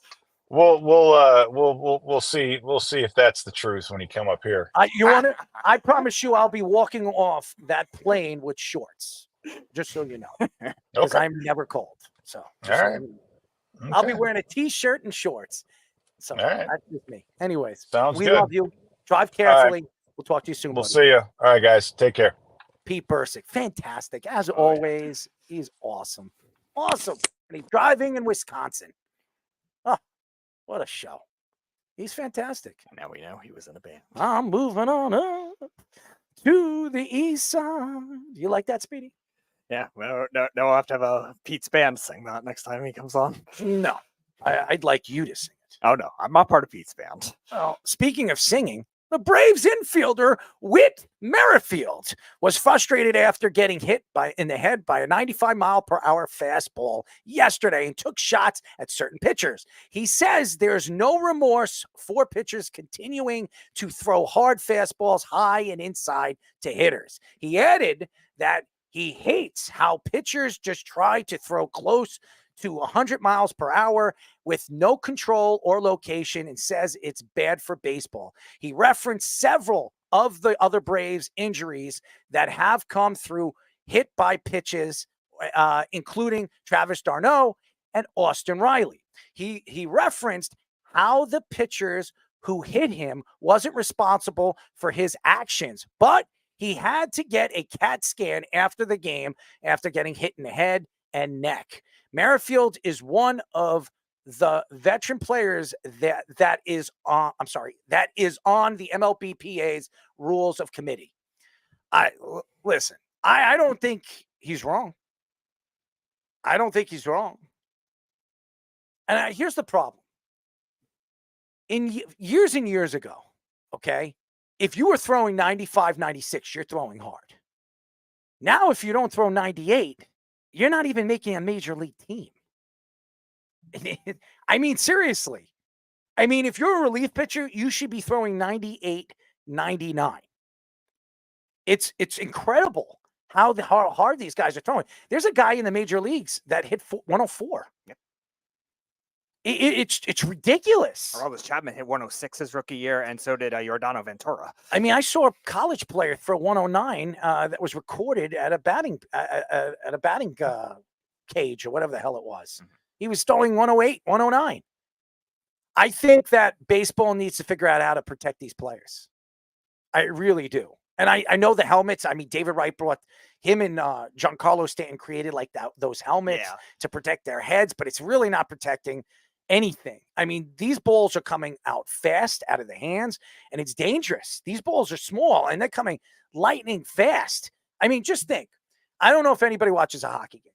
A puck is iced. They ice a puck before they put it on the rink, okay? So I don't know if anybody's been hit by a 100-mile-per-hour puck, but I do remember one time I was playing in net, and my cup flipped. And somebody shot the puck, and it was definitely going over 100 miles per hour because I saw birdies flying over my head when it hit me square in the private area. Damn. Okay, I had tests over there. Dude, my nutsack was the size of grapefruits for like a week. Okay, I iced it. I couldn't even walk straight. All right, so it is dangerous. And that's coming from not even a professional hockey player. I mean, Al McGinnis was shooting 109, 108 mile per hour slap shots at the All-Star game. I mean, it is ridiculous how hard and how fast these guys are throwing. It is dangerous. And baseball needs to figure that out. Now, they're figuring out how to bring in these there's a pitching clock, there's robots now. I mean, in the minor leagues, they're gonna try to find ways to change this game for some reason, but these players are especially superstar players like Aaron Judge, Ohtani, all these other guys that are making millions and millions of dollars. This is why fannies are coming and lighting up those seats to come and watch the superstar players. If these guys go down, if these guys get hit, look, that ball hitting David Wright in the head, he was never the same. Yeah. He was never the same. Mm-hmm. And it's kind of scary. It is. It's kind of scary. And I will say this, Whit Merrifield is not wrong. He's not wrong. And baseball, if they're going to find ways that they're going to speed up the game and make the game faster and better and more offense, they need to find a way to protect the players that are making millions and millions of dollars and reasons why why the fans are coming to see those games. Right. And he's a hitter too, that is not somebody that crowds the plate, not somebody that's going to crouch over. Like, he's always been pretty normal when it comes to be a steady contact hitter. When he was with the Royals, an all-star caliber player in that regard. So it's not like he's the one leaning in and crowding the plate where guys can get hit. There are hitters like that throughout their careers, but he he's right in the fact that there's tendencies of different teams to do that as well. I think the Pirates, when they were on their little playoff streak, the years after that, a lot of teams accused them of throwing up and in way too much. And the Mets had a run with that too, with Syndergaard and Harvey for a little while too, that they were crowding the plate with those up and in fastballs when they had the velocity. And sometimes when you have the velocity, it can obviously be used as a luxury, but you could also get these types of fiery types of players towards you. And for a hitter that's going to fire back at that kind of thing and benches clearing brawls and all kind of things, you can get that kind of reputation again. And he's right. If you can't control 100-mile-an-hour fastball, like, you shouldn't be throwing it as often as you can. And it's going to be part of the game. It's going to be part of, like you said, velocity player development. But if you can't control it, why are you throwing it at all? All right, Fish, your opinion to Mr. Merrifield. You got to be concerned about it. Bryce Harper got hit tonight and was taken out of the game. The best players in the league, you do not want to see get hurt this way. It's a problem. You don't want to have the stars go down and then the product being a bunch of guys you never heard of by the time we get to late August and early September. Because if you look at some of these rosters, even before they expanded them, there's like a whole bunch of guys that aren't major leaguers playing in the major leagues because there's a lot of guys that are hurt generally, but we're adding more to the injured list because of laziness from, like organizations. Let's just get a bunch of guys lifting weights and throwing harder than possible instead of teaching them the art of pitching. And I would argue it's the art. Yeah, Syndergaard's a great example, Speedy. That guy learned how to pitch after he had no stuff left because he blew out his arm too many times. And that's the problem. I remember as a kid, Maddox was just mesmerizing to me because I got to see him. I know he threw around 95 when he first came up with the Cubs, but he was wild and he was uneven. He had a great year, but he was an uneven pitcher there. And then he lost a little bit of velocity when he got to the Braves, probably intentionally, and became just this masterful painting the corners, off speed. They call it a Maddox today when you get a complete game with a shutout with under 100 pitches. And I think did it all he's the time. The greatest pitcher of this era. I think him and I would argue him and Roger Clemens are the two greatest pitchers of this era. Roger was an art, and Greg Maddux because of his ability to change speeds and control the corners, and he was so accurate, pinpoint accuracy. I've never seen anybody have pinpoint accuracy like him. Tom Glavine was pretty good too. On the same team, they learned from each other, and Smoltz to that extent as well. The other name I would mention is Danny Pedro, Nagel. and Nagel for a little while there was really, really good. I think he got hurt, but I'll tell you, Pedro and Clemens, you mentioned, both threw up and in, but they did it and to send a message as part of their craft, as a weapon to use in their arsenal. Not like, people hated playing as Randy Johnson back in the day because you didn't know where the ball was going. And that's the same thing that Merrifield was saying in this quote. I watched the video when we talked about it, Speedy, and it was just him saying, like, these guys, they're just bringing them up so early in their development because they throw gas. And they're not even trying to teach them how to do this, the breaking ball. They have 2 pitches and they throw, not even 5 innings. And this is why they're talking about crazy ideas like we talked about a few weeks back, where they got to throw at least 6 innings or, it's not allowed. Or you lose your DH or some kind of penalty because we got to stop all of these injuries. Well, it's not something they should change the game to do. They need to go after these organizations that are not teaching people how to pitch. They're just trying to use these arms, use them up. What you mentioned, your Donald Ventura, where's he now? Because I don't remember him after a year or two. He passed away, unfortunately. Yeah. I'm sorry. That's a bad example. Yeah, well, sorry about that. Maybe he got hit by a pitch. But I was trying to. Well, I hope not. But that's what Merrifield's saying is before it gets too late, someone's going to get hurt because of this wild stuff in a way that they don't come back from, or it's a traumatic brain injury. And I apologize to the Ventura family, but I'll say this: it's really important that this game does not have unnecessary bad injuries, especially, it doesn't matter if it's a key player or not who gets a bad injury, but for the future of the game, it can't be to a key player. It can't be to an Aaron Judge. It can't be to one of these guys, or this game, they're trying to make it more likable for the younger audience. They're just going to go away. And Fish, you mentioned too, like learn how to pitch. Like that's the thing with Normie with Syndergaard. He had 5 pitches and like he threw only 2 of them. Like he had a 95-mile-an-hour changeup his rookie year and 2 types of fastballs and breaking pitches, and he would only throw like two of them a game. All right. Let's hear Tommy's thoughts, and then we'll finish up with the Lindor story, and then we'll go because we got something tomorrow. This is a long show, and I want to jump off a plane. So just going off real quick about what Fish was saying and everything, and I want to really also like stress it, especially about injuring other players. You know, you have to be very smart with this. You have to be very precise with your pitches, and of course, it's right for Merrifield to get upset in this sense because this is someone that's directly involved. He's not like a catcher that's not getting hit by a pitch, or he's not another pitcher himself that's calling it out. He's directly involved with these hits, and like Fish said, it's so easy for a star to get hit, for him to get down. I mean, in every one of the sports that we play, every sport that we cover and everything, it's common courtesy not to try to injure the other player, whether they're a rival, whether they said something about your feet smelling bad or whatever. Nobody should want, it's common courtesy. Nobody should want to injure the other player in that sense. But, we have seen this. We have seen that, like Speedy mentioned real quick, we have seen when people actually start to clear benches. We have seen all that happen.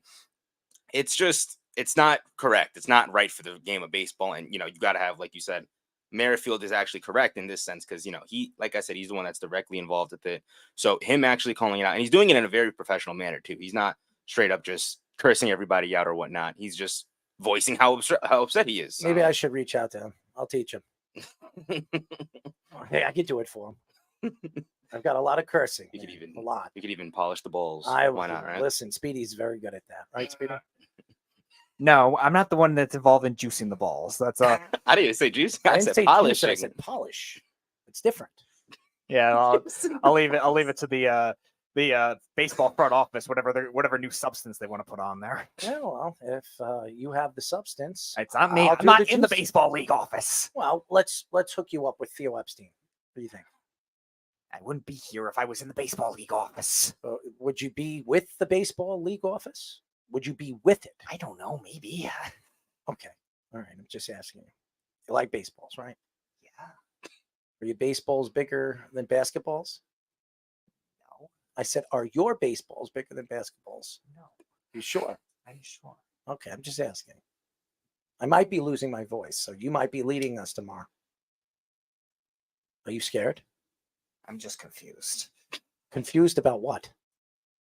Baseballs and basketballs size. Well, I mean, do you have basketballs? What is this, an office hoop basketball? That's the only thing that might be smaller than a baseball. Oh, I don't know about that. Ron Darling told MLB Network that he believes Francisco Lindor deserves the National League MVP over Shohei Ohtani if the Mets make the playoffs. He referenced that Lindor's leadership with a lot of the Mets' young players and says he is a perfect leadoff hitter in today's baseball. He also referenced him playing shortstop compared to Ohtani being a designated hitter and playing almost every game this season at the premium position. He added that Ohtani's playing with Freddie Freeman. Mookie Betts should downgrade his MVP status. Ohtani is hitting .292, 44 home runs, 99 RBIs, 46 stolen bases, and a .995 OPS. Lindor is hitting .273, 30 home runs, 84 RBIs, 26 stolen bases, and an .843 OPS. The Mets have won 6 games in a row and are just a half a game back from the Braves for the last playoff spot in the National League. Oh, man, that was a lot of stuff. A lot of numbers, Speedy. Thank you. I might even choke on it. Is that okay with you? I would hope not. What, choking on numbers? I would encourage you to choke. What would you rather me choke on? Nothing. I'm just asking you. I mean, choke on numbers or choke on something else? It doesn't matter, or you don't care? I don't want you to choke. Okay. Because you don't want me. You want to lead tomorrow, right? Is that what? It has nothing to do with anything. What is it? What does it mean? Because I care about you as a person. Oh, you care about me. I like that. All right. So much I wouldn't want you to choke. You want me to stay outside of the closet, right?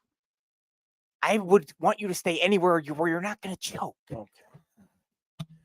Oh, all right. Let's finish up with Ron Darling. Ron Darling is on drugs. Okay. Ron Darling needs to stop playing with his hammy in his pants. Because if he really thinks that 273, 30 home runs and 84 RBIs and 26 stolen bases with an 843 over 292, 44 home runs, 99 RBIs and 46 stolen bases and a 995 has better numbers, he obviously doesn't know the game of baseball. Now, he was a pitcher, successful as a major league player, we think, and he did win a World Series with the Mets. My problem here with the whole thought of comparing Lindor's season to Ohtani is it's uncomparable. It's not comparable. I don't care if Mookie Betts is on a team. And by the way, Mookie Betts missed half the season. The guy hasn't been healthy all season long. And Freddie Freeman is a shell of himself. Freddie Freeman is not Freddie Freeman from the Atlanta Braves. So I do not know. And I'm sticking up for Ohtani. I can't stand the guy. Okay. I know he's a cheater. I know he bet on baseball. Okay. But the truth is, when you look at these numbers, the only person that would beat him out for an MVP is Aaron Judge. He's the only one. There is nobody else, in my point of view, that's anywhere close to Ohtani but Aaron Judge. It's a fact. And the fact that Ron Darling believes that Lindor should be in this, this race is ridiculous. There is no, and I'm not saying Lindor's not having a good year. He's having a good year. I have to give him a lot of credit. He is the Carlos Beltran of the Mets right now in this era, because the Mets are never going to win. And he's going to put up numbers like this, and he continues to put numbers like this. He's going to go down as one of the greatest Mets of all time that's never won. And that's the problem with the Mets. They haven't won since 86, and Met fans are going to sit here and cry about this and cry about that, and making the playoffs is good enough. Making the playoffs is not good enough. As a Yankee fan, the Yankees can make the playoffs every single year. If they're not playing in the World Series, nobody gives a crap. And I'm one of those Yankee fans that would tell you that. So I will say this for Ron Darling: whatever you're drinking, maybe you're hanging out with Keith Hernandez, maybe you're sniffing a couple lines. I don't know what the hell you're doing. But whatever you're doing, keep doing it, because it does not make any sense whatsoever in comparing Ohtani's numbers to Lindor's numbers. They're not comparable. No chance in hell. And may God rest your soul. Okay? Yeah, that's a good way to put it. I know in a lot of MVP races, if it's tight with the DH and an everyday player, a shortstop, a center fielder, guy, somebody that's at a premier position, yeah, you would take that kind of argument. That's why I thought Mookie Betts should have won MVP over JD Martinez when they were both on the Red Sox together in 2018, because Mookie Betts had similar numbers and did a lot more, even though Martinez had more of the power. Ohtani is having on pace for a 50-50 season, which, regardless of what position you are, that I know it's easier in today's rules to the bases are bigger, but that's still very hard to do. That's a very unattainable stat in general in MLB history, and you're going to downplay it because he's a DH and he doesn't play the field. I mean, that he's having 44 home runs, 46 stolen bases, hitting almost 300. The Dodgers have had tons of injuries all year. So it's Freddie, like you said, Betts has been hurt. Freeman was hurt at certain points at the beginning of the season. The pitching's all hurt. Like, he's carrying the Dodgers in a lot of ways this year. Who has the best record right now, or the second best record right now in the National League? The Dodgers. Mm-hmm. Yeah. And it's not like the teams they're fighting with, the Phillies, the Diamondbacks, like, they have much more depth on their current team. When the Dodgers are hurt right now, when they're healthy, maybe it's different, but they've had most of their guys healthy throughout the year. The Dodgers are being carried by Ohtani in WAR, in wins above, in value, that Lindor is definitely bringing to the Mets, but not in the same way, and not anywhere close when it comes to the traditional stats either. So yeah, I as much as I support Ron Darling, I like his analysis for a lot of things he does with the Mets in the broadcast booth. Yeah, I can't agree with him on this one. Maybe he should go out drinking with you. Who do you think would drink more, you or him? I have no idea. I think it would be you. I have no idea. I think it would be you. I'm giving you a compliment. You're a skinny little body. I mean, I've seen you drink, and I've seen you throw up a lot too. Oh my God.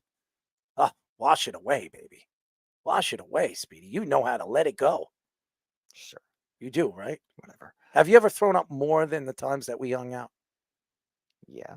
Really? I think everyone has. So you've thrown up. No, I'm saying the way you threw up both times. You're going to tell me. Oh, you mean suddenly? Yes. Like once or twice. Get the hell out of here, man. Whatever you ate for the 3 or 4 days, I mean, it all came out. That thing just completely combusted. I mean, I couldn't even stop you. I tried to. Yeah, I know. I did. I tried. A little water. You were dehydrated. Maybe you needed a spanking. I don't know. That would make it worse. Why? Spanking. I don't need somebody striking me while I'm having issues with my I mean, if you were bending over, that would make it worse. How would it make it worse? Because it'll come out faster. That's even better. The faster, the better. Yeah, you don't get it. I do get it. I don't think you get it. The faster, the better. The quicker, the more. No. It just unleashes, you know? No. No, you don't like unleashing. No. Why? Why would I like thing? Thing what? What thing? Concept. Oh, well, it's not a concept. It It's a is. thing. It's a thing. Whatever. Throwing Doesn't- up is a thing. Yeah, I know, but why would I want it to happen that quickly compared to like not at all? You okay? I don't know. You don't know. Do you want me to tell you if you're okay? Or No, you're no. I don't know. You don't know. I feel you. You know. I feel you. You don't. It's like I feel you. don't. I feel that You power don't. in You you. don't. It's driving You through my don't. heart right now. You don't. I am hurt right now because you say I don't feel what you feel. Yeah, you don't. You hurt my feelings. I'm upset. All right, Fish. I'd like to hear you and Scoops, and then I'd say sayonara and may God rest your soul. Okay. Speedy, is God rest your soul? What do you mean you don't know? I don't know. You look like Jesus Christ. What are you talking about? That doesn't correlate. What correlates for you? Something that actually connects 2 and 2 together. A donkey and a horse. What would you like? Neither. All right. Why not? I don't care about that lifestyle. What lifestyle? I asked you. Horse riding. Or like any type of farm culture. I'm not involved in any. You don't like farms. I don't care. You're about- against farms? No, they can. No. Would you ride a sheep? Oh my god. How about a goat? Just because I wouldn't care about something like that doesn't Would you mean I'm gonna shave a sheep? advocate against people that do. Would you shave a sheep? No, Why not? because then they would be cold. What's your least favorite part of farm culture? I wouldn't want to be involved in all the maintenance involved in that. Yeah, because he doesn't like maintenance because he doesn't, like to shave anything. What's nothing to do with shaving? You just said you don't like to maintenance. You did that. Did you not say that? The maintenance of farm culture. I was answering Fish's question. But what about my question? Fish's question was actually reasonable. So what's wrong with my question? You're doing a very rare scenario of shaving a sheep. And shaving Who a... thinks that? I do. Yeah, because you're like Pete was saying, you always have to take it to another level. Well, levels are, all the way to the top, as you know, Speedy. No, that's your area of expertise. Well, going to the top? Taking it to other levels. Do you like taking it down or to the top? Doesn't matter. I'm asking you. Down? Doesn't matter. You got to pick one or the other. I don't care. Quick, hurry up. Up or down? Up. Whatever. All right, I figured. All right. Look, I guess we should try to get back to Lindor real quick and Darling's idea real quick. Let's do that so we get the hell out of here. Yeah. I'm going to play devil's advocate because I think it's crazy to not make the 50-50 guy going into the playoffs for sure, the MVP. But here's an argument Darling could make, and it's the WAR argument where Lindor actually is higher than Ohtani, but of course it's because of the defense. Right? And that's the argument, that if you don't play the field, you have an automatic negative on you. And as you can see next to Ohtani's stats, he's actually ranked 7th this year. And Judge is barely leading Bobby Witt Jr., according to these metrics, because Judge hasn't been as good in the field. Again, playing center field very often. That foot is a problem coming up in his range as a defensive player. He should be playing right field. That is something that will have to be addressed later on, now that he's a little limited defensively. Not bad, obviously, but still a little limited. But he doesn't play in the field. It's because he's not pitching this year. If he was pitching this year, he might have a higher number than Judge. In fact, likely would. Yeah, and that's like why this isn't a perfect metric. Look how good Lindor is in the field. He's almost as good as Bobby Witt Jr. as a shortstop. Just ahead of Ellie De La Cruz, who's a nice sleeper, guys. He's also got 61 stolen bases. Juan Soto's more than having a pretty good Ohtani. year on the field too. Juan Soto's playing better than Judge in the outfield, as this says, and is this third best player in the league, just ahead of Lindor. Lindor's had a great year. He's been really good. That team needs to make the playoffs before we start talking about MVP, though. He is not going to win the MVP, and that WAR freaking statistic is bull. Okay, the fact that MLB brought that to the game, it just makes me sick to my stomach. I am so sick and tired of statistics, especially in baseball. What's next? What are we going to call the next statistic? SOS? I mean, seriously, give me a break.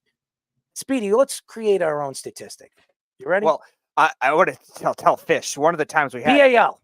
One of the times we had Ryan Spader. BALLS. Okay, can I explain to Fish something? Because Ryan Spader, when we had him on one of the other times, he was mentioning how baseball actually adjusts the WAR statistic, like oftentimes every couple years, where like it's not as leading to be accurate. Like if you're comparing something like 2018 WAR to 2021 or something like that, which is actually kind of interesting. So you got to spit it out, okay?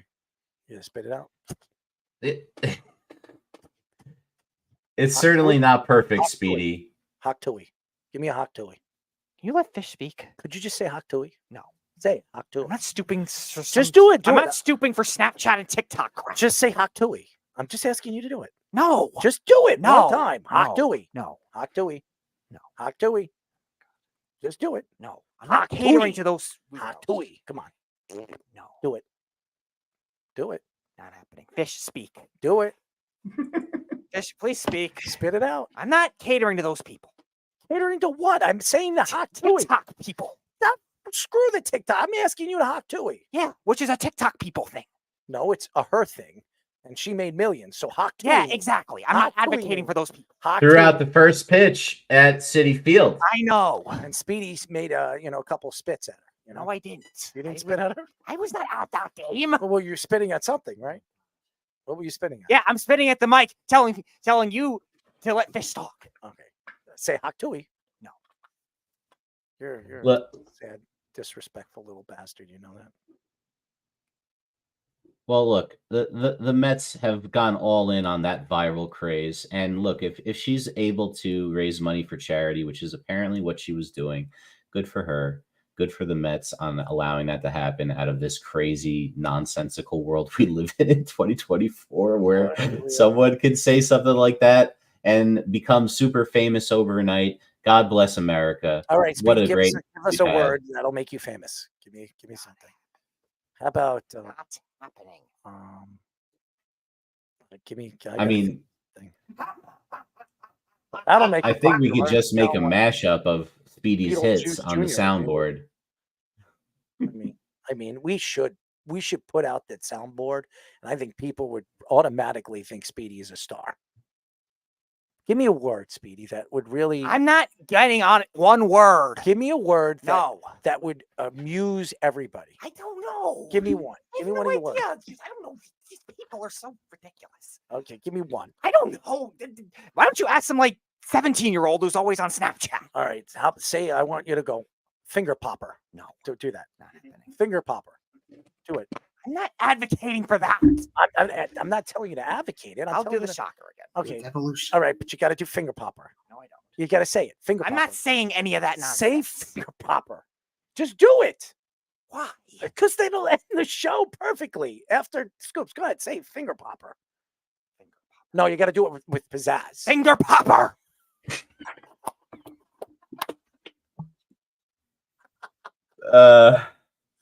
popper.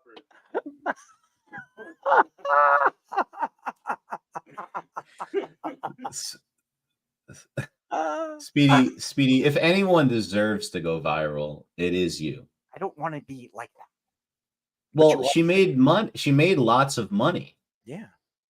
I don't want And think of all the good you can do for listen, the world. Listen, what he'll do is he'll become famous, and I'll take the money. We're good. We're perfect. No. What's wrong with that? I'm not doing it anymore. Why not? I'm not saying those anymore. You just said one. Yeah, I did, and that's it. That was great, by the way. dead. We need that cut. It's dead. That was Dead. great. Oh, look at that. You like sausages? What does that have to do with anything? I want a sausage right now. You ready? It's nothing to do with me. You want a sausage. That's a completely independent thought from everything else. We'll share a sausage together. You want to share it with Brittany? No. She'll share a sausage with you. No! Who do you want to share a sausage with? Everyone can eat their own food.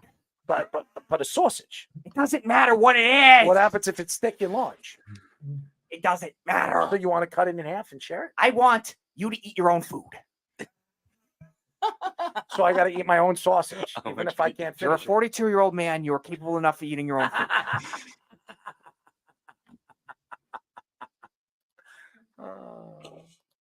You don't like sausages now. It has nothing to do with that.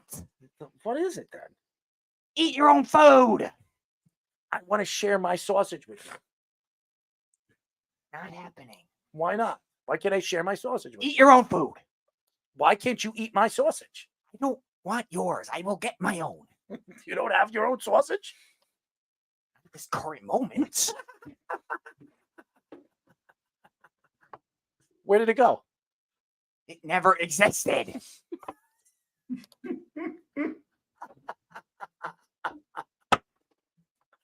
Oh, man. Well, that's nice. That's good. I know that you never had a sausage. I did. A while ago. What happened to it? I ate it. Duh.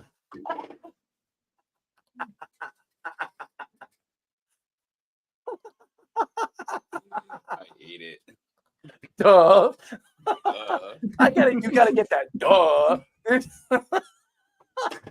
It's so good. Duh. Duh. Duh. File this under things a second grader would understand. Another one. Oh man, you are a piece of Fish. Go. I'd actually don't do that, but I was going to say you compare just a simple situation, eating a sausage scenario to one of the kids. What are the kids? What are your kids? They would understand it in simple logic, not his twisted logic. I don't know if anybody understands that. Oh, I do like a rack of lamb. You do like that, right? Have you ever had a rack of lamb? Yeah, but what does that have to do with anything? Where was your favorite rack of lamb? My uncle cooks good ones. Good ones? Yeah, Easter. The Easter. How big is the rack of lamb? It's pretty big. It's pretty big. Yeah, it's big. Yeah. Do you eat the most of it? Probably not. So you share your rack of lamb. It's a big piece of lamb. Yeah. You carve it like you do with other large. Did you see him stop? He's like, it's a big piece of lamb. You carve it like you would do with a large steak. Oh, we like large stuff, right? Do you carve out the rack? Oh, I do. It's not me. That's what you don't get. How big is the rack? Do you know what I'm saying? He can cook big ones. Does your mom cook big ones? She can. My dad usually does more of the grilling, but He can cook big. I love you, man. You are the best. You know that, right? Sure. You okay? I don't know. We good before we leave? I don't know. We'll let Scoops finish up, and I'm I good. forgot I haven't even gone yet. Yeah, it's been about 20 minutes since. No, you it hasn't. It's been 5 minutes. Oh yeah, Lindor. Yeah, Francisco, and just real quick, Francisco. By the way, Lindor he has is- the perfect last name, Lindor. Just so Lindor. you know. You know what Lindor means in Spanish, right? I do not. I don't speak Spanish. They made me take French in high school, and I was terrible at it. I'm asking you. All right, go ahead. I'm sorry. Yeah, just real quick. Francisco Lindor is having a great year. He's having a great season. Big backbone for the Mets. However, it doesn't make any sense. You read the numbers just now, Errol. I don't know what Darlings over here is looking at, but Ohtani is the best or one of the best players in the league, and is really, like Speedy mentioned too, he's really carrying the Dodgers through these parts of through certain areas of the season. And it shouldn't matter who he's playing with. You mentioned about him playing with Mookie Betts and whatnot. That shouldn't ever have to take away from what Ohtani's achieving and from what an actual MVP is actually doing, just because of their actual teammates. So I mean, I don't know. I don't really see Lindor over Ohtani in this situation here. Well, there's your answer, Speedy. You're very Lindor today. Not an adjective. Yes, it is. Lindor is not an adjective. It is an adjective. It is his last name and the name of a truffle. You're A truffle company. you're very Lindor. You know what that means, right? No. It means beautiful. Do you want me to call you beautiful? No. What would you rather me call you? Ugly? Fugly? You don't need to judge every second. What's your favorite part of the Oreo? So you don't like the cream? Oh, chocolate's a good flavor. My favorite. But what about the cream? Yeah, that's second. Do you eat the chocolate before the cream? Or do you eat the cream before the chocolate? Eat them at the same time. Do you eat the cream or the chocolate first? More likely the chocolate. Why is that? Because the cream is on the inside. That's why you take the cookie and open it up. And then you lick Okay, it. sometimes I do that. Sometimes I don't. Speedy, you I spread don't have it. to do it every Spread time. you spread the cookie. I know the concept. I don't do it. When you every open the time. cookie, Speedy, look at the camera. Do you go like this when you open the cookie? No. Why not? Way too much effort. Too much effort. I mean, you twist the cookie. And you dip the cookie in the milk. The cookie. You twist the cookie. Way too much effort. You think twisting a cookie is too much effort? Yeah. Unnecessarily like spinning it. I mean, you hold on one second. So you would rather your dog lick your ass than What does that have to do with anything? See, this is what I mean, putting 2 and 2 together. People put A and B together. Errol puts B and Z together. Like they correlate. well, they do correlate. They don't. From who? Anyone.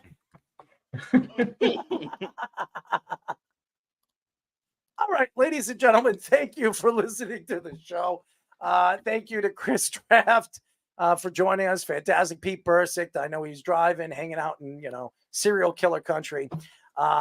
Thank you to our friend, our executive producer, Fish, for, obviously all the great content and all the stuff, the graphics that he posts up. Thank you to Scoops for all the content, all the, sports minutes. Speedy, thank you for being you. As always, just being the person that really scars up the Tootsie Roll. Just so you know. Have you ever scarred up a Tootsie Roll? Again, another terminology that makes no sense. It makes a lot of sense. No, it doesn't. What's wrong with the Tootsie Roll? What is a scar? A scar? Well, it means a lot of things. What is a scar? What is a scar? In simplest terms. What is a scar? Don't overthink it. What is a scar? I'm asking you. What is a scar? It is a permanent Okay. red mark Okay. on your body. Well, no, that's not what a scar is. Yes, it is. No, it isn't. That is not the definition of scar. Permanent red mark on your body. Well, I guess it doesn't have to be red. That's not the definition of a scar. Well, scarring happens on your body. A mark left on your skin, within the body tissue, where a wound, a burn, or a sore. Do you have any sores on your body? Okay. Now, read that definition and correlate it. What does it have to do with a freaking Tootsie Roll? Which has no skin. I'm going to trust a medical professional. What does that have to do with it? What does that have to do? Speedy, I can't make them fast enough for you, but I'm trying here.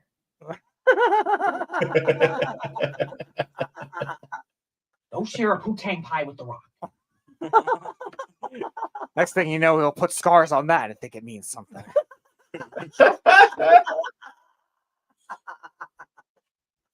All right, that's it. I have nothing else to say. Oh, September 5th, which is tomorrow. Come to Miller's Ale House, ladies and gentlemen. Well, guess what? 6 o'clock, we will be live at Miller's for game number 1 of the NFL season, Kansas City, Baltimore. Ladies and gentlemen, we will be there. We will be doing a live show over there, interesting you and making you laugh. And hopefully Speedy will not be wearing any underwear, right? I will be wearing underwear. You sure? Absolutely. Clean? Absolutely. Holes? No. Any holes in your underwear? Not the one I'll be wearing tomorrow. All right. So he's not wearing any holes in his underwears tomorrow. All right, ladies and gentlemen, that's it for our show. Tomorrow, Mills Ale House, Lake Grove, Long Island, over here at 6 o'clock. We will be live. Until then, it's us. It's you. Goodbye. You're listening to the Worldwide Sports Radio Network.